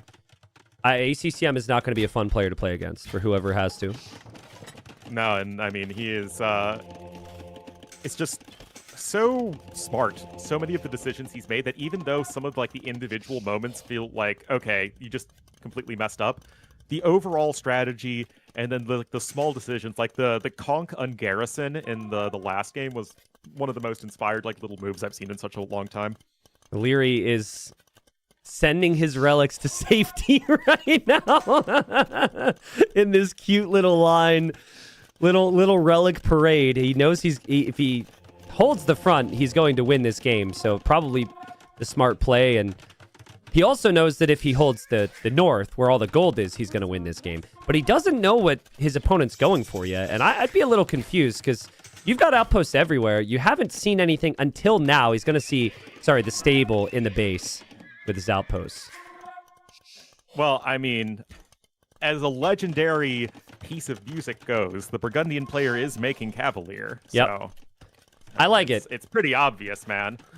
I like it because you can't play late game with the map control you have, and you need one really big fight and it needs to happen fast. The sad thing for me is if you're going to go if you're trying to play Paladin, you should have the Cavalier upgrade completed by the time you reach Imp. And so it's just wasting a lot of time. And, oh, man, there's also a hole in the back. And Liry can run right in. And Liry has a lot of time to scout this and sense this. And he's just already prepping the barracks to go for Halb. He is. The one thing I wish Liry had prepped a bit better were the siege workshops for the traction trebs, but the slight delay really isn't going to matter too much.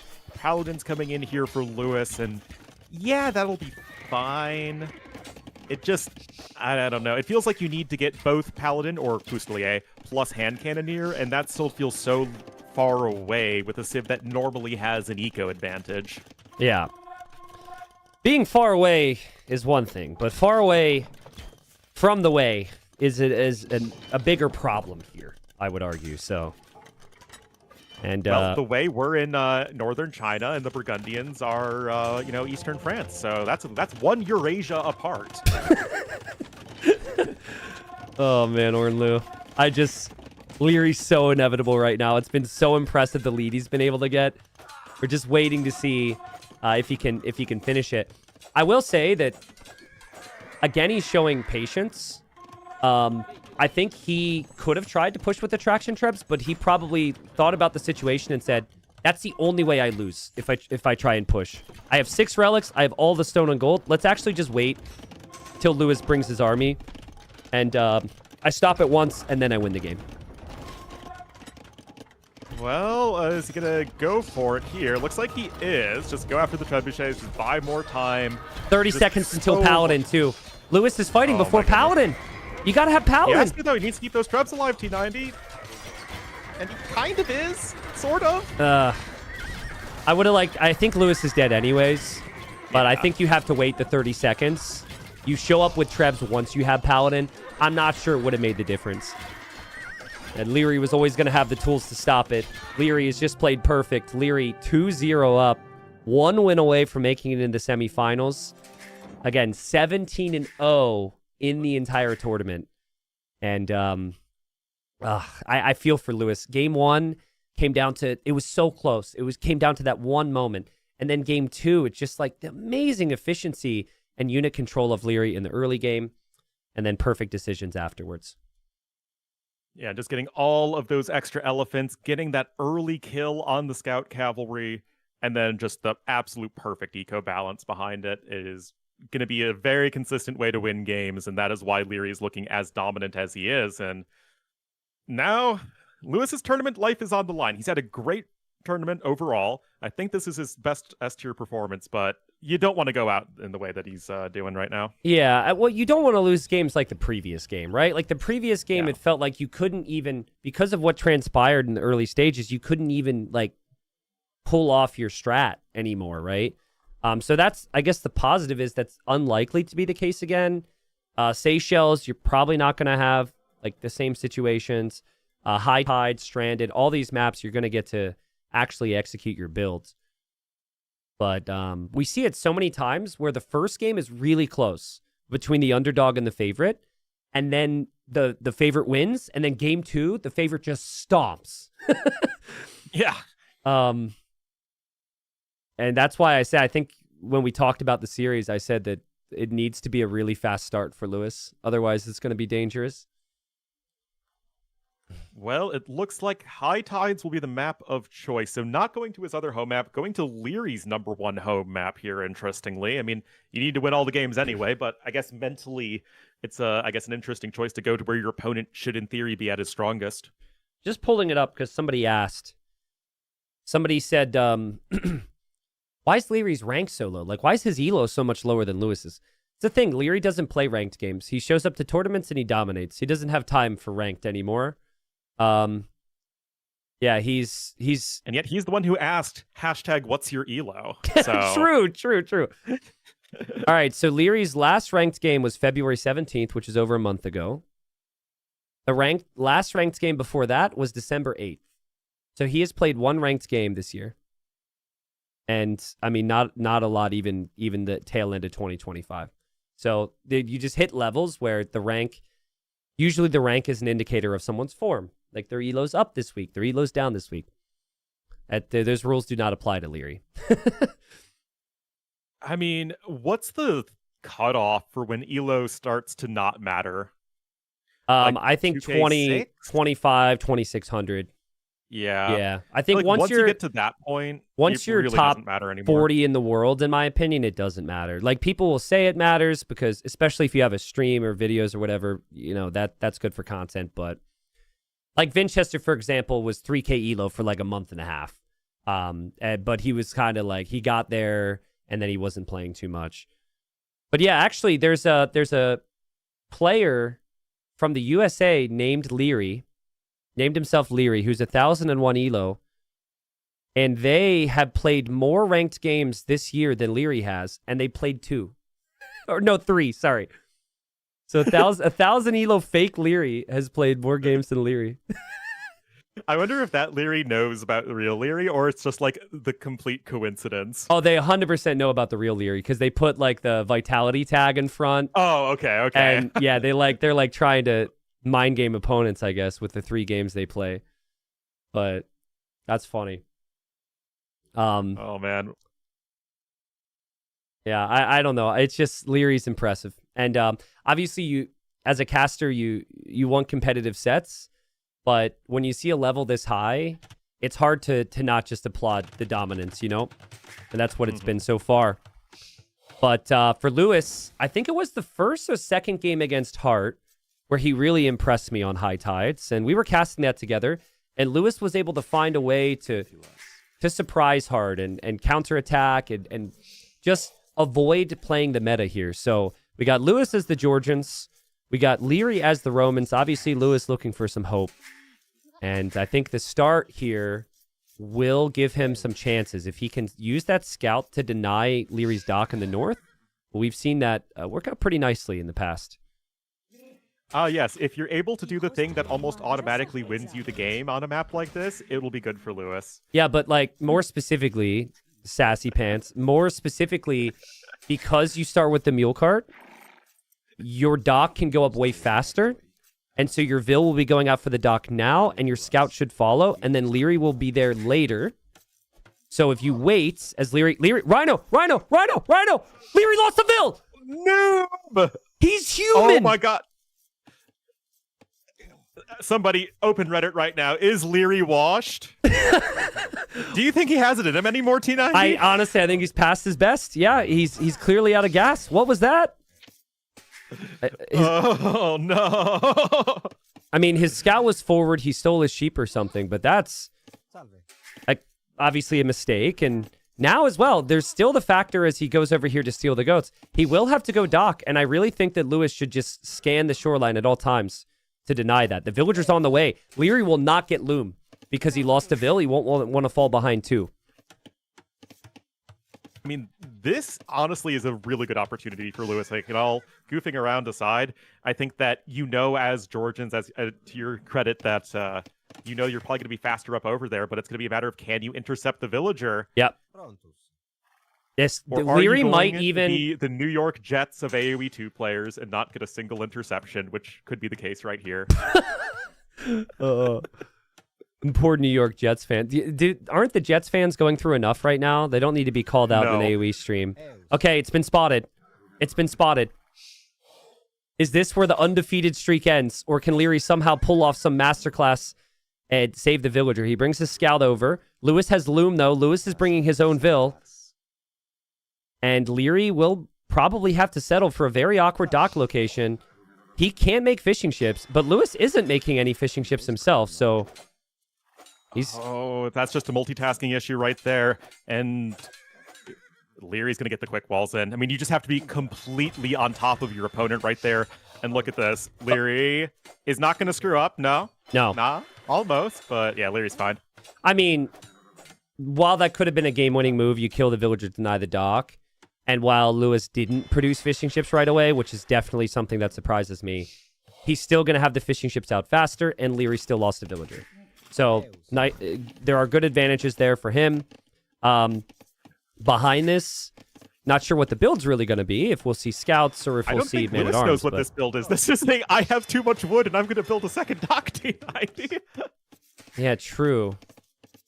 Very weird build. You know what? Bring the fishing ship over. Garrison the fishing ship. And then kill the Vil. Villager. Yeah, Yeah. true. Well, does it range the villager, I wonder? Oh, man. Oh, no. Oh, no. Oh, no. Oh, no. Will Liry lose the Vill? He loses the Vill? And now Lewis is trying to trap, which might actually work. Yeah, it works. Liry has to delete his own palisade and leave, and Scout survives. Okay. Guys, this is one of those things that looks awesome, but it's actually not worth all of the build order inefficiency that's behind it. Agreed. Like, Lewis sacrificing his scout there to kill the villager really hurts. I think he needs to push in a zebra. And now he doesn't have any information on what Liry is going to go for, and Liry can push in a zebra. I think Lewis is a bit mentally broken at the Lewis moment. has mule carts, so he can be fine with that. I guess that's true. But I didn't really keep track of Lewis's goat situation underneath the TC. He does have a goat in the back corner. Very scuffed build. I wonder if maybe he's lost a lot of confidence at the moment with some of the things he's trying. Like, it is cheeky to garrison your fishing ships to shoot Liry's fishing ships, but Liry could just move to the other fish, and you kind of need your own fishing ships working if you're Lewis. So... Yeah, and now look at this T90. Unless I'm missing something, yeah, Lewis has already taken all of his boar equivalents, and he's not even close to clicking up to feudal age. Liry's on his way up, and this could be absolutely horrendous for Lewis if he's too slow up to feudal age. Yeah, I think his mentals are completely gone.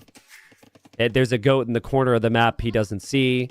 I know people have called Lewis the goat, which is maybe a little bit preemptive and in jest, but he is rattled right now, and this might be the sweep. The vultures are circling around both the goat and Lewis. Yeah. I mean, Liry, he lost the villager in Dark Age. He almost got his dock denied. Like, all these things end games, and then Liry just figures it out. He lost 2 vills in Dark Age. The time I played a ladder game, my opponent accidentally deleted his own TC and still beat me. Whoa! You know, I'm sorry, what? You need to explain. I'm sorry. It was just back in Voobly, but he went to click up to Castle Age, he accidentally deleted his TC, and, you know, top tier Ornlu gameplay moment, I still managed to find a way to lose the game. Did you know he deleted the TC, or did you... He said in chat he deleted his TC. Bro! I'm like, oh, this is so easy. Oh, I mean, it's unfortunate we don't have a video on this. If only you knew somebody who would love to upload something like that. Oh my god. Oh man. Well, Lewis is going for big walls here. Obviously has no scouting on what exactly he's going to be up against here, because he sacrificed his scout to get any damage against Liry. And it is going to be man-at-arms, and Liry gets the scout on by. And Liry gets to take a look in here. He's probably confused to see the walls. There are 7 fishing ships for Lewis. But Liry is going to add hawks, and Liry's got man-at-arms, and Lewis did not see the man-at-arms. And he has to run away yet again with villagers from Liry's attack. Yeah, this is rough. Still getting the quick balls there as needed. He will be able to build an archery range in just a moment, but everything that Lewis is doing, Liry is doing faster. Yeah. Liry's ahead in resources. The Hulks are going to be out here to harass the fishing ships, and it's going to be difficult for Lewis to find an advantage at this point in the game. Yeah, I mean, if Lewis can turn this around, obviously fantastic, but if you watch the first game, you know that Lewis has a better level than what we're seeing at the moment. And this is just the series adding up. Hawks everywhere from Liry. Like, the fishing ships, while they can garrison, they are not going to be working at all for Lewis. And he's not on his berries either. And he will move out to his gold now, which, well played, is able to sneak. With a couple more houses, he can at least freely mine the gold for a little bit. Yeah, I mean, these are all of the right sort of moves you need to make. He's getting a couple skirmishers here just to shoo away Liry in the short run. He is technically still ahead by a couple of villagers, but his fishing ships are currently getting hulked down by all of those hooks being flung onto the dock. And it's going to be very tricky for Lewis to try and stop that. Do you think it's... well, obviously Liry's playing very well, and it's hard to question his decisions, but do you think he should make fires now instead of more hawks? I mean, I think that's asking Liry to think too much about changes happening to the game. Okay, because I mean, I think so. If you have this big of a numbers lead, you take down the dock so much faster. Obviously, the disadvantage is if Lewis makes his own Hawks, that Lewis can beat your fires a little bit. But yeah, I think in theory, if you go 4 Hawks and then 4 fires, the docks are already down at this stage. Which maybe gives Lewis an opportunity. I do agree. Had this game been closer, or we didn't just see the previous 2 games, I think that these are the sorts of things that, if Liry wants to win the tournament, and likely he will have to face Hera for that, that's what you would need to do against Hera, especially to make sure that those docks go down and that your opponent doesn't have that opportunity to try and make a comeback on water. Yeah, Lewis he doesn't want Liry to have the fish advantage, so he's made some Hawks to try and snipe fish. Didn't work out, though, and Leary's adding more fishing ships already. Man-at-Arms, though, did go down underneath the TC, so a bit uncharacteristic for Liry, and the skirmisher defense for Lewis looks good. He's transitioned onto farms. Unfortunately, he has no clue what he's running out into, and by the time he gets there, Liry will be completely walled behind here, so Liry will be fine. And just as importantly, Liry will be up to Castle Age, and, well, I mean, I guess his food income isn't super pretty, but Leary's still likely going to click up to Castle Age very soon, and then he can take the game in any direction he wants. He can go aggressive, he can go defensive, you have water control, and you're walled at home. The world is Leary's oyster on a map that has no oysters. Yeah, I'd like to see the fishing lines upgrade too from Liry. Again, I think that's something people are still getting used to, but it's a feudal age. It's basically the prerequisite for guild nets now, so it's an upgrade that might be worth it. And Lewis... Do you get it to delay Castle Age, though? Is it that worth it? I do. I have no idea. I would, but I mean, for me, I go for the extra efficiency versus the timings all the time. Yeah. I would, maybe you just wait though, right? Like you have 7 fishing ships against 0, click to Castle Age, and then get the upgrade. But Lewis is balancing out his res with the market here, and Lewis will be mostly walled. I say that because he is still open on the front of his base, but technically he walls up a bit more. He will be safe. And he's on stone, so maybe his game plan is Manaspa, which it's one of the better units you can go for is the Georgians. It's one of the better units in general. I still think the Manaspa is just, like, low-key one of the best units in the game, even after its nerf. It's just so good in so many situations. Now, obviously, with this much of an eco difference, the timing difference isn't too bad. I mean, credit to Lewis. Like, he is not rolling over here. Yeah. I agree the Manaspa are very strong. I really like the balance of the Georgians now, overall. Because they're well-rounded, but they do actually have some weaknesses. Good Cav Archer Civ, but not a perfect Cav Archer Civ, right? The list kind of goes on, and ooh, hello, Lewis. You are going to regret this. Oh, no. Yeah. Oh, no. We wander into the opponent's base. Our spearman is on the front, and the spearman is weak, and we see a stable. Oh, no. Oh, no. Okay, well, rip to that army. Yeah. Now, I think it's interesting that you think Georgians are balanced, because I mean, they're certainly way better than they used to be. With the tech tree, yeah. But I still think that we look at Franks and Teutons and Slavs. When are they ever being played? Well, hold on. Bulgarians. Hold on. There's levels to this, okay? There are civs that I consider more imbalanced at the top than Georgians. Yes. And then there's Georgians, and then there's Britons, Franks, Teutons, all the civs that people have known and loved for a long time, which I just feel are, yeah, they've just been left behind. So, Liry will see the spearman now. And Liry is going for a siege war. I think Liry thinks his game is over, like 100%, and he wants to just go siege push. But if Lewis goes for a forward castle, things could get rather interesting, and he does have a lot of spears.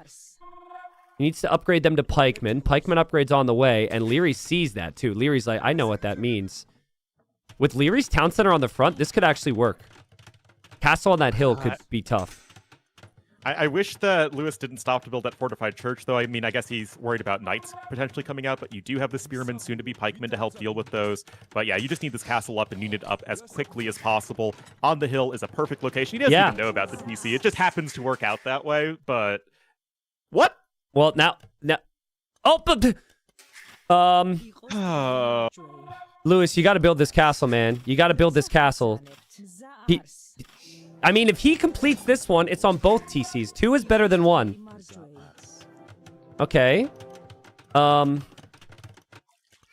You got a Mangonel coming from Liry, which could hit the base. Mangonels and monks. Castle's on the way. Castle's gonna go up. Is it coming home? Well, we will have to see, because Liry still has a 12 villager advantage. He's ahead by around 1,100 resources. Even with these 2 TCs under pressure, he can still just send the villagers backwards and still add to his own economy behind that. Yeah, that's I think true. so long as Liry still has the fish, which he obviously does, he's in a great spot. Well, it's getting less efficient. But I think the bigger thing is the fact that Liry is still going to be able to push, and Lewis has no defense, right? Like, Lewis is like, oh, nice. I just canceled out 2 of his town centers. I'm fine. Let's boom at home. And then there is going to be a boom at home, but it's the wrong type of boom.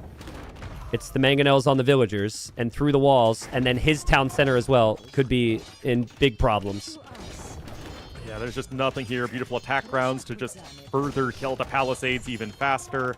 Now you can just scooch in with your own army. Fortified Church is a fantastic defensive tool, and that will, I guess, keep your vills semi-safe for now, but the TC isn't happening, and this is just as much, if not more damage that's being done by Liry than by Lewis. Yeah.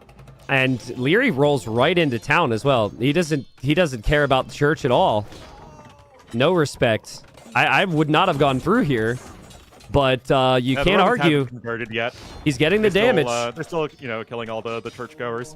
Oh god, he also saves the mangonels as well. How does he save the mangonels there? Every mangonel saved. Lewis 32 eco. It's 61 for Liry, and you're right. Like, Liry's town centers are still creating villagers. And the villagers are still fine. He hasn't lost anything there yet. Conversion as well. This is rough. And I guess, assuming Liry does win this game and he's at double the pop, he's gonna do that, guys. He faces Sebastian, right? Sebastian, yep. How do you think that one's gonna go?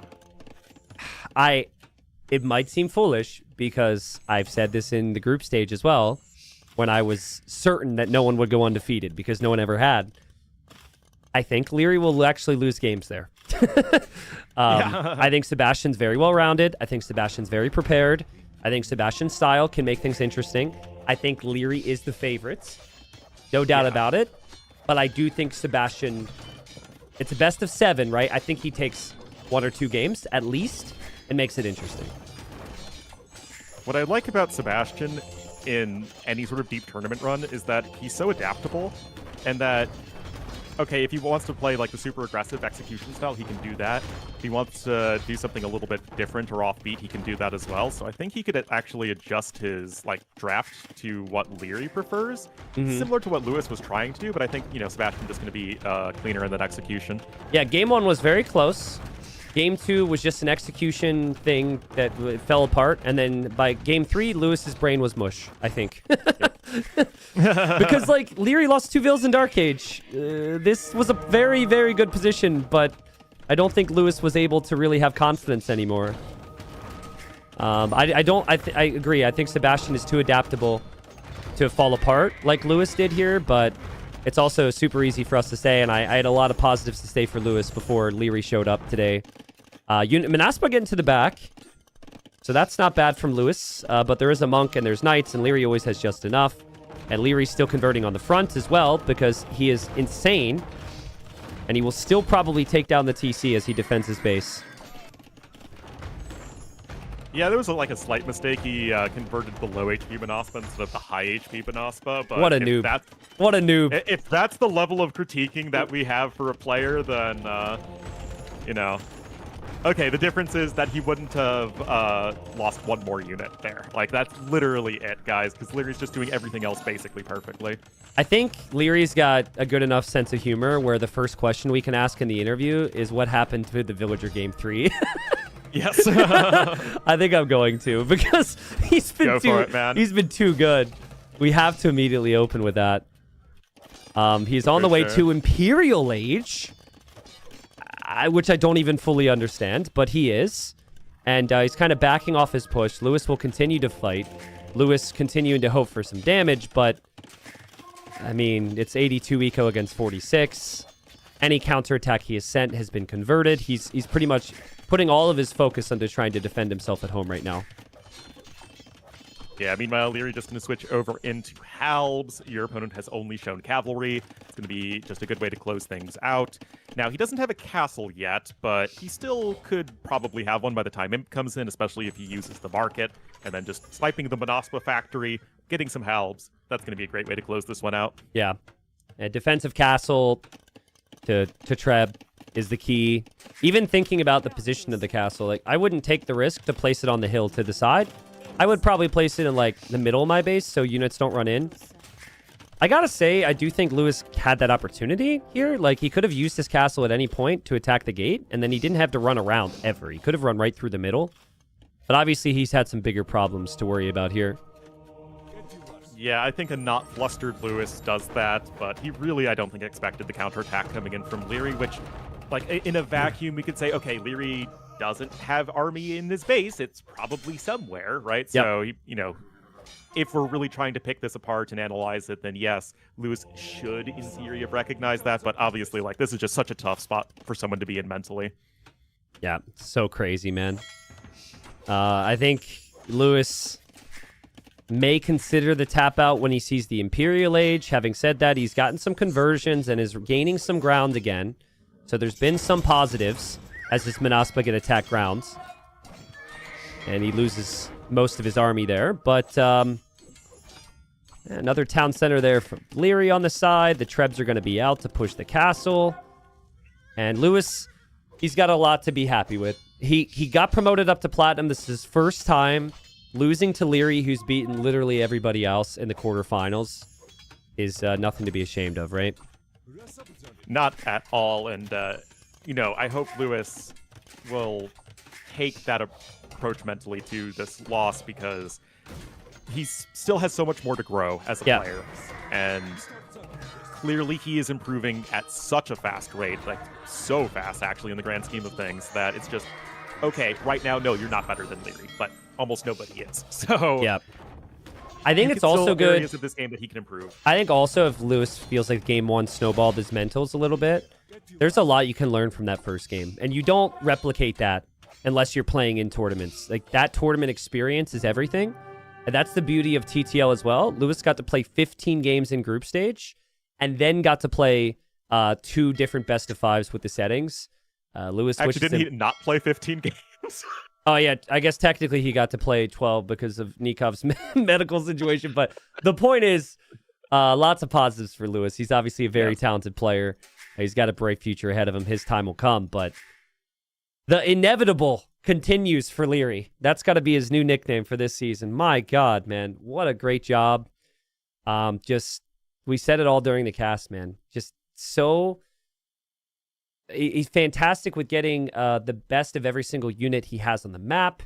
And if he falls behind, and that's a massive if, he always finds ways to recover with his economy, which he did in this game. So, beautiful.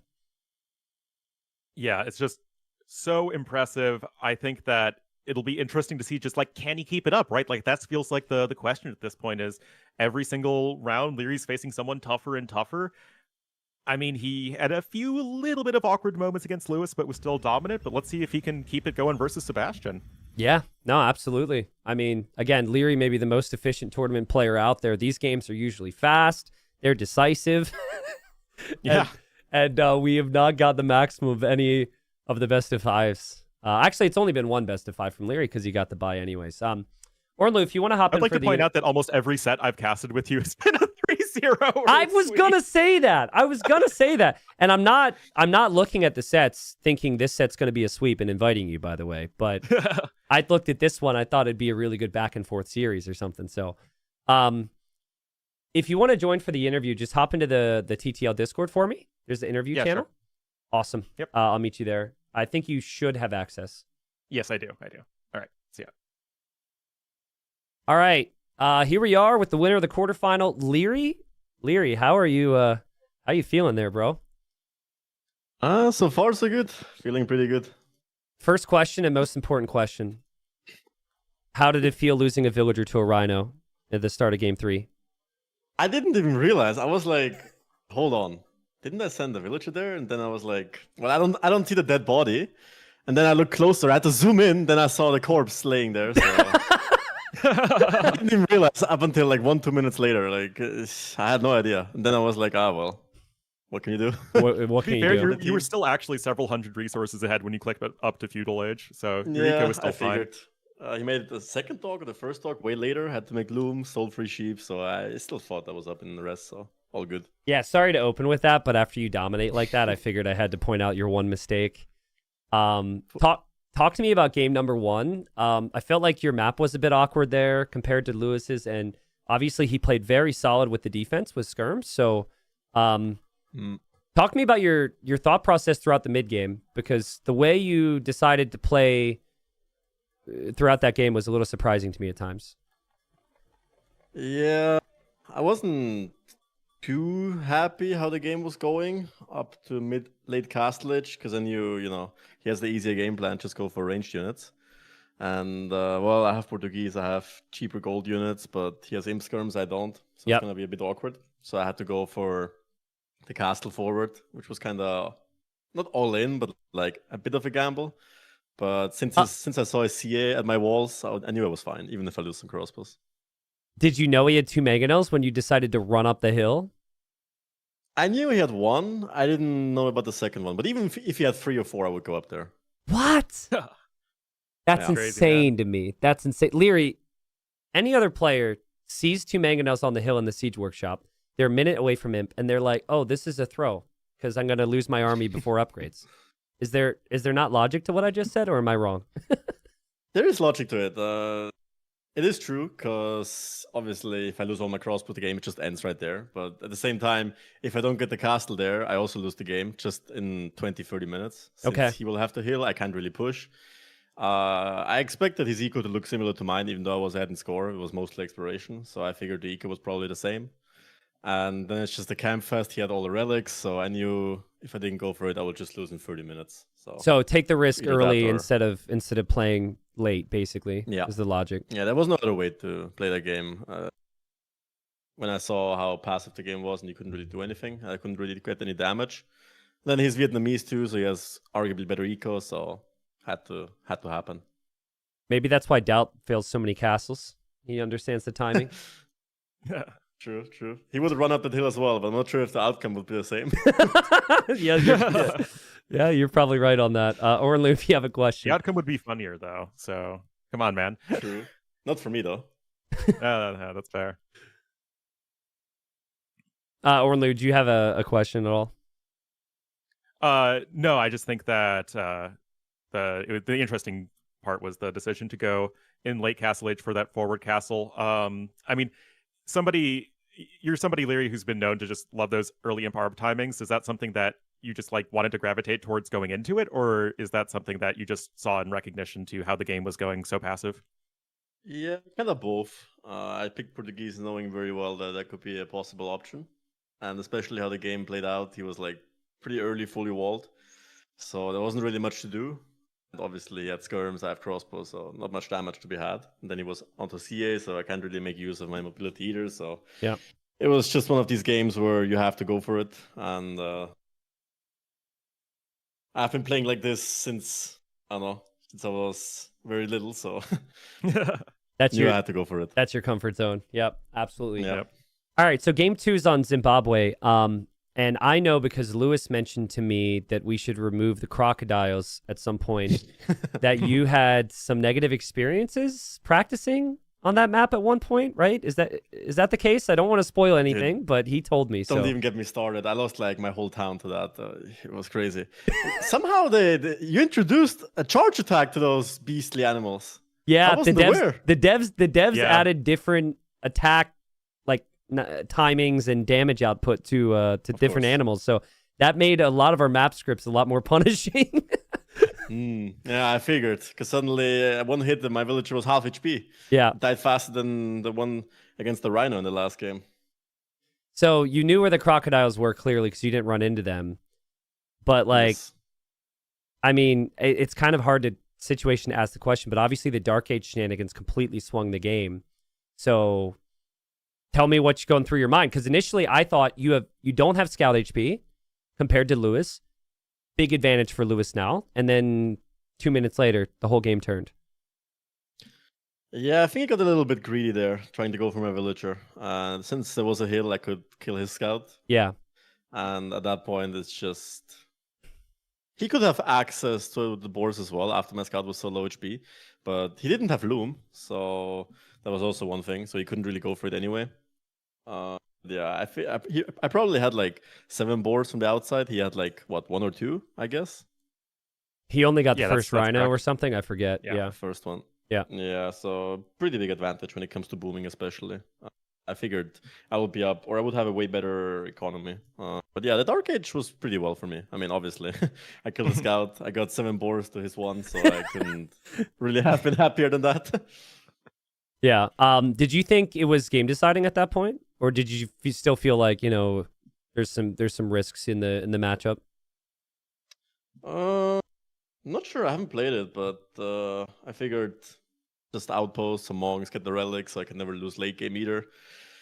The only thing he can do is boom. I don't know how his eco looked, but he had the same time as me, which was surprising. So I guess his eco he was must have still been... at least a couple thousand resources behind when he hit up. I was behind in rest? No. No, he was. No, you're right. Well, He was, yeah, I he figured. basically committed to TCs, but he couldn't get heavy plow, right? So he was at the limit, right?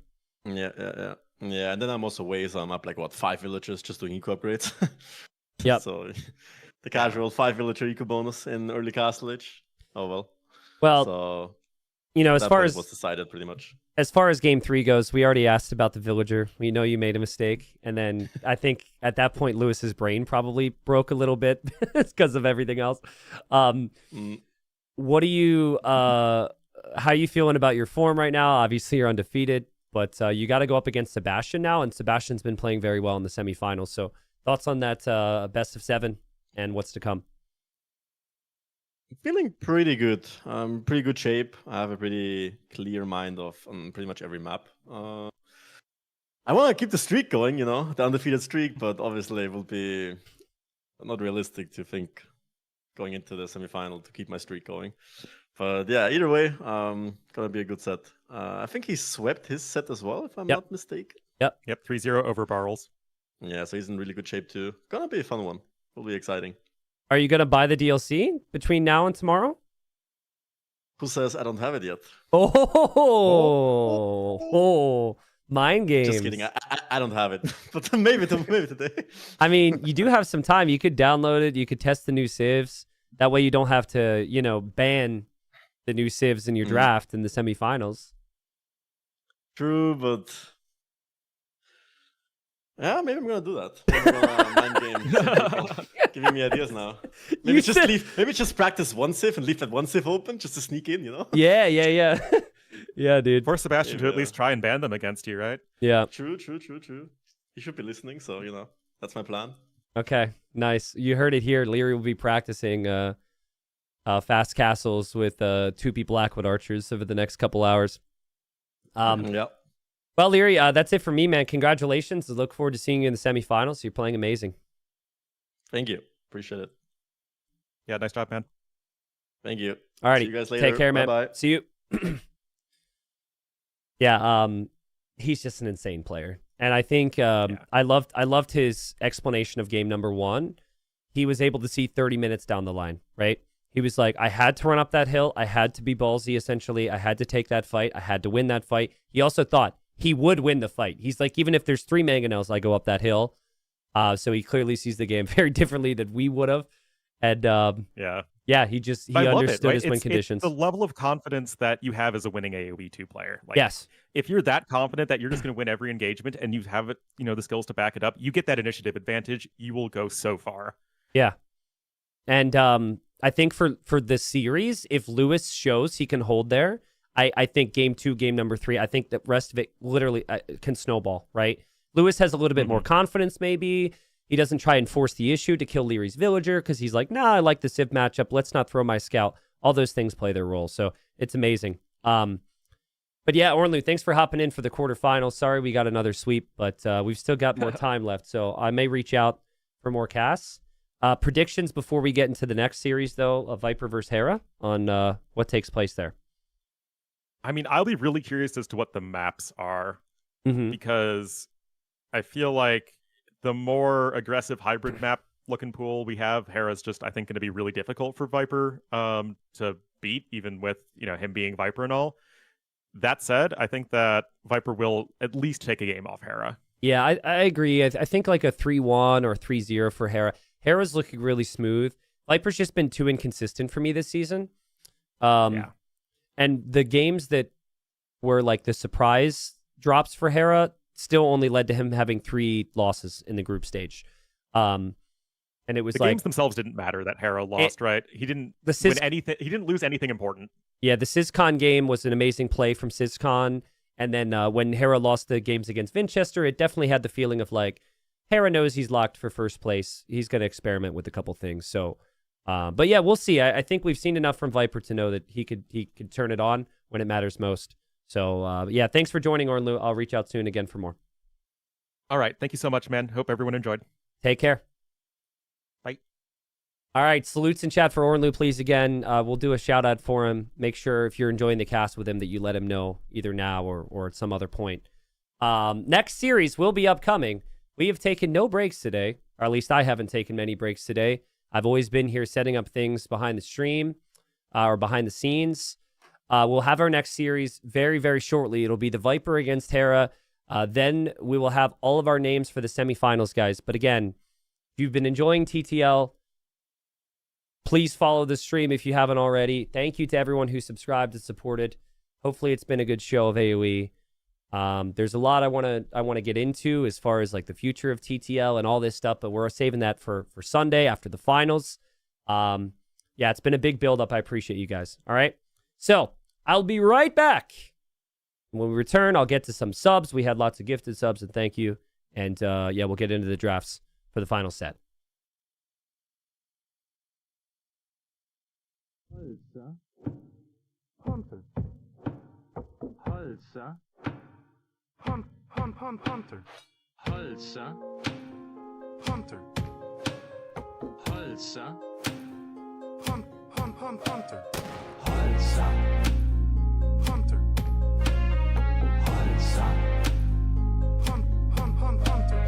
Halsa. Hunter. Halsa. Hunter. Halsa. Hunter. Halsa. Hunter. Halsa.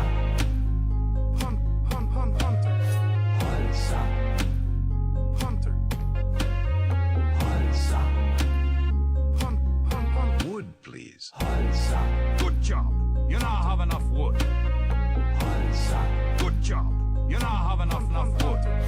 Halsa. Good job. You now have enough wood. Halsa. Good job. Good job. Halsa. We have captured all of Nisus's lumber. Halsa. We have captured all lumber. Halsa. We have captured all of Nisus's lumber. Halsa. Good job. Wood, please.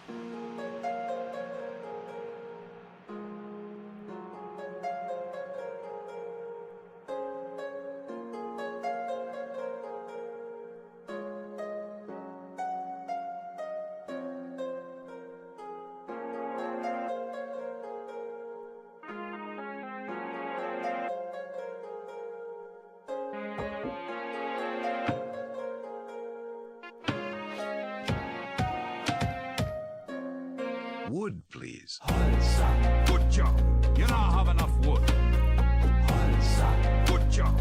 You now have enough wood. Halsa. Good job. You now have enough wood. Halsa. Good job. Good job. Halsa.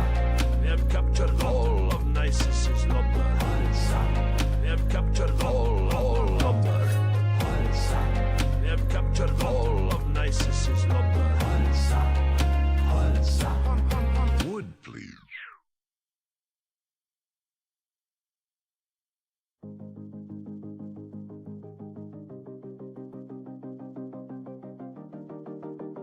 All right, ladies and gents, this just happened. Just now here, playing a 1v1 on Megarandom. You'll notice 0 on wood, 0 on gold, 0 on stone. We both start with a Victoria.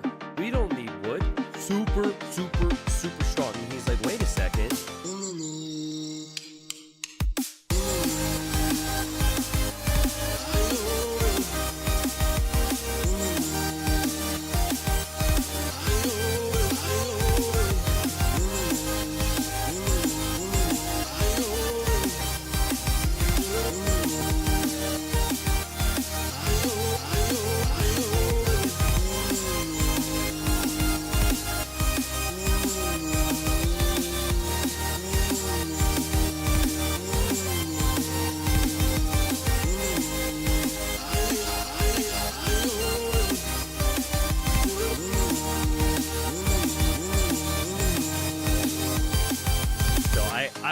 I was getting ahead of the game. Next level strat, I'm buying stone. I'm like, ha, ha, ha, ha.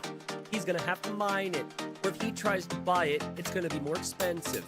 Here I am, little T90, little naive T90. Just so happy. Just feeling so good. Oh, pass the H bastard. Just feeling so good. Oh, ha, ha, ha, ha, ha, ha. So here he is, and he sees my Fatoria, and he's like, wait a second. My Fatoria is nice and snug in the back of my base. He's like, wait a second. His Fatoria is in Narnia.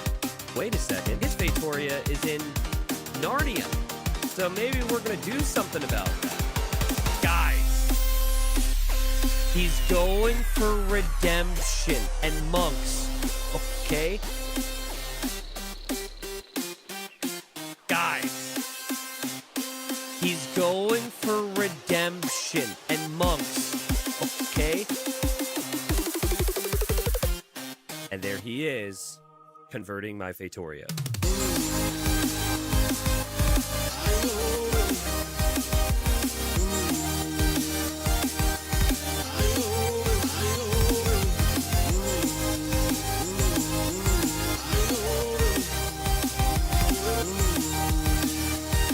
And there he is, converting my Fatoria.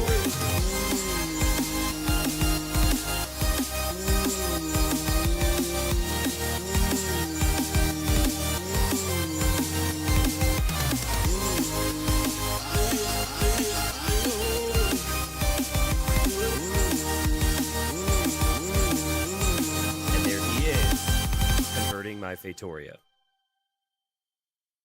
All right, guys, I am back. Man, you guys are crazy. We've got chatters like singing that song like they've heard it 1,000 times. Honestly, you probably have heard it 1,000 times if you've been here throughout TTL. So yeah, thanks for jamming out. We've got a fun map pool for this one. Coast Arena game number 1. Bypass an African River for Viper's home maps. High Tides and Stranded for Hera's home maps. Also some civs that are up there that we've seen banned a lot. So like Mongols, for example, making an appearance. Koreans making an appearance. So bit of a different draft style from both of them here. Thank you. Is it Chappelle or is it Chapel? I don't know. Thank you, Chapel, for the 11 months with Prime. Thank you, Checkmate. Says, hey, man, I discovered I had a free Prime sub today, lol. Let's go, Liry. Yeah, Liry dominated. Thanks for the Prime. Yeah. Tim Larson, thank you for the Prime. Kyle, thank you for the Prime. Odds, are you still here? Or what? Otis? Thank you so much for the gifted subs. You gifted 10 subs 3 separate times. Hopefully you're there. Thank you. I did see it. It's tough when we've got a co-caster here to buy. I just don't want to say thanks because we got to focus on the games, but I did see it. Thank you very much for that. Thank you, Free Healthcare, for the Prime. Only instead of like spelled like health, it's spelled H-E-L-L, health. That's fun. Thank you, 4T. Thank you, Wooloo. What's up, Nihil? Thanks for the 21 months. The T90, what are you predicting for this matchup? I've got to lean towards Hera for this matchup. Oh, it's Odessa. Okay, Odessa with a Z. Thank you. You didn't even chat before and you gifted subs. Thank you, Odessa. Yeah, for me, I've got to lean towards Hera. Hera was more consistent throughout the season. Viper was inconsistent. And I don't know. It's easier for me to know what version of the player we're going to see from Hera's side. So that's kind of where I stand on it. And I think that is the logical way to lean at the moment. Just after the whole season. It's different if it's like round 1 of some other tournament. We're not really sure. But we have a lot of data at this point on how the season played out. Viper had to win. Had to win 3-0 to even make the playoffs. Right? He slips up one time, not even in the playoffs. Whereas for Hera, it's been like secured. It's like, okay, he's probably going to be first in his group. He's probably going to get the bye in the quarterfinals. And that's been secured for like two weeks now or something like that. So we'll see. I think Coast Arena and Bypass are very good maps for Viper. Overall, I find the maps very good to give Viper chances and for his skills. So, and for his level.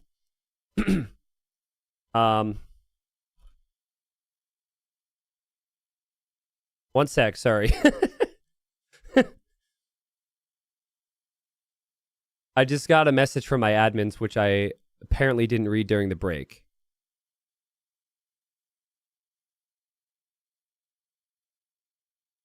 Arbe says, did you read what I wrote to you? I said, apparently not. Okay, so I've just been told, I just realized. Don't worry, don't panic. We have the games, but apparently Viper is not feeling well, and the only compromise they could find was to have the games played earlier. So we are casting game number 1 here in a moment, but apparently that they're like actively playing the series right now. All right, cool. That's fine. We can just get into game number 1 then. Well, if Viper's not feeling well, that definitely doesn't add to the confidence for Viper, because again, Hera's been super consistent. So we'll see. We'll see. Thank you, Floorball Freak, for the 9 months. Welcome. Thank you, Harry Hauser, for the 38 months. Welcome back. You rediscovered your login details. Okay, welcome back, dude. Congratulations. Thank you, Rats and Archer. Thank you, Jack. Thank you, chat. But yeah, let's see if Viper can embrace his chaotic energy. Game number 1. I'm gonna call T West real quick. Let's see what T West thinks, and we have a couple minutes until we begin here, guys.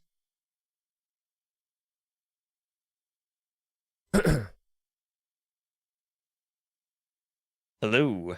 Hello, hello. How's it going? It's going good. Give me 1 second. I was just responding to somebody. Sorry, it's going good, man. It's been a good day. We have big series coming up. How are you doing? I'm doing great. I'm doing great. I am excited for Hera and Viper. I think this is the best thing we could have right now. Hera, Viper, and coming off of the last set they played, which was a 7-game down to the wire set in King of the Desert. Yeah, this King of the Desert finals. Recent history says this should be a good one. No, I agree. I think the group stage of TTL tells a slightly different story. Viper, I didn't think would make playoffs. He needed the 3-0 to make it in the first place. But then, yeah, he won 3-1 against Tato. Looked pretty sharp there. But, you know, it's hard for me to not see Hera as the favorite considering some of the factors. Hera would pretty much lock down first place in a really competitive group very early on in the group stage. And then also, apparently, Viper is a bit ill at the moment. So I don't know. Apparently he was against Tato as well. And he won 3-1 against Tato, but these are some factors you've got to consider here. Yeah, maybe he got sick from all that boot camp practice he did. I know whenever I travel for an Age of Empires event, I always get sick. It's a lot. It's a lot of travel, yeah. I'm not too sure. Also the time of year, right? It's been like really cold. And you live in Florida, T90. You can't tell me it's been cold. Well, I get cold because I run my air conditioning too much. You get cold because your air conditioning is on too much. I mean, you're not wrong. I am trying to be respectful of everyone else that is dealing with large amounts of snow and cold, okay? But I personally do not deal with those problems. I have to deal with lots of sun and humidity in the summer, and also all the Florida men. But beyond that, yeah, no snow for me. You have to deal with all those alligators. You have to get loom IRL whenever you walk outside. Oh, I'm so loomed. Dude, I loom before I leave. You better believe it. So here's the thing. So like I think if these are maps that have one like calculated meta way to play, I think that's very good for Hera. Because I think Hera is very consistent in throughout the entirety of a game. what Hera wants to avoid is like one and done moments, like that moment where it can be like, bam, game can end, right? And Right. honestly, these maps are all not really what you want there as far as Hera's concerned, right? Like, I think High Tides and Stranded, he can have everything within his control, but there's still a lot of things to focus on, a lot of things that could change in the blink of an eye. And then you got like Game 1 Coast Arena. Who knows what's going to happen there in terms of castle drops and whatnot. And then Bypass and African River have their own punishing aspects. So I think if there was a map pool where Hera could struggle a little, maybe this is it, TUS. So I clarified the situation with the viewers that the series is like kind of being played now, but we got to sync up the first rec because they played a bit earlier because of Viper feeling off. And then I assume you have the rec and we can just hop right in. Yeah, Arbase has sent me the rec. All right, cool. So I'm just gonna give me a second to hop in. But like Civ-wise, we had a lot of the big ones banned out here by Hera. Hera's like, I don't want Spanish in there, Portuguese, Bengalis, Bohemians. Those are 4 Civs that Viper would want for Bypass or Coast Arena. So Hera's not taking any risks there. He does pick up Turks himself, which we might see in the first game. And maybe Viper opts to go for like Berbers or something there.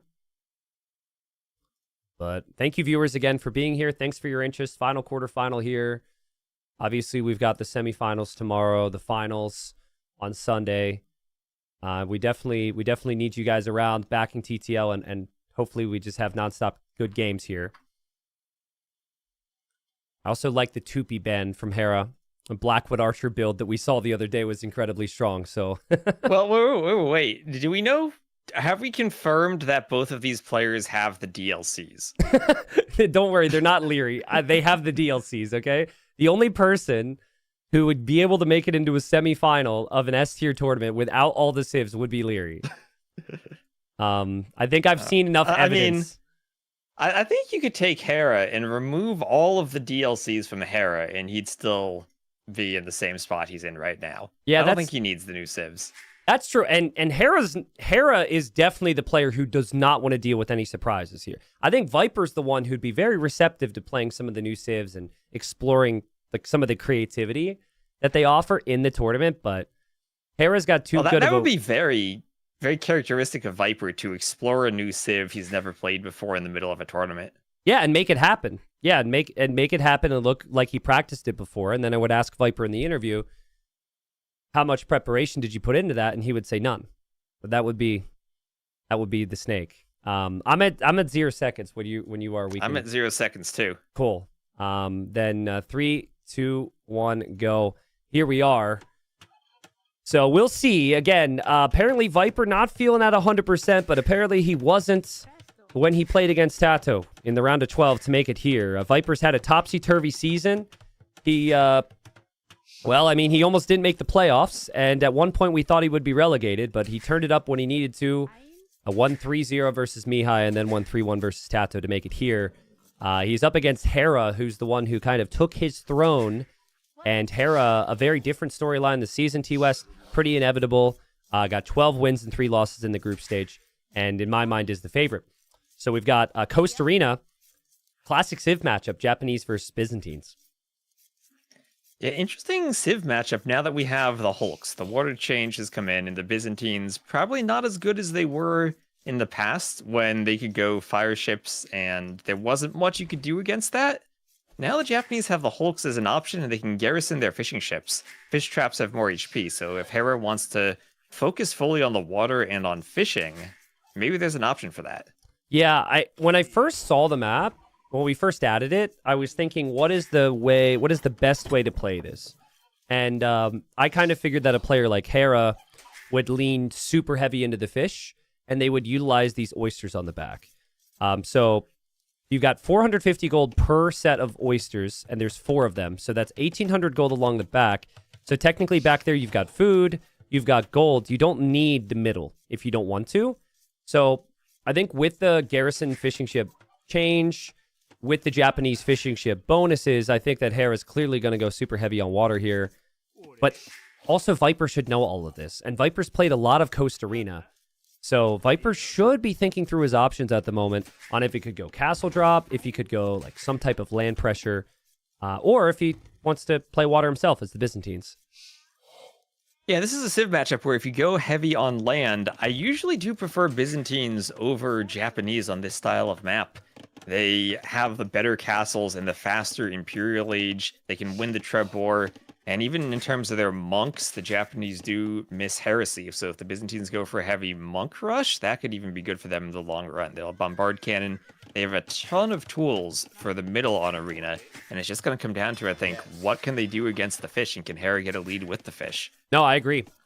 This is a matchup which typically just scales better and better for Byzantines. And this is a Civ that Viper has picked a lot because of that very reason. Basically, if Viper survives the early stages of this game, cheaper military options on land, better military options on land, I would argue. And you could also argue a better navy, but I think the Byzantine navy isn't what it used to be. Before the introduction of Hawks, you could go for the faster firing fires because, you know, you basically had two options. But fire ships and Dramans attacking 25% faster, that bonus doesn't feel helpful to me at all because you're just not going to go fire ships here. You're most likely going to go Hawks or you're going to go galleys. So I think eventually the devs might change something with the Byzantines to make them fit where they did before. Yeah, I mean, who knows if maybe Dromans could be useful. You have some type of crazy game where Viper's on water late game using Dromans on the outside to stop Hera from taking wood. That would be awesome if we get to that stage. Yeah, no, I agree. A detail here from Viper that he's thought of that maybe we haven't touched on yet is we have seen some people try land aggression through transport ships. So Viper's houses along the back. He played a game against Dark in week 1 of group stage, right? And players, they're all a product of their experiences. And Dark went man-at-arms and gave him some real problems. So I think Viper's like, I could still see Hera trying a transport ship. So just in case, little house wall behind, it would funnel the pressure in towards the TC. I don't know. I feel that Hera is not the player who's going to go for a transport ship like that in a tournament. I agree. But like Viper is. Viper definitely could do that. Yeah. Hera, I don't see that. Yeah, Chad is pointing out that these players are basically noobs. Hera has 7 seconds of idle TC time, which is just so embarrassing. And Viper actually has 13 seconds of idle TC. So if you want to... just housed. Yeah, if you want to find a moment to be critical of these two beastly players, there you go. They're down like a third or half of a villager. Shame. I don't know, if you're in chat and you're 800 elo and you practice your Dark Age, you could be better than Hera and Viper. There you go. And actually, thank you for the setup. We are running a community tournament with these maps. If you're watching right now, at least live, you still have time to sign up. The signups end tomorrow after the stream, basically. So we have 300 people who've entered. We've got the Foam League, the Sand League, the Tin Can League, the Titanium League. We've got like freaking 30 different leagues, and maybe more depending on signups. You very quickly went from like foam and tin to titanium. Those are some very different materials. I went the wrong order. I think titanium's the highest in the community league, and then it goes down from that, and then you get down to like mud and sand and all the other ones. So we don't have a poop league. We're not getting too mean with it. This is serious business. But yeah, seriously, if you want to sign up, TTLC command and also image below the stream because it'll be fun. Yeah, and then if the maps break, you can always DM me and blame your losses on me. That's perfect. That's even a better reason. Well, Hera's doing exactly what we thought he would do, but almost to a greater extent than we've seen from anybody else. He's gone 1, 2, 3 docks. All 3 docks are pumping out fishing ships. And he still hasn't clicked up. So this could honestly be a fast imp. With 16 fishing ships, I could see Hera getting a lot of food income here. A Viper, he went 2 docks himself. I think he's also pretty happy with the amount of fishing ships he's adding, because he goes up towards 10. And I guess with the cheaper imp with Byzantines, it could be still a fast imp here, but Hera's fishing like a madman. And it's not like Viper isn't adding in fish. He has 10 fishing ships and 2 docks, but that's 16 Japanese fishing ships and more on the way for Hera. I guess with garrisoning in the docks, he's not worried about being attacked now. He'll defend with hulks if he sees fires, garrison in the docks if he needs to. Yeah, but he is treating this as a pure water map right now. He did this. I mean, both players known for adding quite a few fishing ships, but Hera did this on Stranded. And on that map, he lost because he ended up losing the critical middle area where you could take wood. On this map, that's not really as big a concern. And like I said, there is enough gold on the back. He's taking the oysters. So if you calculate it, you could have more food income than the opponent. You could maybe get to the Imperial Age. And then if you need the other golds, you could maybe just get to Imp and treb everything down that's pressuring you. But we'll see. As of yet, I'm not really sure what either player is going to commit to. No sign from Viper that he's going to go like heavy on monks or anything. And he will make a fire galley, and he's going to make a Hulk here. Yeah, no stone for Viper either. Byzantines could always go for that 1 TC Imp castle drop play. I don't know how effective that is if your opponent has a big fishing eco, but there always is the option of getting Imp, getting Trebs, taking out the TC, and all of a sudden, yeah, you have oysters, but then Hera doesn't have gold control. Yeah, so they're basically both going water. And the weakness of the water build is if someone super hard pressures you on land. But neither player is hard pressuring on land. They're both going water. Economically, Hera's fine. And I think with the Navy, he's fine because going fires against Hawks is just a bad play. Like, Viper doesn't know what he's up against, I guess. He'll find out. But I don't think the faster working fires should add to a whole lot here for Viper. Finally, we have ships fighting each other. Oh, I don't know if you ever noticed this, T90, but the hulk that Viper has, the sail changes while it's attacking. Like, it goes to that tall vertical sail. Oh. Whoa. Whoa, devs. What are we doing? The sail changes. Did they buy a sail package and then they realized they ran out? They had too many sails, so they had to use both of them? They probably did because it changes to the wrong civ. Because every civilization has their own set of sails regionally, but while that one's attacking, it swaps the graphics incorrectly. Bro, I'm really disappointed you brought that up because I'm not going to be able to not see it now. You're going to see that every single time now. Oh, no, I'm not. I can't unsee it. I wonder, is it the same with the upgraded one? The upgraded Hawk does get a slightly bigger sail. And the Viper's coming from both sides right now, and the Hawks are currently holding the line for Hera. Hera just needs to keep his fishing ship lead, and if he keeps his fishing ship lead, he'll be very happy. The scouts are also engaging in the middle, where Hera has added more scouts. So Hera is going scouts with the additional food, most likely to stop Viper from getting any relics. I like that decision. On water, things are a little bit awkward for him, but with the garrison of the dock... Oh, it's actually very close. It's very, very, very close right now. And Viper does have that earlier commitment to the medium warships upgrade, but now that Hera has that, he has a lot of hulks. Yeah. And Viper, well, the counter of the hulks is the war galley. Viper doesn't have any war galleys. It's all fires trying to use the Byzantines bonus. But now civs have a straight counter to that with the hulks. Yeah, so the way, for those that haven't seen the Hawks before, Hawks counter fires, fires counter galleys. That's the way water works with this change. The only reason Viper has gone fires is because his civilization gets faster working fires. But it is not ever a ship you want to make when your opponent has Hawks. So I think for Viper, you know, he tried, he was hoping the 25 extra, the 25% attack speed would make a difference there. But Hawks are designed for this. And Hera's also got the ship speed upgrade as well, and it's going to be going both sides while also protecting the relics in the middle. So, in my opinion, a wasted investment from the Viper. It feels like this game has gone exactly the way Hera wanted it so far. He's had the fish boom, he defended against fires with hulks, and he has scouts to secure the middle with all the extra food he has. It feels like if he could have dreamed of what is the perfect Coast Arena game, this would be his dream. Well, yeah, it'd be a dream because his opponent is going fire ships into Hawks, right? Like... That's like going like skirmishers into knights or something like that. Like I really don't think the fire ship decision really clicked for me. I think it was almost felt experimental. And Hera able to now loop around. Obviously, he still has his 20 fishing ships behind. And Viper is still going to add in some fires.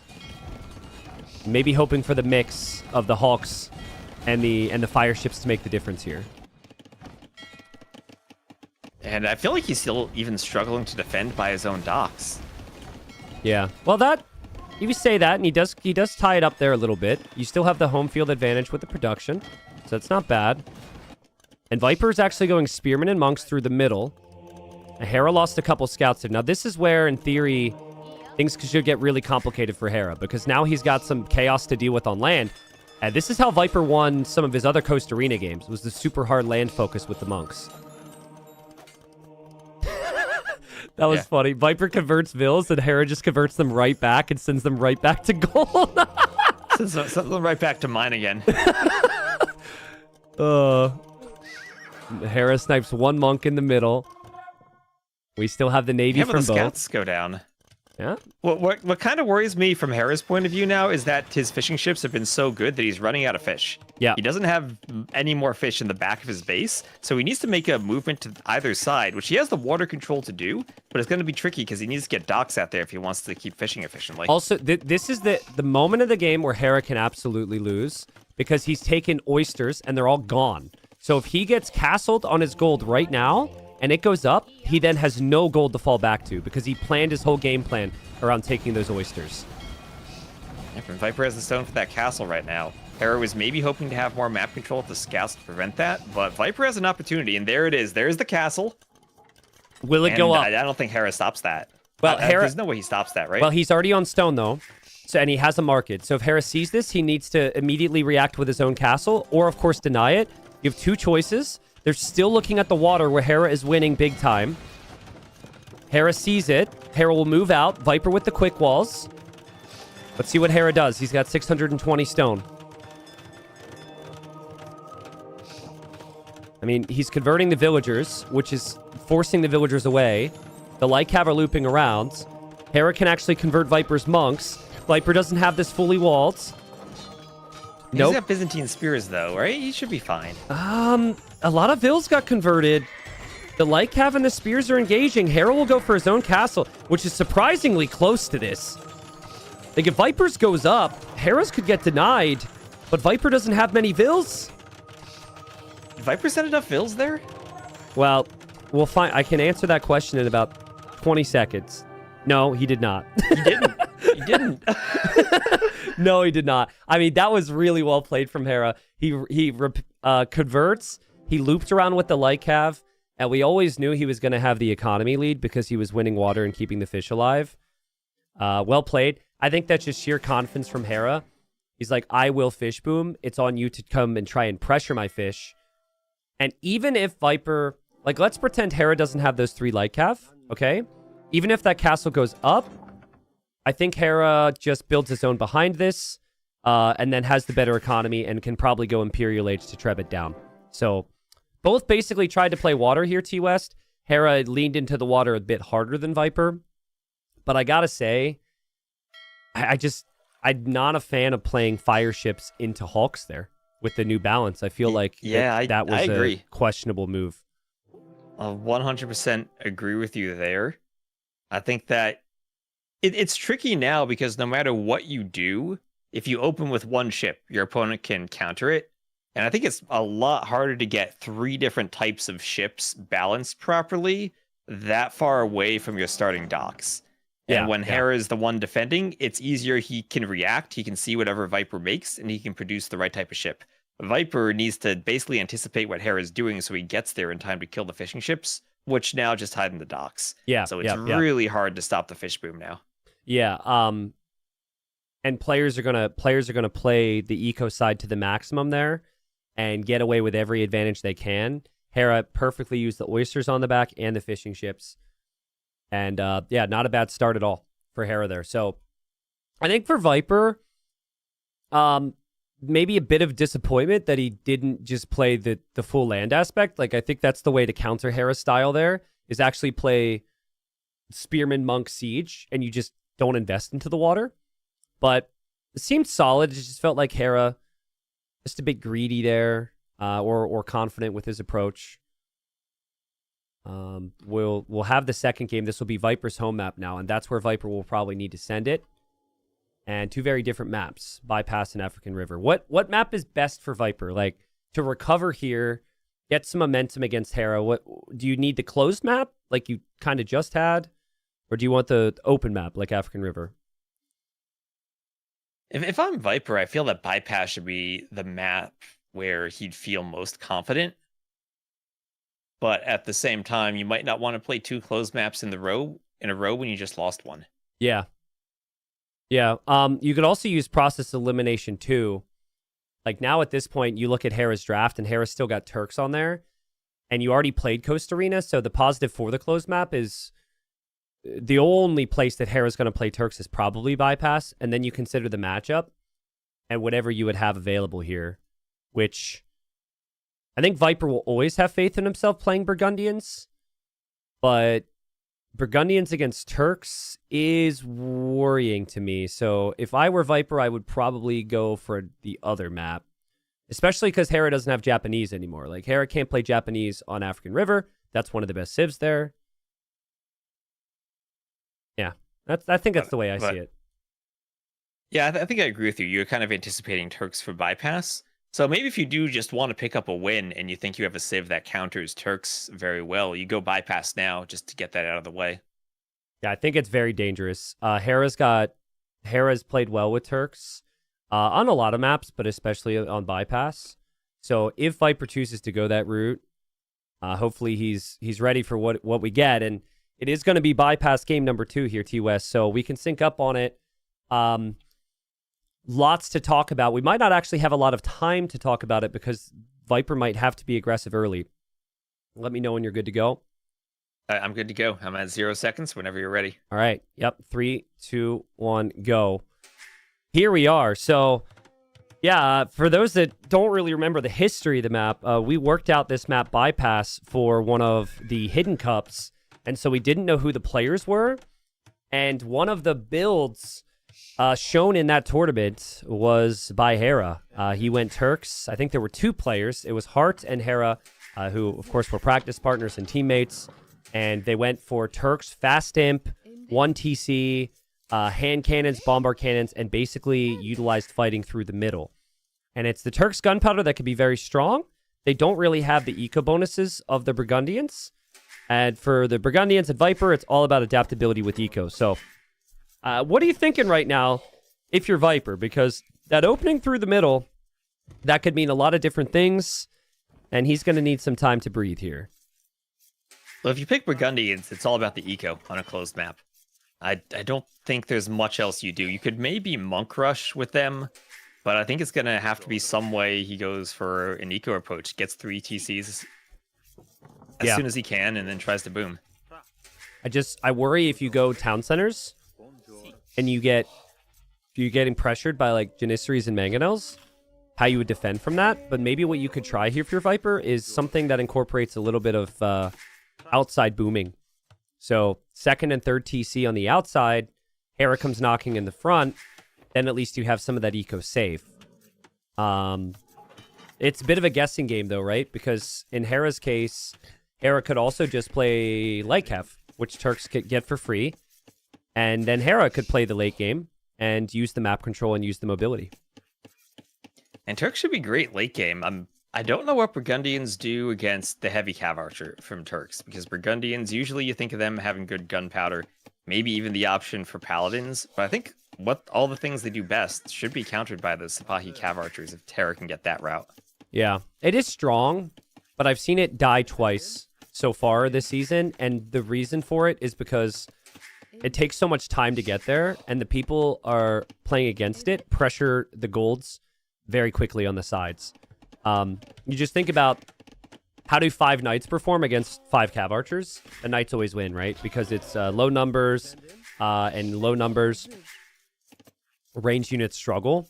So, no, I'm in agreement with you, but there is a timing for Paladin and Halp as a combination, which we've seen work before. Even like Paladin Skirmisher could be kind of an option there for Viper. Was it you who scripted this map with me initially, or was that? I think at a that was different time? Trizini. It was Crazini. Okay, I forget. I know I've updated it several times. Are there any interesting little map tidbits that viewers want to hear about how annoying it is to script certain things or get various things to On spawn? this one, actually, when I did it for Hidden Cup and then the game updated later, it broke the map. It was a holdover from when Trizini had scripted it. He had typed something in the map script that was just ignored, but after they updated DE, it was no longer ignored and it broke the script. And I got dozens of DMs about people who were using the map script from Hidden Cup 5 in their own custom tournaments that suddenly it was broken. And I had to go rush and fix it. How complex are these codes for a map script? Can you hear me, by the way? Not... Okay, I think Yeah, I think I might have dropped for a second, but yeah. Okay, it's not that complex. It's just a lot of jank. It's from the 90s and was never intended to do the things that we do with it now. Okay, got it. All right, I'm curious. I mean, I know nothing about it. I know how I want the maps to look and how I want certain things to generate, but that's the extent of it for me. So, yeah, guys, I think everything we talked about the potential of the Turks is why Viper is doing what he's doing right now. Like, this is a really awkward matchup for him. Wouldn't typically expect the Burgundians to go for the aggression, but he's got the barracks already. This almost feels like he wants to play Flemish militia and archers. And then Hera is definitely going fast castle. So I don't know exactly what Hera is expecting from Viper here, but he will have to adapt to this. Well, if you want to go aggressive with the Burgundians, it's great because you have the eco upgrades behind it. You have the cheaper eco upgrades, you can do the castle age upgrades, and you can stay feudal for a bit longer than other civs do, and it won't be as punishing. So if Hera's going straight fast castle and gets disrupted because he needs to react to the militia, that could give Viper a bit of an eco lead. That ostrich just decided to run right in Hera's base for him. Oh, and now he's leaving. Now runs back. Hera gets disrupted. They do that sometimes. He's going to open the gate. Will it go back in? No, it's not.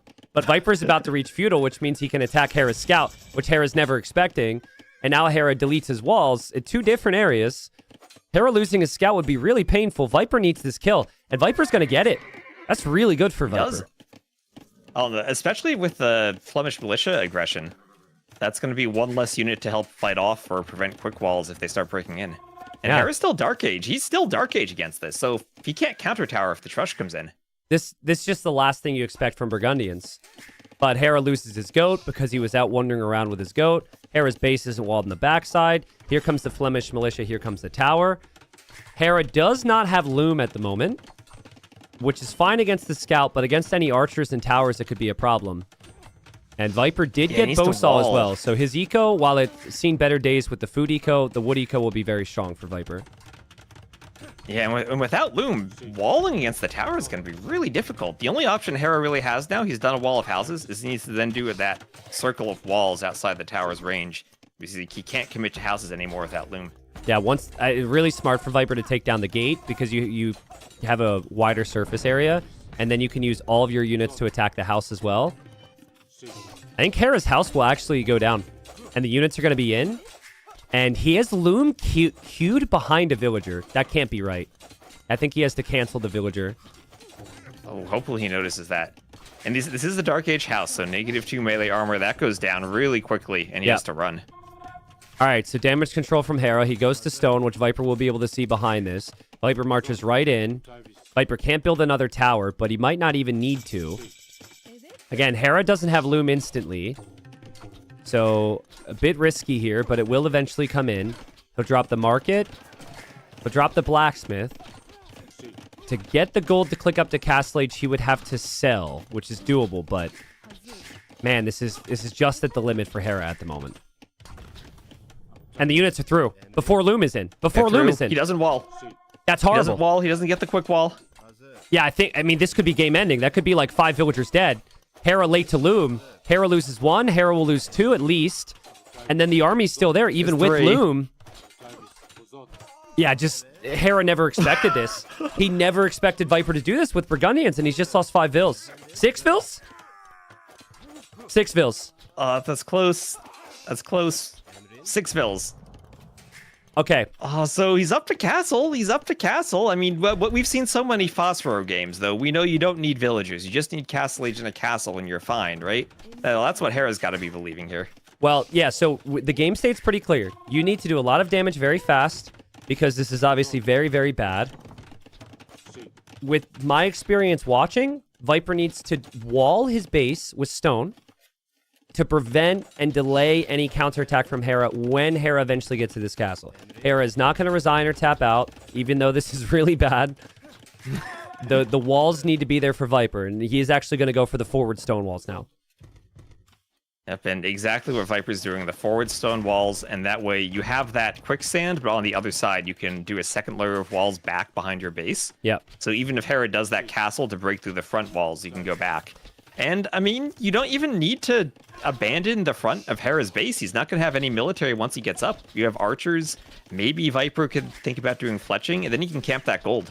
So he camps the gold, he stops Hera from doing a forward castle, and he can scout the outside and check if Hera goes around. Because I have seen that sometimes. You send a bunch of vills around and drop the castle. Yeah. But that takes a lot of vills, and Hera doesn't have that many vills left. There's a reason why certain players will ban these types of maps, because there's a bit of guessing games. And we can see their builds, but the players won't know with certainty. And I think for Hera, he will argue that maybe he just guessed a little bit wrong. I don't think he was initially planning on going to stone, by the way. I think that was an adaptation. He thought Viper would boom, and he thought he could maybe pressure the boom. But what a great job from Viper. I think there's still a little bit of worry here. But you've essentially been in Feudal Age working with Castle Age Eco upgrades. Your Eco's looking good. I even like the double layer of stone walls in case Hera gets through the first layer. I guess will take Hera a lot of time to do any damage. Yeah, and he has to do the workshop before committing to TCs or anything else. So he needs the workshop so he can get the castle forward on the gold, and needs to clear the archers before he goes there. This game should be, at this level, Viper's game, in my opinion. I don't think that I'm overselling it. 6 villager kills and up this many eco upgrades and having the stone walls. All is incredible for Viper, but he needs to do the final step. He needs to get to castle and adapt from there. Little surprised. There's some tiny details here. Like, would expect Viper to have a market right now to buy that food, to click up to Castle Age already. But I guess at the end of the day, the damage is done. And yeah, here comes Hera with the castle. Nice shot from Hera.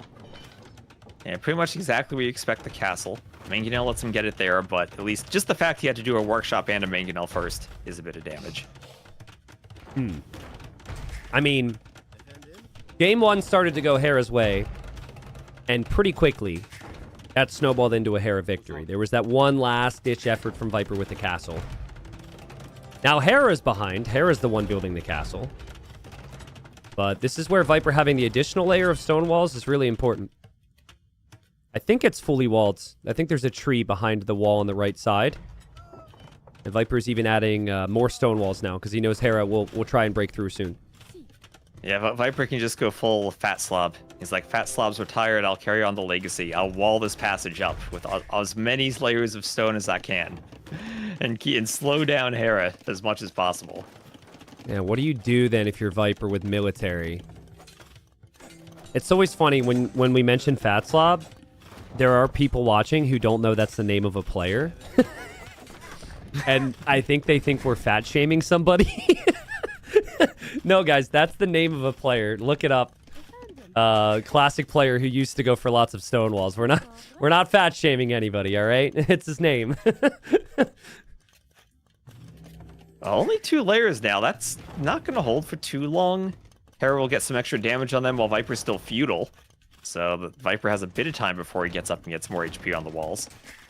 Yeah, but I mean, Viper's resources are looking set to go imp if he wants. But I don't know, like, fast imp as the Burgundians? I don't know what you would gain from that. I wouldn't mind guard tower defense here for Viper. You gain gunpowder units plus 25% attack. The only downside is you need to do chemistry. Yeah. I feel like what makes the fast imp so strong is the free chemistry. But fast imp isn't an option for Hera anymore. Like, he has to send... He spent so much food on the Janissaries, he has to just continue down this line. I really don't like siege defense against gunpowder. I don't understand what I'm seeing here from Viper at the moment. We'll see if it works, but like, your mangonels can be shot by the Janissaries, and they get one shot. Then the siege kills the front of your base, where you don't have any resistance now. I would have expected guard tower defense. Like, so many people would have gone guard tower defense. Yeah, Viper also going to the outside. Yeah. He should boom up. So 3 TCs from him. Yeah. Well, it comes down to if his walls hold, basically. Yeah, how good's the micro against the Janissaries? Remember, they used to have 8 range, but that was nerfed to 7. Oh, the Mangonel. That's why Mangonels are still risky against Janissaries. The Janissaries are not as good as they used to be. But all of a sudden, Viper retreating, doing another set of house walls. But I don't like that from the point of view that now Hera has room if he breaks those gates. If he ever comes forward, he can fit a castle there. It'll be mean, far enough after the quicksand that a castle can go up. I mean, we saw Tato and Barrels just use guard tower defense perfectly the whole season. This was as clear a situation for guard tower defense as I've seen. And he went Mangonel, which now he's realizing doesn't work. And now Hera's starting to make some progress. I think Hera sees that Mangonel too, and he's thinking what I'm thinking. He's like, that is not going to work here. And now that tower doesn't protect the whole front of the base. Now you've got that tower in kind of a weird side position, and now you have to go for another one. But still, Viper with the Vil lead. None of the early stuff matters as long as he gets the win. But this is dangerous. Yeah, now that workshop's going to be useless. It's going to go down because it's so far forward. And Viper's doing guard towers now, but it's too late. You probably just needed to swap the order there. Even the feudal age watchtower is on his way up. And as soon as he got castle, throw down the university, do the guard tower and bodkin upgrades, and then he'd be much safer from the mangonels. Okay, but guard tower's in. Viper's villager and eco efficiency's gone way down. He's missing a lot of farms too, which he invested into, but he still has positives. He's still going to get the relics. Is there a weird angle there for Hera to actually push the TC? It feels like he can't, but he could drop a castle. He could. He's back on stone. He's 7 vills on stone now. And I think that's what he has 11 vills on stone now, sending more. And I think that's his angle. You just clear out this range. Viper doesn't have a workshop anymore, so it's going to be hard for him to get a counter Mangonel. And Hera should be able to get one castle that hits both guard towers and the TC. You know what I think this is, though? I think Hera's going to try what Viper tried in that game against Tato, where you don't shy away from the Mangonels, and you go for like 6 or 7 of them. 6 or 7 Mangonels take down one tower with repairs, and then your Janissaries take down Viper's Mangonel. Because he's still making siege, which normally people would stop unless they think they have a chance. Yeah, and there goes Hera. He'll dive. He'll go for the tower. He'll force Viper's Mangonel away. Viper's making another tower, so we'll have 2 of them. He's also going to try for Cavalier. Will Viper's tower stay up here? So far, he loses one. That's... Oh, 2 Mangonels down, though. 2 Mangonels down. Yeah.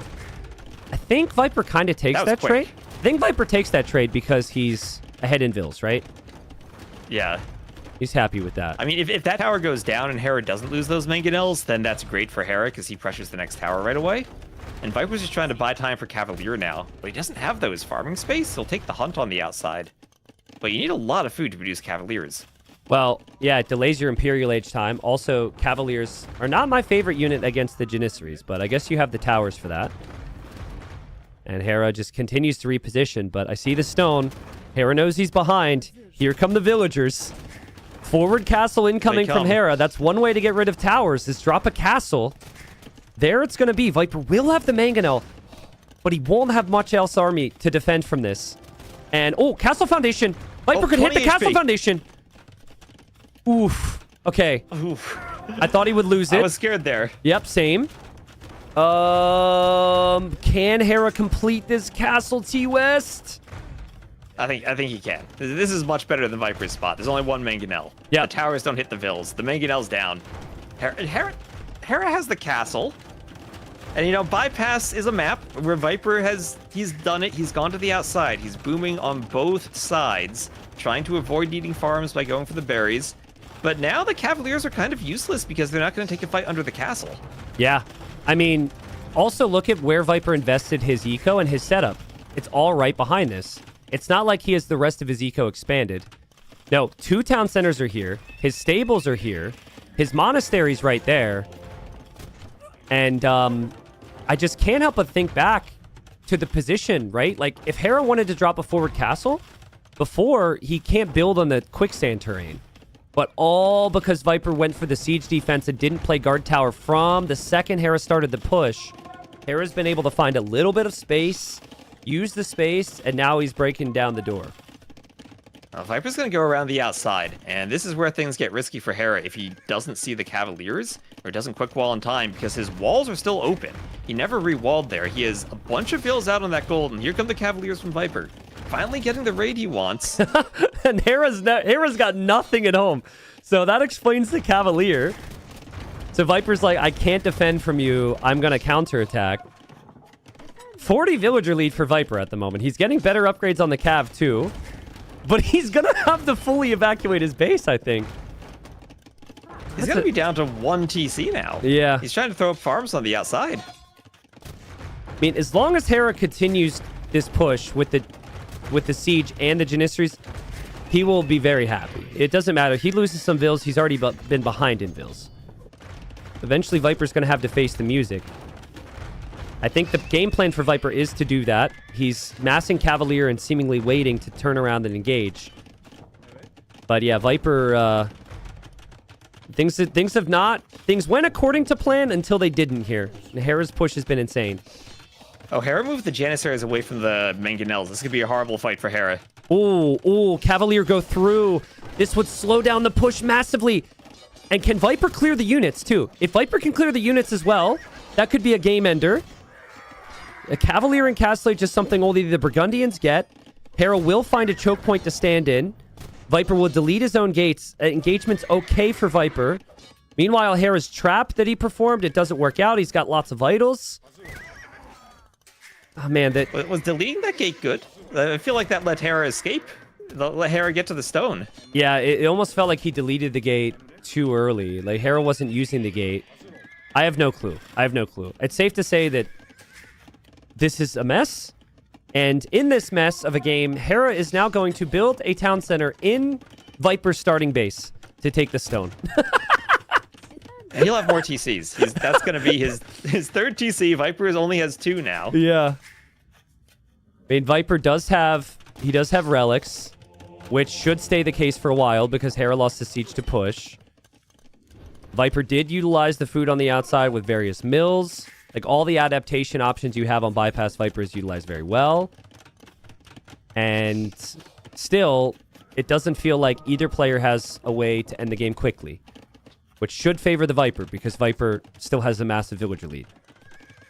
Yeah, and Hera losing all those Mangonels, as you said, slows down the push. Also means the stables don't get destroyed, so Viper still has Cavalier production. Viper even doing Devotion. Now, Archer is going to switch back to Viper here for a second, and never mind. Archer chooses Hera's side, but, you know, where Viper really thrives, I feel, especially these days, is like the chaotic multitasking games, right? And that's what he's able to do at the moment. The Cavalier under 2 different town centers and attacking the wood line. Hera's stuck. Like, Hera cannot push anymore because he lost the siege, and freaking Viper is going to walk around and try and castle drop Hera's base. He's got 10 vills, and with the Cavaliers, this castle should go up. Right? Yeah. There's no way Hera denies this, is there? He doesn't have any army at home, unless he somehow gets a Mangonel and one-shots it, but nothing going in the workshop. I mean, and does this end the game if this castle goes up? I would be a game ender, I think, because Hera spent so much time investing into the farms. He's essentially shifting into a boom, but, like, Viper has so many Cavalier at home. He's got so many Cavalier to support. And Hera doesn't even... He doesn't even let the castle go up. Hera sees the castle foundation and taps out. Honestly, I got a little worried there for Viper. We're so used to people making, like, the perfect decisions. And I think he was maybe a little late to the guard tower decision. But the reality is his opening was really good, T-West. He got amazing damage in on Hera. And he expanded so nicely around the map. Cavalier was an amazing choice. If he didn't get the counter raids in on Hera, I think Hera would have been all over him. Yeah, he was far enough ahead from those militia killing 6 vills that he could afford to make probably a couple of mistakes with the walling, maybe not going for tower that let Hera in.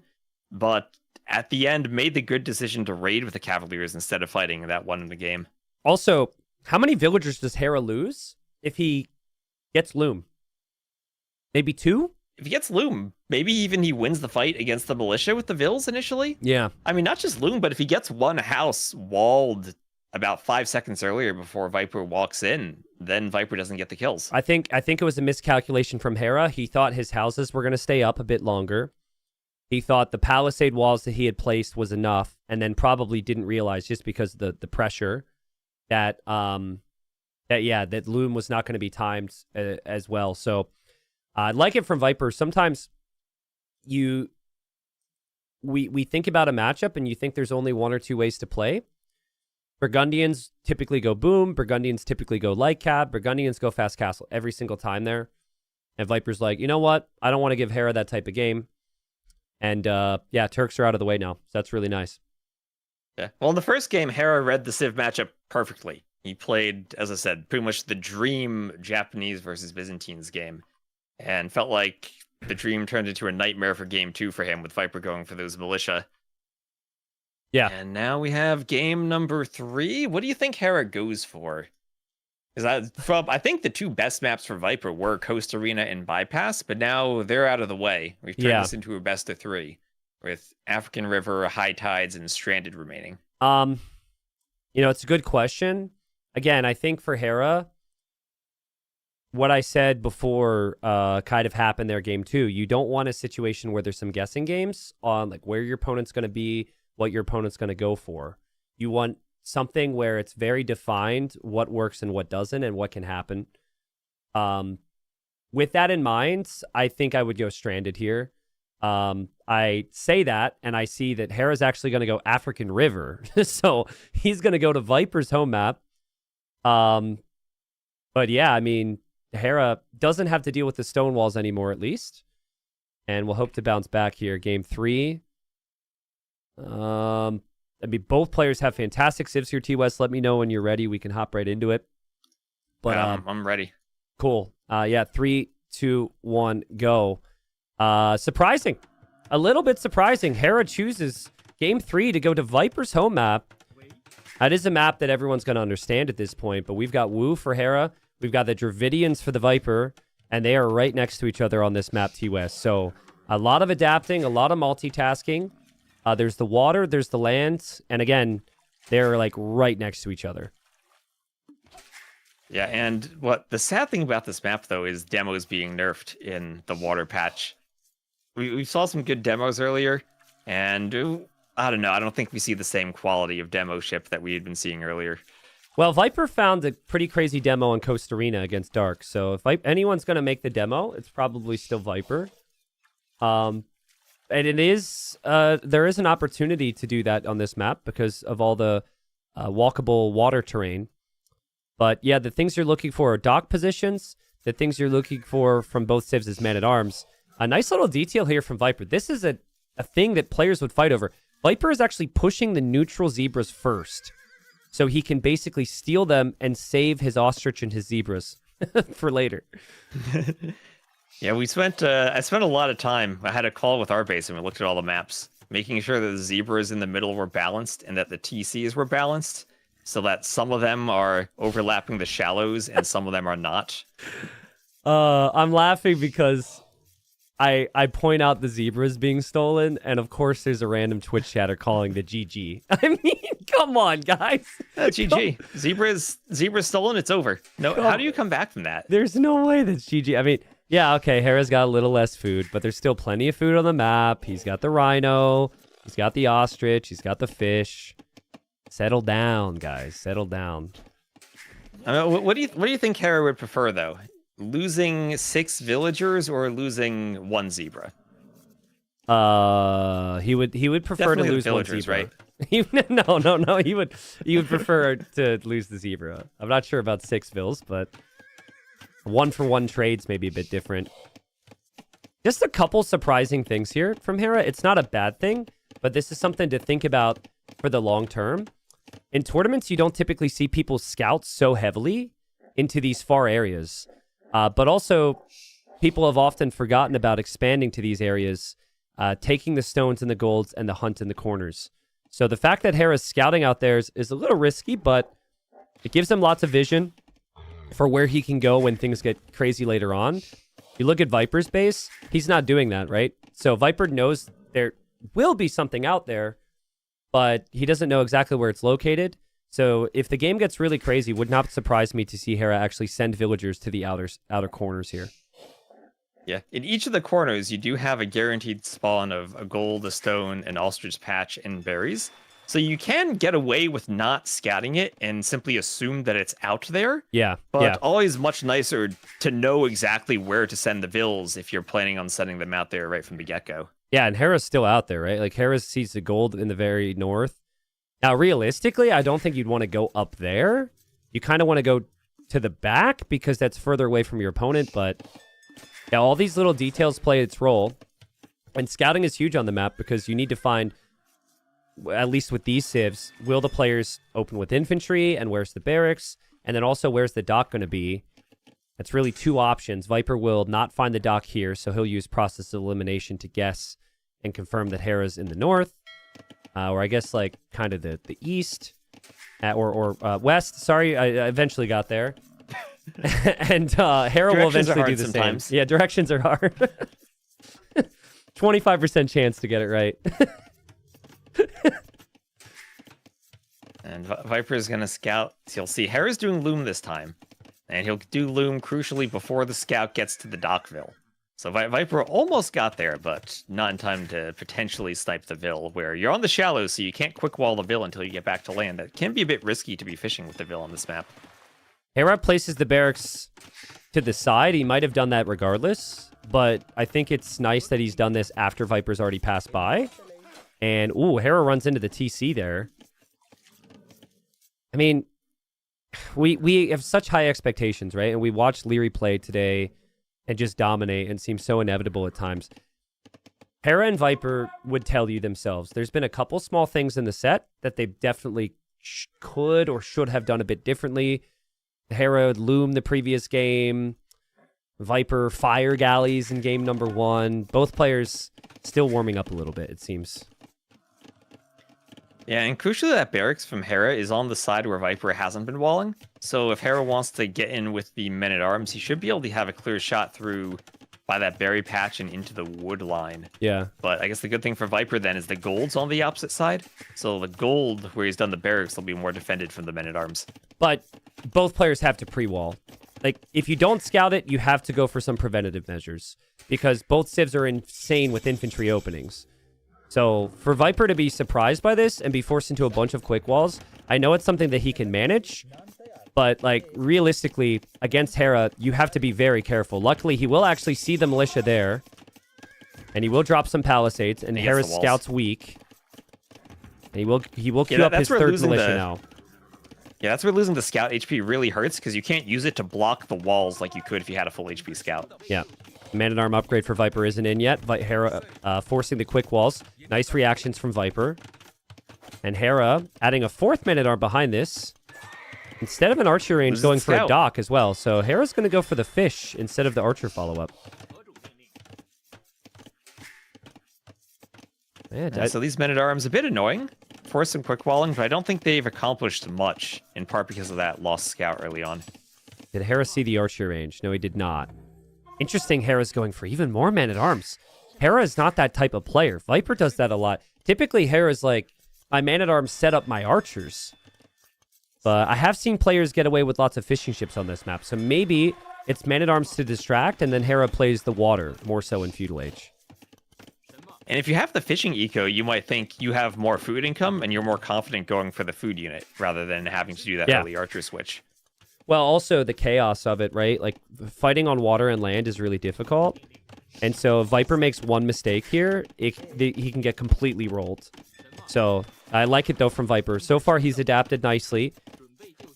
He also knows that Hera's added more of them because he spotted 2 different groups. And he's got the archers and the skirms. Viper's switching over to the berries. Viper's even going for a second range. Yeah, very nice opening from Viper to defend from this. Yeah, second range and fletching. And if he gets out a few archers, Hera going for armor, and he does have the healing men-at-arms. So over time, I think the Wu do have the better men-at-arms than the Dravidians do. But that might not matter if Viper with 2 ranges gets out enough archers. Yeah, well, Viper still doesn't know that what Hera's doing. He's making skirms because he is expecting Hera to go archers, because that is the common play. But that is not what's happening at all. Hera's got the armor in. Hera will take the fight. Viper will take it. Viper had the hill, though, so hill with the archer damage wasn't horrible. Should always lose this fight, though, with the numbers difference. Yeah, the hill is crucial for him, but if he whittles down 2 men-at-arms, maybe even a third almost, that's not the worst fight for him, as long as now he knows what Hera is doing. He sees the armor, and he knows that he'll have the counter to it if he just goes archers. This is precisely what we were talking about. Hera used that fight right there, which Viper had to pay attention to, and he killed the fish. He killed 3 fishing ships in that moment. So, yeah, with the amount of multitasking that's needed with water and land, Hera's benefited, and now Hera's even adding the fishing ships too. And Hera's base is really well set up to defend as well. Nice little bubble wall, golds. He's got the wood line, he's got the berries in there. And if he goes Castle Age quickly here and gets either to Longswords or Jean Swordsman, like, Viper's in big trouble. I think the worry for Hera then just becomes, what does he do for wood? Because that wood line is opening. The archers can get right to the back. Yeah. And if Viper can kill these men-at-arms, he can then get to the back of the wood line, stop Hera from taking wood, and maybe trap Hera in a situation where he can't do any army with that wood. Yeah, that's fair. I think with that in mind, Hera shouldn't sell his stone here. Now, I'm going to say that, and he's going to immediately sell his stone, because that's how it always works. But he doesn't need to, though. I think you just tower. Yeah, you tower. Oh, he does. And then you Tower. wait. If you sell your stone, then you do have issues with the wood line. But again, with the way his base is set up, he's okay. He doesn't really need the berries if he has the 6 fishing ships working. And I think the alarm bells are starting to go off in Viper's head right now. Like, hold on a second. What's he doing? And he's up. Interesting. But I mean, the woodline situation's still not perfect. And Viper's resources are looking good to click up as well. So, in theory, if Viper can get to Castle Age and play Longswordsman, maybe he's in a pretty good spot himself here. Yeah. I wonder if Viper now should just head with his archers and try to disrupt the fishing eco a bit. Even if he's just forcing Hera to garrison, that's idle time on Hera's 4 to 5 fishing ship advantage. Yeah. More so than he's going to do on the gold. Well, denying the barracks is really nice. And you are slowly hitting, like, weakening villagers on the gold, which isn't bad. And you are Dravidians, so even at a fishing ship disadvantage, it's cheaper for you to get your barracks technology. So you already had man-at-arms. You can maybe go for longswords and prep for the unit to come here, but I mean, it's very transparent. Hera is letting everybody know there's nothing else he's planning on. He's planning on Jean Swordsman. It's just, can Viper do something about it right now? Yeah, Hera loses 1 fishing ship before he garrisons to Viper. And Hera also But going the out to eco's looking decide better for gold Hera. here. Risky moves here from Hera. If that gold ever gets spotted, he's going to lose those vills, but I don't think he's ever expecting Viper to go over there with something.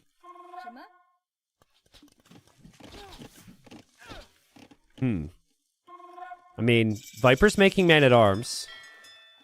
Viper's base is open, but he's going to have quite a few men-at-arms at home. And Hera will queue up the Jean Swordsman. The decision to make now is, do you clear the ranged units, which could have value to Viper later on, or do you go immediately to Viper's eco and try and use this timing? I think the answer, if Viper runs away, is just go right to Viper's economy. Especially with this map where you can't wall all that well. And you're Yeah. going to get your Jin Swordsman in a spot where you're not going to care about TC fire or tower fire. Almost felt like Viper wanted to go... Men-at-arms... Yeah, men-at-arms just don't really feel all that great, right? I know they kind of counter the Jin Swordsman, but you kind of limit yourself in the flexibility if you're going heavily into longswords. I'm really surprised what Viper's trying here. It's high risk, high reward. He's going forward. He's not actually staying at home to defend. He wants to get to that gold, but he needs a town center here. He just built a market. He's panicking up the TC. Honestly, could be a pretty big moment in the game. Hera's never expecting Viper to move forward here. Yeah, I mean, even if Viper gets that gold, Hera has 3 golds right now. That gold is not really a pressure point anymore. Well, But it is, but it isn't, because Viper will now actually displace him from the golds, and now it will click for him that Hera will have to go to another option. Then he might check the other option where things are pretty exposed. Hera's trying to boom here. Viper has really kept up with him, and Viper is not shying away from diving in.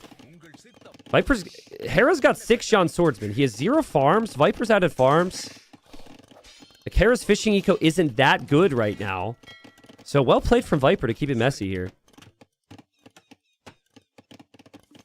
Also, that tower is so crucial for Hera too, securing that wood line. That is still his only wood. He's found other golds, but now he has only one other lumber camp in the south that's pretty exposed. Hera defends his fish. And he'll run to the tower on the wood line, but it's still pretty inefficient for him. At the same time, he gets over to Viper's golds. But Viper's got enough longswords to chase the John Swordsman away. Viper realizes now that's probably where he thinks that Hera's going to be on golds, and Hera just misses the attack round there. But he gets the second chance. He gets it. Ah, man, that's two opportunities too many to give to Hera there with the Mangonel. Yeah, that is. Another Gen Swordsman are able to chase crossbows too. Yeah, those units, what, there's like 2 HP of longswords, and there they go. Now they're dead. There go the longswords. Yeah. I mean, in Viper's defense, I think he got good value from that army, and the key was that he protect his own economy, and he's got a pretty healthy farming eco here, so that's pretty good. Hera's going for a 3rd town center, though, and it's becoming pretty boomy, but I don't see this game ending really that quickly at this point with how much eco they've got set up. Yeah, and Hera moving all of his fish to his 2nd dock now that he's finished the fish by the 1st one. Less areas for Viper to pressure now. Thinking about this. We've reached the stage where Viper does need to go to that corner, which we talked about in Dark Age, only he doesn't know where the resources actually are. And obviously doesn't have a scout anymore.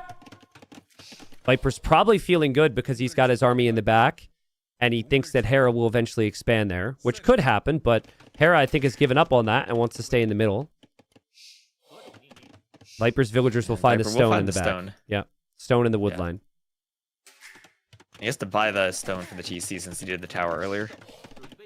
You know what's really annoying about the John Swordsman? Is that they're just ever so slightly faster than the longsword.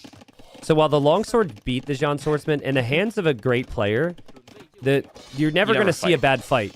Yeah. Like, Hera's able to basically choose the fights, and there he takes this engagement because he sees he has the numbers, and then he just moves along. Yeah, the numbers in the hill and 3 longswords down, 4 longswords down almost. That was not good unit control from Viper. He's not paying attention there. I think he saw the villager there. Maybe he's looking at the town center in the back, but Hera's got full armor and forging as well, so didn't realize that Viper's missing the blacksmith upgrades.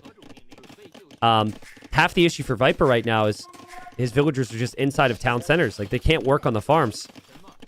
Hera would love villager kills, but the second best thing after villager kills is to just make sure the villagers aren't working, which is what this does. If Viper has no food eco. To the archers. Okay. Yeah, the army comes back from Viper. Hera has to react. Hera has to be a little careful because Viper's making some longswords. But yeah, Viper's food eco just kind of dipped big time here. And Hera should be pretty happy. He goes for a 4th town center now. Still in the middle. I think Hera's happy that he feels he's out booming Viper and just wants to keep increasing that eco lead. He doesn't see that Viper is able to do any damage to his base now. So he's feeling confident. I'll add the TC, I'll keep booming. Yeah. I mean, Viper and Hera both have had that tendency. Just boom, and in this case, collect relics for Hera as he gets away from the dock.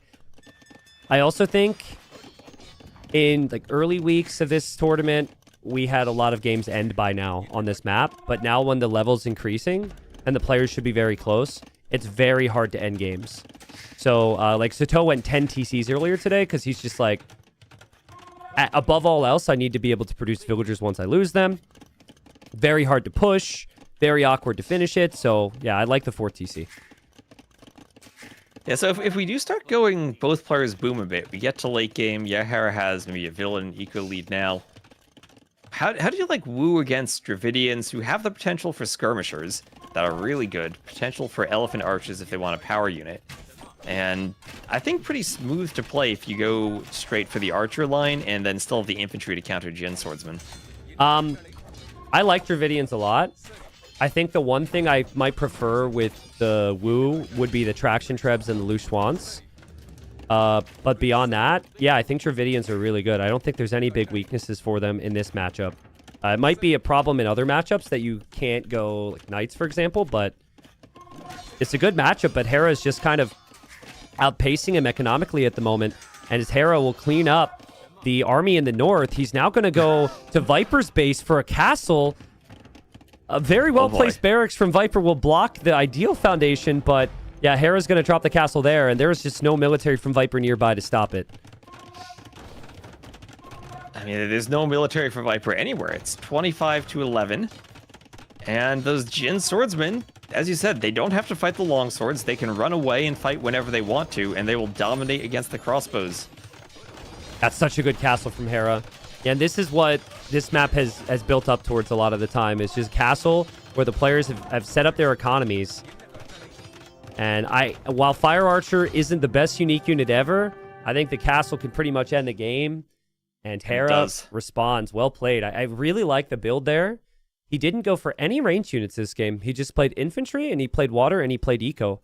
And I feel like when other players are playing the Woo, they always do the range follow-up because that's just the standard thing for the meta. But then the Woo don't have great range units. So Hera said, screw that. I'll just stay on infantry. Yeah, and 3 games ended by a castle drop. Viper just didn't expect... he didn't expect the continued infantry production. At least didn't expect that Hera wouldn't go for ranged units here.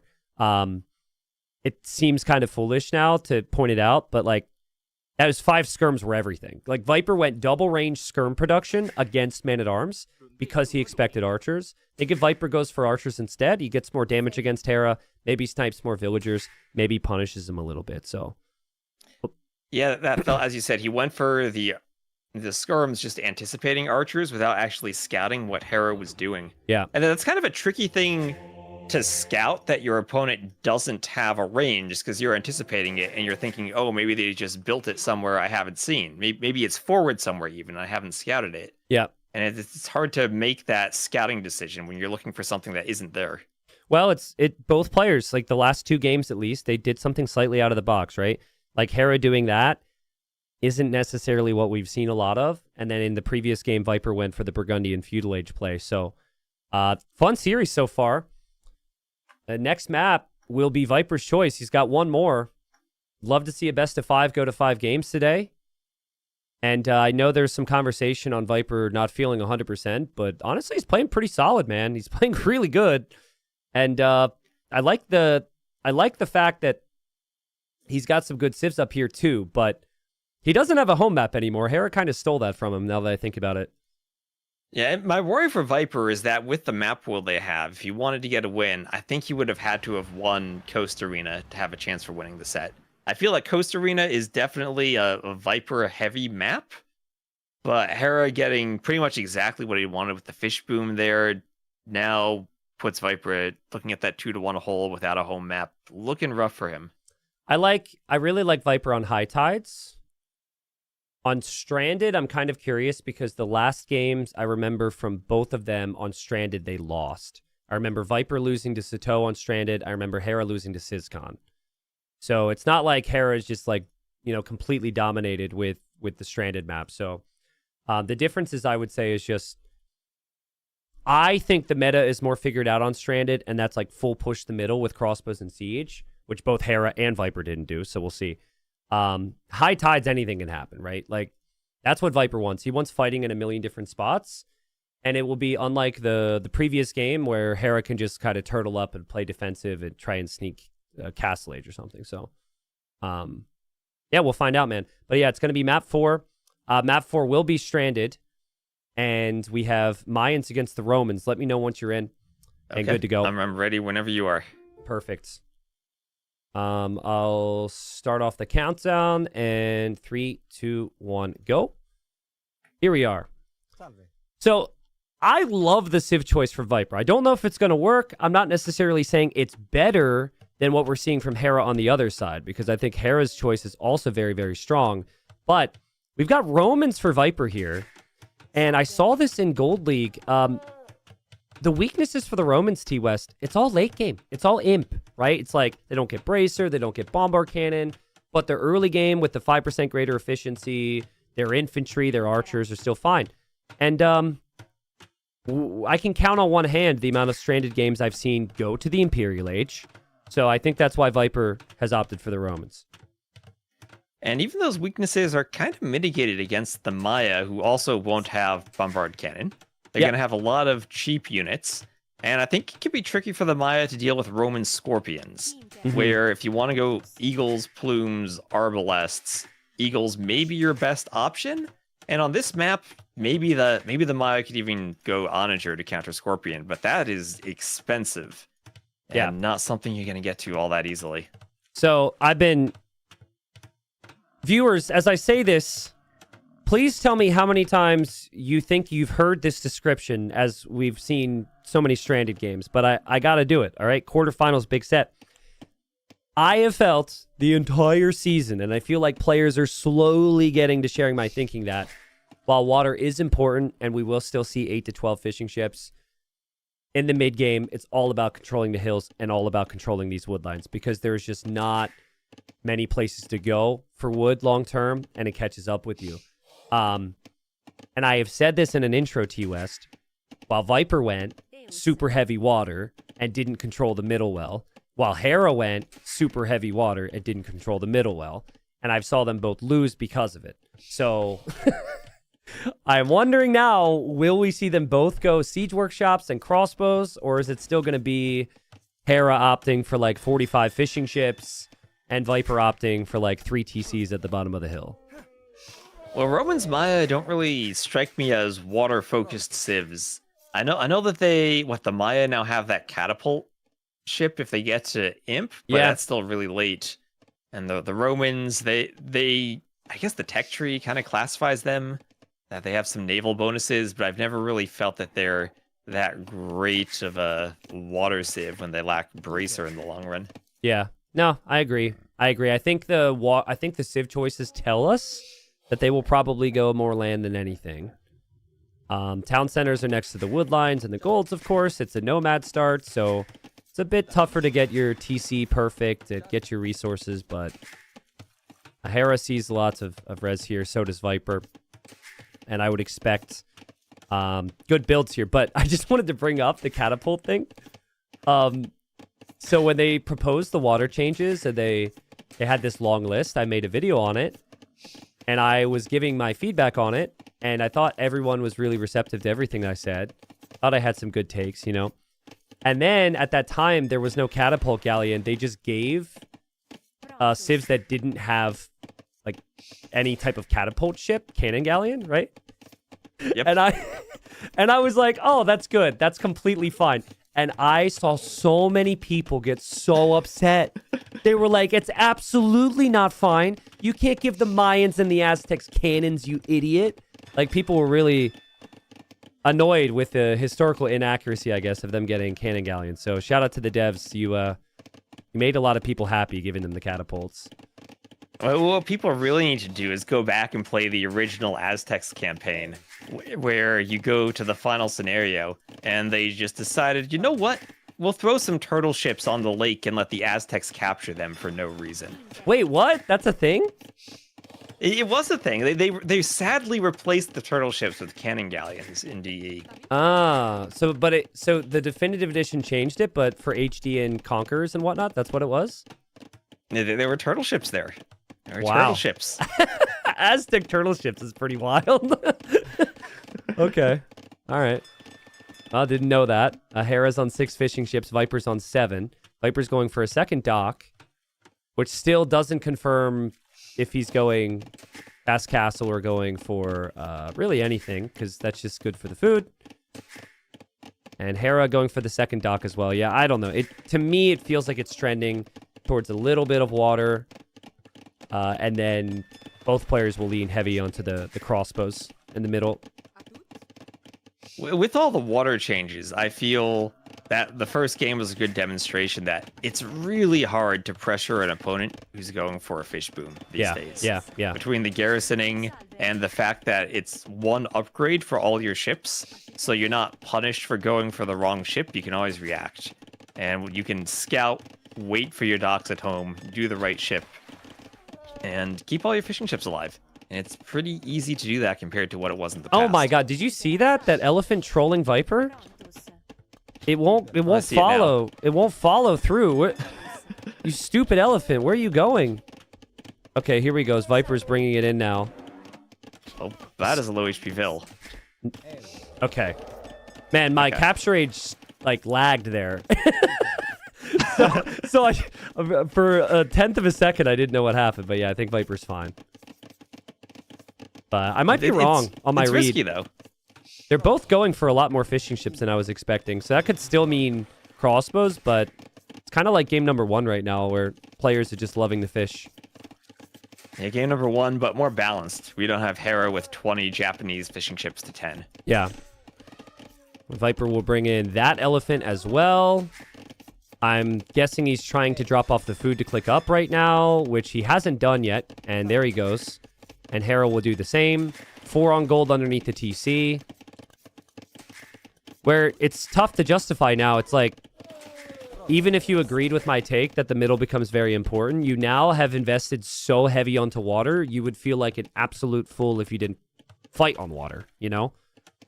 So it's kind of this never-ending cycle then where, and maybe we just see them both go 3 or 4 docks on water. Maybe, but we see Viper adding the barracks in the middle. And with this many fishing ships, it pretty much has to be a fast castle, right? I don't think there's a world where they go for feudal aggression. Yeah, definitely is fast castle. Hera also going for the barracks. I truly think it's exactly what you said. It's like they want to fight for the middle, but because there's so many ways to bail themselves out if they get attacked with the garrison bonus now, they're just go up to 17 fish because why not? There's adaptability. I don't know if this is maybe a mistake from Hera. Maybe he just doesn't play enough Rage Forest. But there's an elephant right by his TC he didn't bother taking. I don't know if he's going to save that for later, or maybe he just thinks I have so much fish I don't need that as part of my build. I think it's kind of both. We'll save it for later. He doesn't need the food for now. So he'll just play archers. Man, can viewers remind me what side of the bracket Sato is on? Is he on Hera's? On this side, is he on this side? Because I'm on this side. I'm getting Sato vibes with some of Hera's builds here. So they probably didn't practice, but like the fact that Hera's building his archer range on the back is exactly what Sato did earlier. The fact that he's playing Mayans is exactly what Sato did in the group stage against Viper, right? And Viper. The one thing that I think could be a bit tricky here, though, for the Maya is when you have so much of your eco focused on the food. If you're going archers or even eagles, that neither of those units are that food intensive. Yeah. So you have your eco set up and you're not able to use it right away to produce a unit. Viper's gonna play longswords? Longswords? I thought he would go arch. I thought he would play crossbows just because, you know, like you have good economy and you can still play crossbow and scorpions or something. He's gonna try longswords and siege. Interesting. I mean, if there was a Civ, scorpions behind this, right? If there was a Civ that could do this, it would be the Romans, right? Because of the cheap scorpions. And I have seen this map played a couple of times where players go forward workshop and play that Huang Celts push style, and you could do something similar with Romans and Scorpions. Well, you're not getting forward, though, if Hera's got the archers there. Hera does have the timing here, which feels critical, and Hera also will see this, and Hera's going to be like, huh? He's going man-at-arms? I thought he would go, like, crossbows or scorpions. The tankiness is there, but Hera's able to get enough archers out to micro that one down, and now Hera knows. Knows, but Viper has 5 men-at-arms. I don't know where Viper does his workshop. I think it has to be at home now. Yeah, it does have to be at home. Yeah, when Hera's up faster, it definitely has to be at home. So here comes the upgrades for Hera. Now, this just confirms Hera, he's in the right for playing heavy archers now. And Viper will try and maybe split these units up a little bit. Viper goes for the Siege Workshop. But so far, the infantry... And it's only 1 kill, but he lost some HP, and the first one gets sniped. Yeah, and behind this Viper is also adding in 3 Hulks. Okay. So he will try to at least provide a bit of pressure on the water to Hera's fish. Hera not doing any Navy now, just going full land, eagles, and crossbows. I mean, if Hera's not careful here, if he loses one group of crossbows to scorpions, this could get very dangerous very quickly. And also, the food for Viper is so much more important than it was with our previous conversation. Like, now he needs the fish for this army. And Scorpion gets the kill, Viper getting the repairs. Again, hard for Hera to get the mass, and there's a lot going on right now. Hera was not expecting this. Has to micro back from the Scorpion because of the longswords. The Viper also coming in with the Hawks at the moment. Viper's cooking right now, man. Yeah, and I think I like the eco setup for this army composition from Viper more because he can spend the food from the fishing ships on the longswords. Yeah, yeah. And Hera can't keep up with the multitasking. He's microing here, and he's microing like a god, but as he's microing like a god, he's losing his fishing ship, so he just cannot keep up with this. Nice work, though. The Eagle comes in to snipe a Scorpion, maybe, but he might not even get it. This is super cheap for Viper, too. It's not like these Scorpions are expensive for him. Oh, yeah, and Hera he ran fishing ships to another fish. He didn't garrison them in the dock, and 2 Hulks from Viper are going to clear 6 or 7 fishing ships in total. His eco kills now up to 9. I love how Viper went everywhere but the middle, right there, right? Early Castle Age, he goes to the sides. He goes to the fish. He didn't go where Hera expected him. And now, Viper's killed 10 eco. He's up 10 eco, and he's got ballistics for his Scorpions. This is sick. Very well played from Viper. Hera has 17 crossbows, and now I think it just comes down to Viper. Can he get Scorpion numbers out fast enough? Yeah. So that Hera can't do damage. That's what it is. That's what it is. If you have 6 Scorpions right now on the hill, game over. But it's also, Viper does need to actually fight the crossbows head on, which is not easy to do. Even with the extra armor, you'll see the crossbows get the value there. Hera has shifted his thinking a little bit, and he's actually going to play heavier on water. He'll queue up a lot of Hawks, and he also has the upgraded Hawks too. So he's going to be moving towards Viper's fish. Yeah, this is the second workshop from Viper. We're at the point now where Viper's kind of running out of fish, and he would have to invest into more docks if he wants to keep fishing. So Viper might be at a point where he's like, okay, I've taken all the fish. It's okay to lose them. Hera, if he's going to go for Hulks, might be over-investing onto water. Hera needs wood. He needs gold for everything he's going to make. He doesn't need the fish. Viper needs food, gold, wood. He kind of needs it all. And that's the thing to consider here. But 1 volley from the Scorpions, and Hera could get his crossbows nuked. But he will add mangonels now. I think if this becomes 2 to 3 mangonels with 15 to 20 crossbows, it gets very dangerous for Viper. Yeah, Viper keeps going for more Scorps.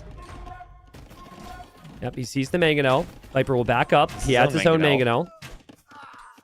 We'll kill the crossbowmen on the sides with the longswords. Viper's also raiding the sides with the other longswords to keep things messy. Make it difficult for Hera. But obviously Hera will see that, and Hera will bring more crossbowmen for that. This is so intense right now. This is so intense. It's 1 mangonel shot from Hera could change the game if he takes out a lot of Scorpions. But at the same time, Viper doesn't have a great way of picking off the mangonel. He can't just rush it down with longswords with all those crossbows. Oh, nice snipe there from Viper. My God, beautiful find. What in the world was that? That is so difficult to make happen. Hera's Navy's not moving right now. Hera's Navy... Okay, now it will. Hera should start to kill some fishing ships now. He's got the bigger Navy. But I think Viper at the same time is realizing that will get medium more ships and start to attempt a recovery there. Is it maybe a bit too late for that? I mean, Hera has a lot of Navy forward. Hera has misclicked an elephant. Unless, is it... Oh, no. Okay. He'll take it Hera back to the TC. is taking the elephant back to the TC, but, like, priorities here, bro. You got an army to fight. That could have been really, really bad. Not bad, though. Not bad. Yeah, perfect. Perfect eco. All calculated. He didn't take it earlier. He knew he could just lure it with crossbows later. What is that, man? What is that? And then Hera gets the nice engagement. The longswords will dive in for Viper. They kind of reset there. They clumped up indeed, but he will take the mangonels. The mangonels. And now his Scorpions can move in. And now Hera can't fight this. He's losing everything. Yeah, the Scorpions for Viper. There's so many. And Hera never had the hill with the Siege Workshop. He's on 3 TCs. He's in this it's very similar predicament to what we talked about before. You do not want to lose this hill. And also credit to Viper, he garrisoned his fishing ships. They're not working actively, but he didn't lose them. Will start to have to add farms, though. He's running out of food, so it gets a little bit more difficult for him. Yeah, but I mean, Hera's kind of in that same spot where he doesn't have any fish left. He needs farms, too. Yeah, true. And that's what he's working on, and Hera loses the Mangonel. This is brutal for Hera. It's not easy to know what to do now. I think as long as Viper isn't surprised by crossbow counterattacks, he could start eating the town center and the Siege Workshop. He needs outposts, I think, so Hera can't surprise him somewhere. That's the one thing Hera has, is he still has the crossbows, and he can just avoid the death ball on the top of the hill. Or run at it. He wants to hit the longswords, but not going to happen with all the Scorpions. Hera taking those elephants, though, is nice for delaying farms, but he can't delay farms forever. He has to do them in that back GC, but taking the hill means Viper's taking the farming space, too. Not just the wood, but also Hera's ability to add farms. Hera needs to time this. He needs to attack with the crossbows and simultaneously hop out with his mangonels, because Viper will react at home. Okay, Viper reacts at home. Hera needs to hop out. Think of the mangonels. There it is. That's exactly how you draw it up right there. Honestly, though, I think Viper should always dive with his longswords because there's no crossbows at home. So you can actually go take the Siege Workshop, and the mangonels for Hera could be free kills. But there are a lot of town centers around. It's very risky to do that. He doesn't want to leave the hill, and he is chasing away the crossbows at the same time. Man, those longswords doing work on the crossbows. This is where I'd love to see the crossbows get hit by a demo on the coast, but probably not going to happen in this patch. It's a weird detail, but Hera's really happy he didn't chop these trees because the pathing there is really awkward for Viper to maneuver. And so Viper doesn't trust himself running in and out. I know the Vil count says that Hera's still in this, but the position is everything. All the trees that he's chopping are in these tiny little wood lines. And Viper's making progress, so I think Viper will be pretty happy with the 1 TC situation as long as he doesn't lose his mangonels. Which he shouldn't on the hill. Having the hill. Yeah, having the hill means you tank a mangonel shot and makes it much easier to win the fights. Ooh, but saying that, he's losing some mangonels.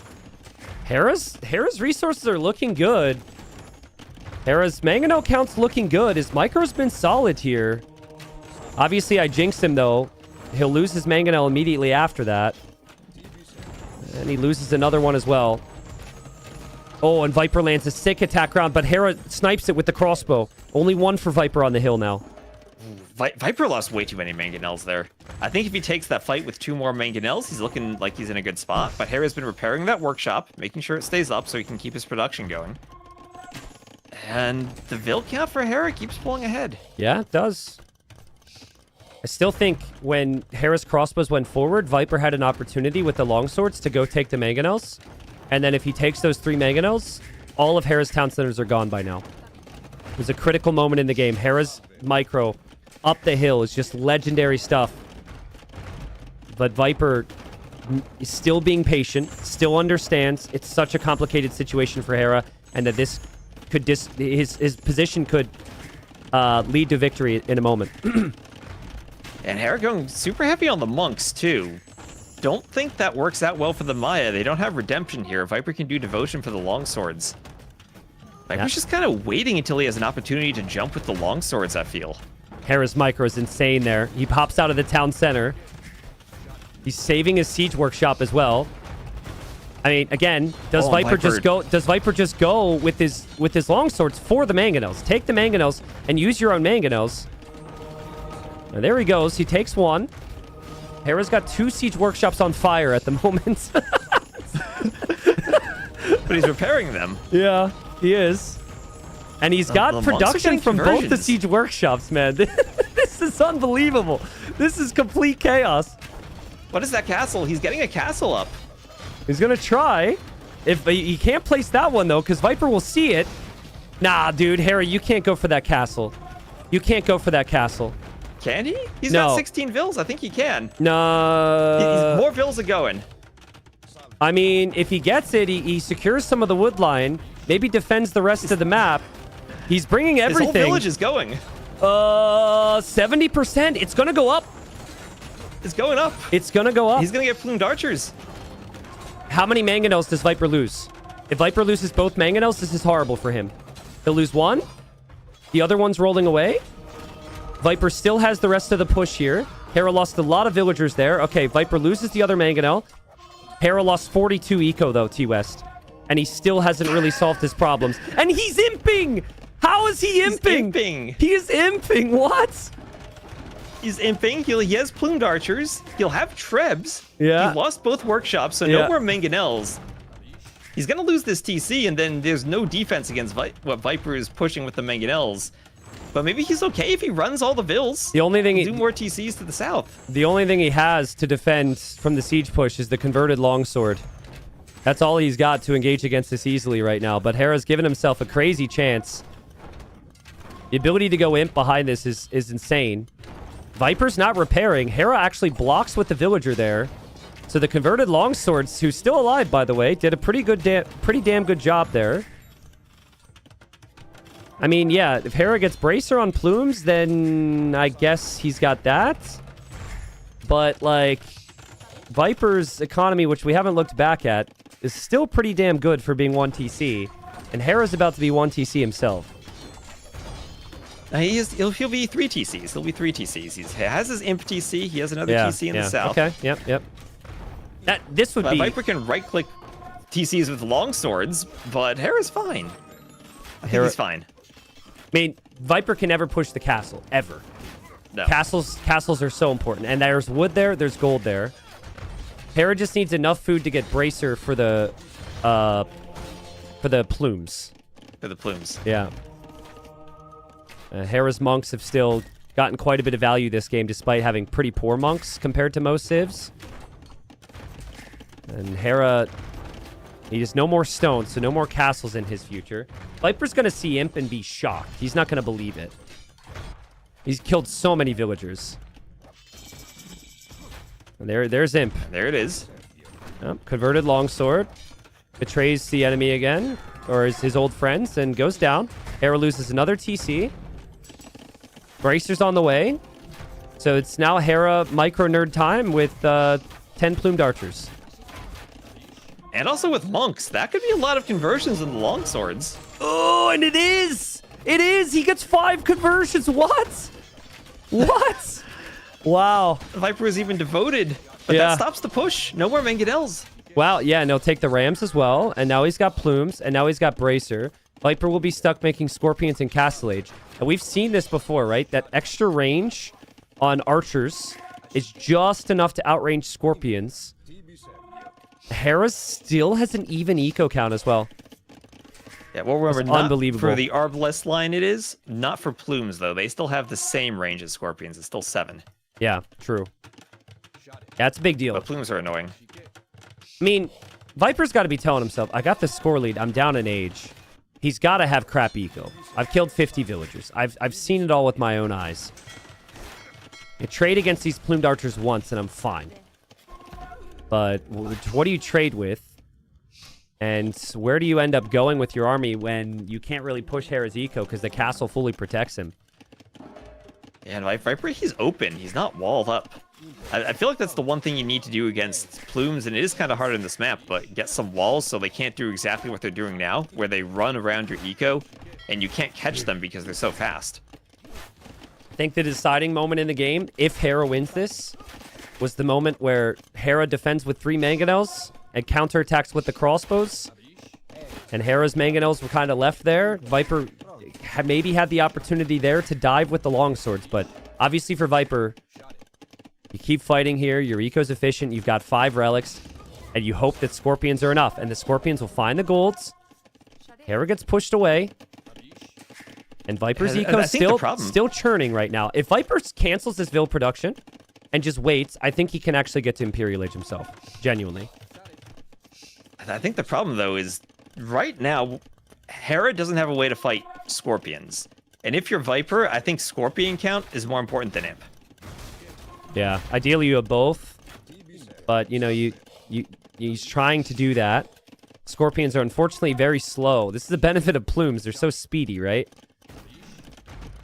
And Hera... Yeah, and then you need more scorpions just so you have enough that you kind of out micro the plumes just by speed. Yeah. And Viper not shooting. And I think he's distracted by the other group right now, TUS. He can't look because he's over there garrisoning against the other plumed archers into the towers. And that's a really good engagement for Hera. Hera falls back to the castle. Hera gets the conversion. And now Viper's on the way to Imp. Now he's Imp. Oh my god, how many vills did he just lose there? Yeah, he lost a lot of vills. That was 2 horrible fights at the same time for Viper. But it's just what the Imp advantage brings you. And now Viper is going to be up against another castle. Hera's bringing more villagers. If this castle goes up, it's next to all the siege workshops. It's next to the 5 relics that Viper has. And I do not see how Viper can possibly deny this. An amazing hold from Hera. There is a counter raid from Viper onto the farms. But it's not killing the plumes. And it feels like the plumes are kind of the big thing right now. There goes the castle foundation. Viper, he has... What's that? 10 scorpions? But they're not in position. That's a lot of vills from Hera, and there's no way that gets stopped. I understand there's like slight opportunities for Viper here or there. But this is unreal. Like, how Hera had the resources to go Imp with all the pressure that was coming in is unbelievable. Like, Viper did enough to win this game like 3 times. Longsword and Mangonel play certainly proved me wrong. But yeah, Hera's double castle now. I think maybe the first time I've seen a player get to 2 castles on this map, by the way. It's just the perfect position. And Viper's going to painfully find out how expensive it is to get Heavy Scorpion in a second. I think he taps out. Wow, what a win from Hera to move into the semifinals. That was unreal. That was a back and forth game, and it felt like there were moments where Viper almost was going to turn the corner, but never could figure out that killing blow. Yeah, honestly, I mean, with Hera being the favorite to win the tournament because he's won so much, honestly, that I think that's the only a win that Hera gets right now. Like, I don't think anybody else is able to sit here beneath that hill and somehow get the resources to go Imp and micro at that disadvantage. Now, I'm going to go back to it. I could be wrong on this, of course, but it's just kind of what my intuition said in the moment. I think you had that moment at 28 minutes where Hera tries to do the little 1-2. So he attacks with the crossbowman to set up the defensive play. So Viper reacts, and then the Mangonels hop out immediately. That's very good from Hera. But I think in this moment, this is a situation where Hera does not have enough to defend those Mangonels. And if the longswords go in, the Mangonels die, Hera's siege workshop is gone, and then his TC subsequently get flattened. And then I think he loses this game. I could be very wrong on that, T-West, but that was Viper's core issue is... I mean, he wanted to protect with the longswords, but the longswords were really needed there. Something was needed to take down Hera's Mangonels, or he just needed better Mangonel micro, of course. Yeah, it felt like Mangonel micro on the hill is a spot where you have an advantage. You're not going to die to 1 hit. Yeah. But there were moments where Viper, he'd take a hit, then get picked off by crossbows. Yeah. Or he might trade Mangonels instead of taking a shot where we should be winning the fight. And just every so often, 1 or 2 extra Mangonel losses adds up when you never get to that critical mass of like 6+ Mangonels when you're taking down TCs, and they go down fast enough that Hera can't react in time. But, I mean, at the same time, there's monks there from Hera, so he probably fears he's just going to lose half his longswords. I don't know. All I know is Hera was like clinging to the edge there, clinging to some form of existence at the bottom of the hill, and he was able to turn it around. He'll be extremely dangerous in the semifinal, but I was a little concerned because they moved the series up. We covered this as Rex. They played like an hour before we covered the games. Yeah, I hear that, and I hear Viper's not playing. Viper's not feeling well, and he's sick. I was honestly concerned that the level would not be as close as you always fear if someone's not playing 100%. I thought Viper played it really, really solid today. I thought the win that he got was nice mind games there. I felt like that game was very close to pushing it to a game 5. So well played to Hera. It I wasn't thought like it was too. It wasn't like Viper didn't bring a really high level there. Yeah, I feel like the biggest mistake from Viper was simply misplaying that Civ matchup on Coast Arena. Yeah, maybe. I don't know. But like that goes to game 5. We have I don't know what we have exactly with the Civ matchup because Viper has first pick Koreans. Maybe he goes Koreans Berbers. against Mongols. Yeah, maybe Viper goes Berbers actually to try and counter the Mongols. And yeah, maybe it's Do Berbers counter Mongols? they do at a certain stage. I think the early game's a little bit different, but they do at a certain stage. Anyways, I think you could say maybe the same thing about Koreans too. Like at a certain stage, Mongols don't really deal with war wagons all that well, but then again, it's expensive to get there. Yeah. Well, we'll find out. Maybe we'll see the matchup again in the future. Anyways, Hera's waiting in the interview channel T West in the TTL Discord if you want to meet me there. All right. Let's hop over.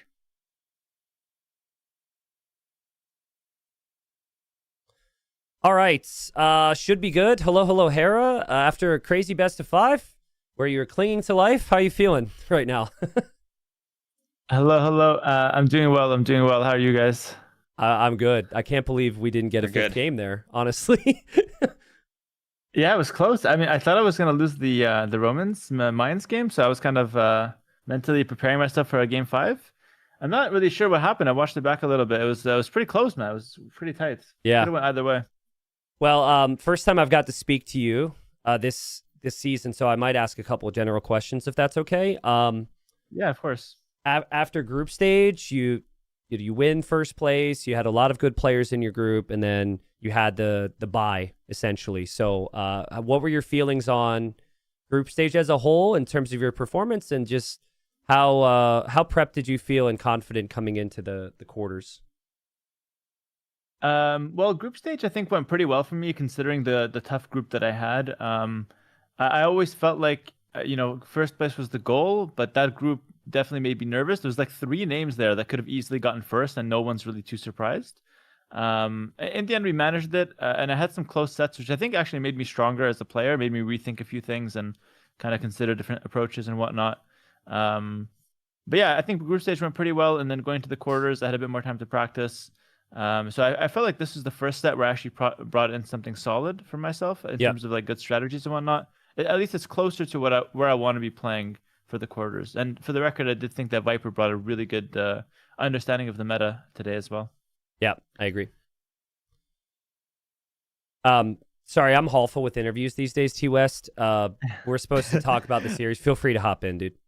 Okay, so going into game 1 then, like looking at that game, it felt like it went exactly like you wanted it to go. Like if you were prepared, you're the Japanese, you're fish booming, you're defending against the Hulks. Is that your feeling too? Do you think Viper played that with the Byzantines going to fire? Is it just kind of predictable and exactly what you were prepared for?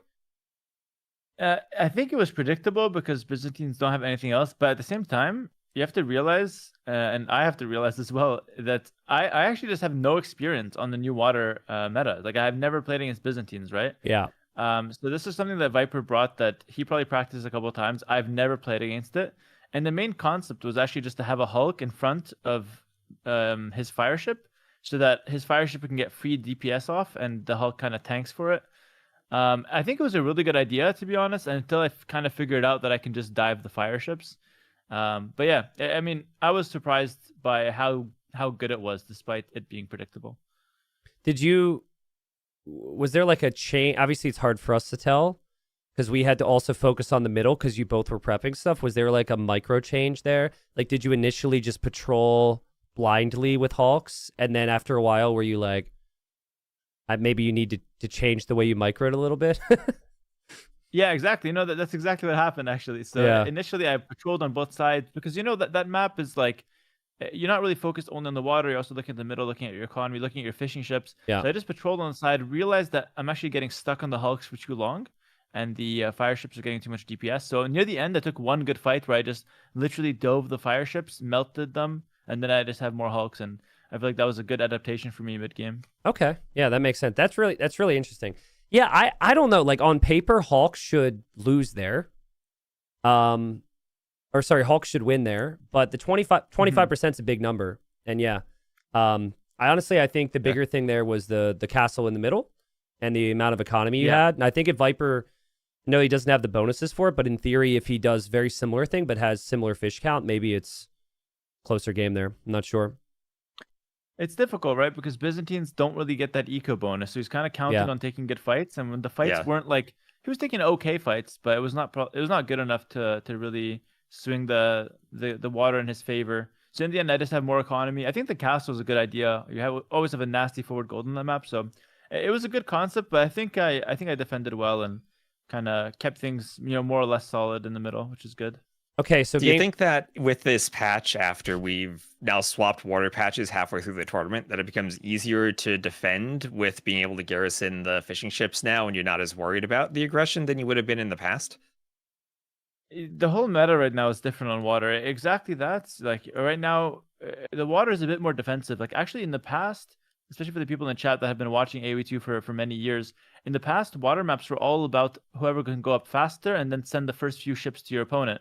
Nowadays, it's actually a little bit about like who can get more fishing ships out and who can kind of like counter what the opponent's going for. It's very interesting. I'm not sure if I like it more or less than the past, but it's definitely different and kind of rewards a different playstyle in some ways. Yeah, I think you combine that with the fact that Coast Arena has never been played in a tournament like this before. It's definitely a lot to take in. Yeah, exactly. So game 2, you see the Civ matchup. Thoughts on the Civ matchup, and then thoughts on what Viper sent your way. Yeah, I actually love what he did. Actually, I was thinking to myself that he would do exactly that, but I didn't really know what to do as the Turks. So he was Burgundians. He went for like the fast feudal into the Flemish militia and archers down the center. I was expecting that. I think it was a good strat. I think it sounded good in paper, but I didn't know what to do against it, because if I went fast feudal as well, I was thinking to myself I'd be down economy upgrades. Yeah. And so I didn't really see a good way Yeah. to like win from there. And so I wanted to just play towards my strengths, which is just Janissary and maybe a siege push down the center. And I think my strat was decent, but I ended up taking way too much damage to his Flemish militia. I should have never let them get in. Credit to him though for like making maximum use of his feudal age army and then also walling behind. I think he just played it well. Yeah. And I did okay with the push. It was not horrible, but definitely took too much damage, I think, unfortunately. Yeah, needed to do an earlier loom at some point. That was my question actually. Was that calculated from you? Did you feel you could get away with delaying that, or like did you misjudge the houses going down, or was it just like a mental error that you forgot the order in which I thought you the clicked houses loom? would hold longer. Okay. To be honest, no, I thought the houses would hold longer. And Yeah. they were kind of useless. I maybe in hindsight, a layer of palisade or 2 layers could hold more, but the houses just go down too fast because they have that -2 melee armor. Yeah. So yeah, but I mean, at the end of the day, I think Viper did a really good job there. It was going to be even if I played perfectly, I think it would be a hard strategy to defend. So well played to him. Okay. Game 3, African River. A lot of people have been going man-at-arms, which you both did. But you went for additional man-at-arms. And were you like full on? How do I ask this? So like from our perspective, Viper goes double range. He follows up with skirms because he thinks you're going to go archers, right? Because that's what everyone does. Yeah. Were you hoping to bait him into that? Were you still like worried about second range? Like kind of what was your thought process there? Well, my idea was to kind of throw some anti-meta his way. I wanted to surprise him because on that map, I feel like if you get some tempo, Yeah. with the men-at-arms, he's not really able to scout you as effectively. So I threw some, men-at-arms, and then added a few more just to kind of keep the pressure on him and kind of surprise him a little. I felt like if I played range against Dravidians, I'm just playing into his strength. So I was trying to play more towards my strength of being an infantry civ, kind of trying to throw him off guard with something that he might not expect, which is basically the first time in the series that I've done something like that. So Yep. I feel like it was about time I throw him off a little, and I think it worked pretty well. Yeah, it's good on that map. It's really good. Like that map is tempo is the right word for it. That map, it's like who's the first person that could smash the opponent in the face, so the other guy has to react, and then snowballs, right? Yeah, exactly. who's the first one to That map is really fun. like do the fish or get it? There was a moment where you cleared Viper's fish, where he was out by his dock and just not paying attention. So you were fighting in a few different places at once and not giving him the chance to garrison. Yeah, that was huge. I was able to kill, I think, 4 fishing ships, and then the 5th one I picked up later. And that was just a really big advantage. So, he might have had control of the land at that point with the range units, but at least I killed his fishing ships. And It's hard to even say. I think the game was more or less even despite everything, by the way, going into Castle Age. I might have had a slight advantage, but it was a close game for the majority of it, which I think was exciting for the viewers, most likely. You might not want to answer some of these details, of course, because you have another series to play, but I am actually curious. You scouted with Water Buffalo everywhere in the corners in Dark Age, which, like, yeah, you know, versus some players, they steal that. Was that just with you thinking of A, boosting your score to mind game on, like, early militia, or, like, possibly B, just, like, having awareness on those areas for a messy game? The main idea is just to scout where the fish is, actually. If I scouted a bit more, it's just because I'm already scouting there. with them. But the main idea, yeah, exactly. Yeah. I just want to see where the fishing ships are while having my scout lure deer. But I think in the next sets, like especially against ACCM, what he should do is probably send his scout forward to steal my sheep if I do that. But I think even if he comes and steals my sheep, I think it's like he'll steal like 1 or 2, and I think it's fine anyway. Not the end of the world. Now you're just giving him ideas so that you'll do something else. Maybe, yeah. It's a thing, man. It's a thing. Has all the ideas. He's good. He knows. All right, and then game 4 here obviously was insane. When you saw Romans, were you expecting longswords and scorpions at all, or were you thinking that he would just play a fairly standard and just play like crossbow scorpion with more efficient eco? No, I knew for sure he was going to go for the longswords. Okay. With the scorpion, I thought that sounded amazing, actually. Okay. Like, as soon as I saw Romans, I was like, okay, that sounds really good. Okay. And I was really worried. I didn't really know what to do. I considered the idea of going like crossbows plus eagles, but the problem with that is that the eagles literally do nothing to the Roman infantry, and I think it plays like Viper loves when you have to dive him, and he's just have to take a good fight. He's really good at that. So. In the end, I tried to go crossbow mangonel for the most part, and it was okay, but that was a really difficult game to play. I have to say, I really liked the strategy. I think that strat was really solid. Very hard to defend for me. Yeah, it was insane. Sorry, T West, I've asked a lot of questions. Do you have another one about that game at all? So, what else happened in that game? Oh yeah, you had that castle. You sent like 40 villagers to build one castle and lost like 35 of them.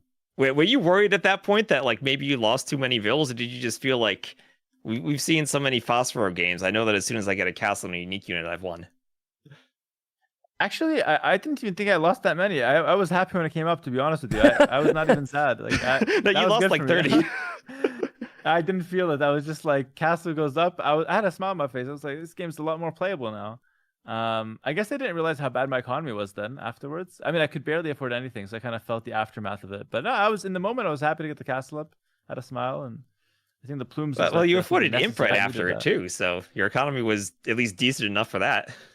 A castle, yeah, exactly. In terms of the safety that castle provided you after the first opening of that game, like that castle on that map feels like it is 3 times the range because it's so difficult to lock down resources, especially against siege. So, yeah, that was incredible for me. That was easily one of the best games we've seen this season because of the amount of pressure. Did you happen to watch any of our commentary at the tail end of that game, or did you miss a thought we had? I think I missed it. Yeah. What's so the thought? I don't know if you remember, but there was a moment you go. He's like got the hill in front of you. Crossbows. You realize crossbows can't do anything on the hill, and you go counterattack, and then immediately eject with your mangonels, try and like set him up for a big shot. Yeah. I felt like in that moment, if Viper dives with his longswords, takes your siege workshop falls, your town centers fall, and you're in a bad spot. Do you agree with that assessment? Because you did have monks as well, randomly around.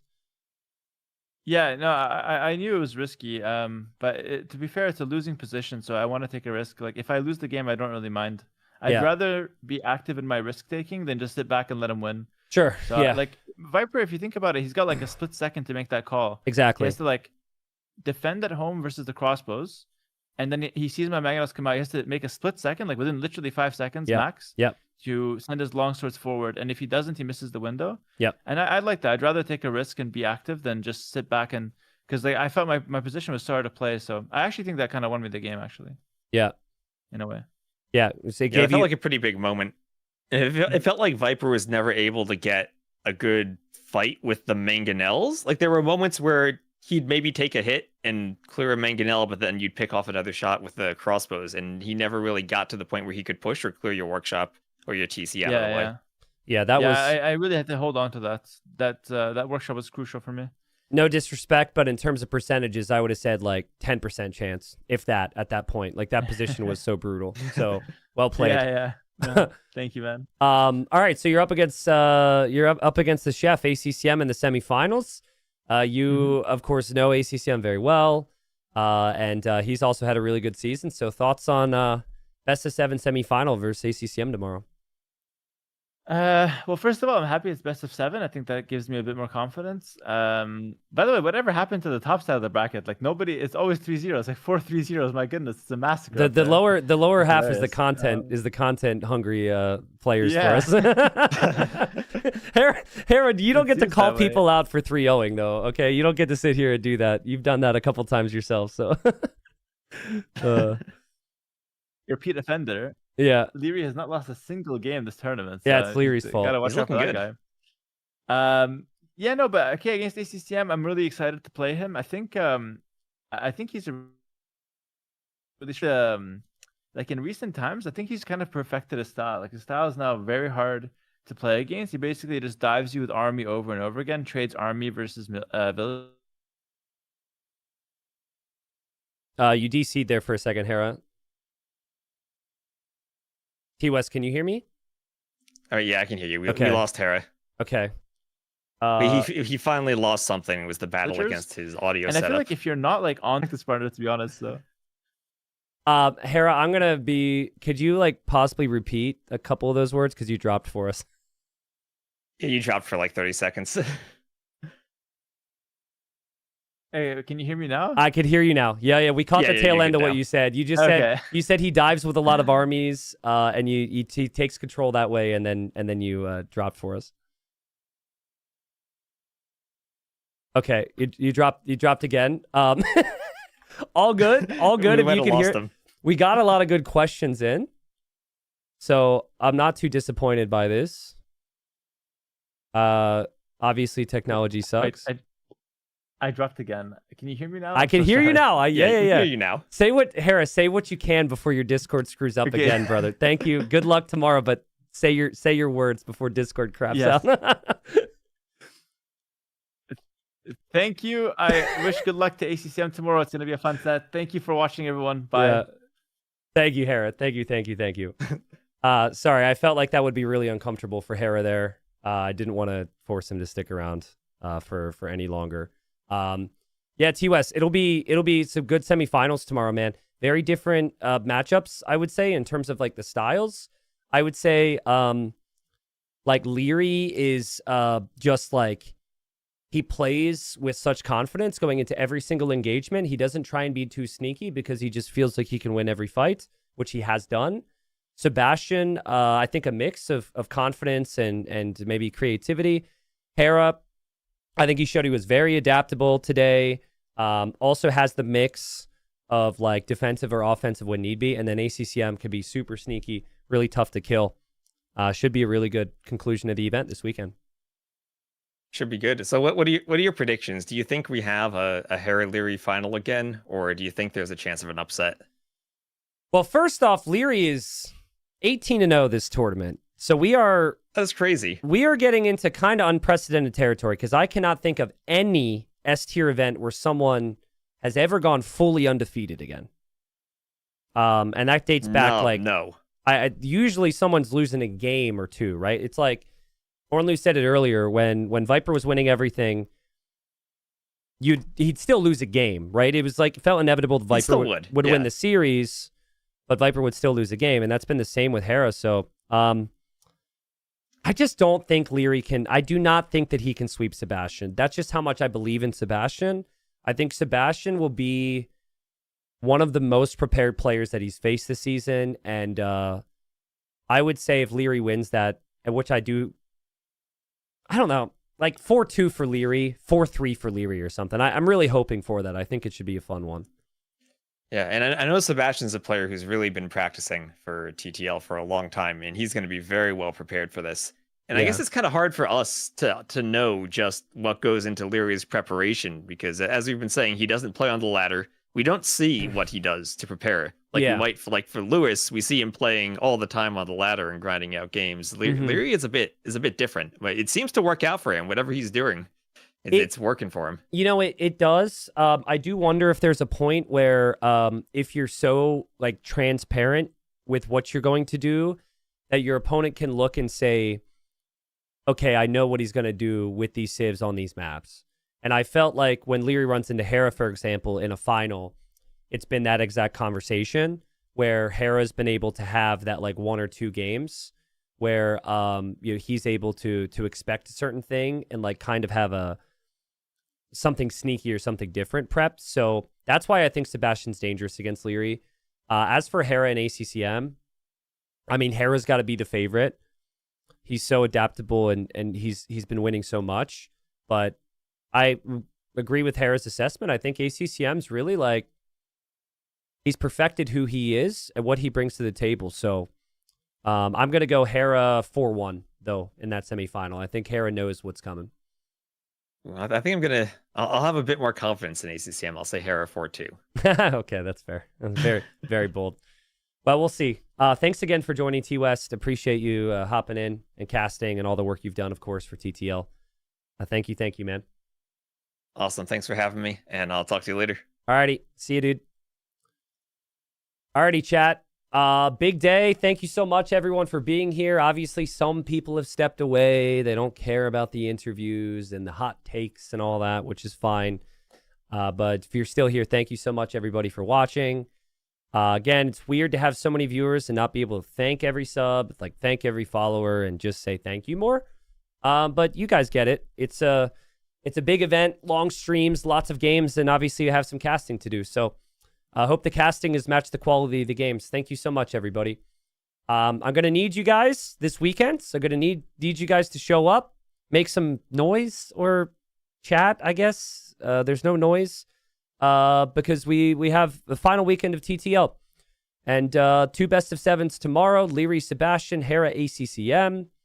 Our base is telling me we will start with Hera, ACCM. We will end with Liry versus Sebastian. So that's the schedule. We'll start at 16 GMT, which is noon Eastern, and then we'll do basically Liry Sebastian series after that. So roughly like 2.5, 3 hours after that. Then on Sunday, we'll have the 3rd place match, and we'll have the final. And so, yeah, hopefully you guys will make it. Hopefully we have some great games. I felt we've had some really good games in these playoffs. The level's clearly rising. And it's building up for a fantastic finish. So, Arbase also reminding me, yes, if you would like to play in the community event, we have 350 people signed up. I would love to hit 400. We've got people, all ELO brackets. So if you want to play these settings with people your ELO from the community, TTLC command, join the Discord. And then also we have the image below the stream here on Twitch.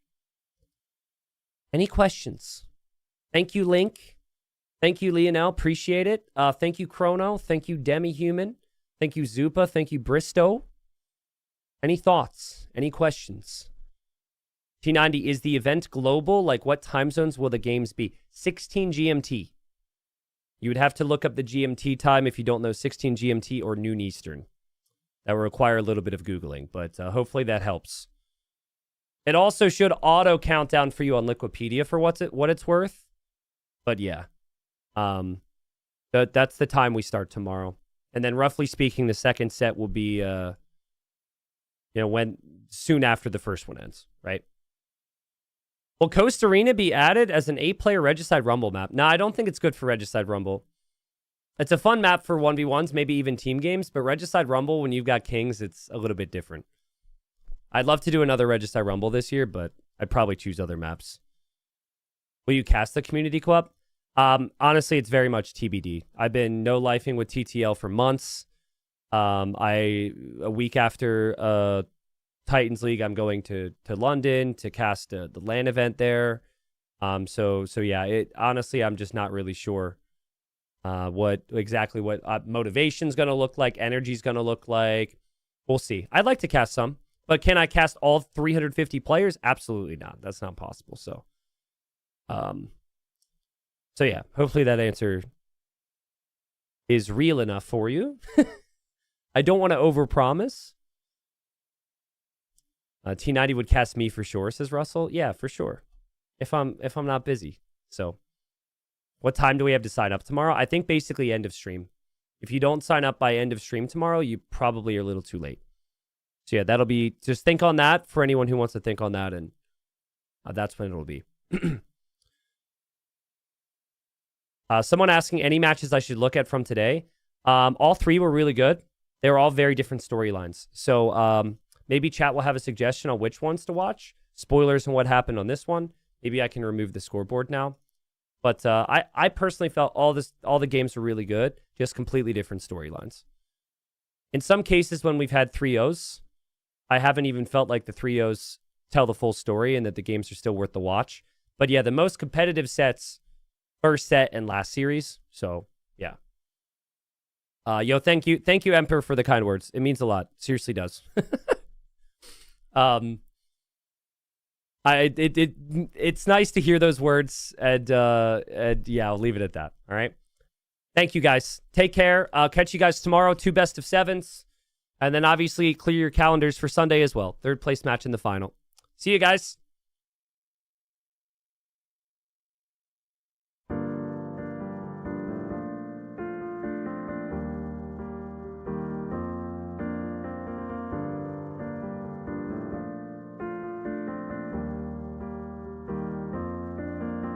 What he wants to do is he wants to get to +2 knights. Wants to get full armor in, but he's not going to be able to do that. What he wants to do is he wants to get to +2 knights. Wants to get full armor in, but he's not going to be able to do that. What he wants to do is he wants to get to +2 knights. Wants to get full armor in, but he's not going to be able to do that. What he wants to do is he wants to get to +2 knights. Wants to get full armor in, but he's not going to be able to do that. Pain is coming. Pain is coming. Pain is coming. Oh God. Oh no. What he wants to do is he wants to get to +2 knights. Oh God. Oh no. What he wants to do is he wants to get to +2 knights. Wants to get full armor in, but he's not going to be able to do that. What you need is you need siege, or you need something that kills. Don't know if Kanji can get that right now. Oh God, oh no. You need something that kills. Something that kills. Guess what? It doesn't look good. Guess what? It does look good because Kamigawa is done fighting. Kamigawa. Oh God, oh no. What he wants to do is he wants to get to +2 knights. Wants to get full armor in, but he's not going to be able to do that. What he wants to do is he wants to get to +2 knights. Wants to get full armor in, but he's not going to be able to do that. What he wants to do is he wants to get +2 knights. Wants to get full armor in, but he's not going to be able to do that. What he wants to do is he wants to get +2 knights. Wants to get full armor in, but he's not going to be able to do that.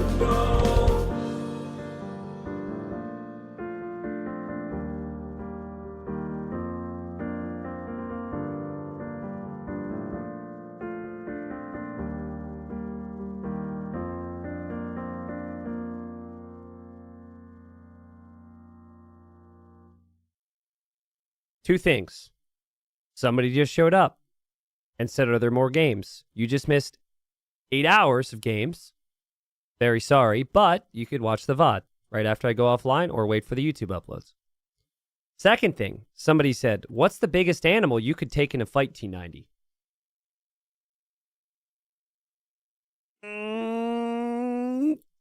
Shouldn't say it. I was really tempted to make a your mom joke. I don't know, like a capybara or something. Are they vicious? Capybaras? How big are they? I don't know. How about a bear with no claws or no teeth? Is that doable? I don't know. Ask me tomorrow. Thank you guys. See ya.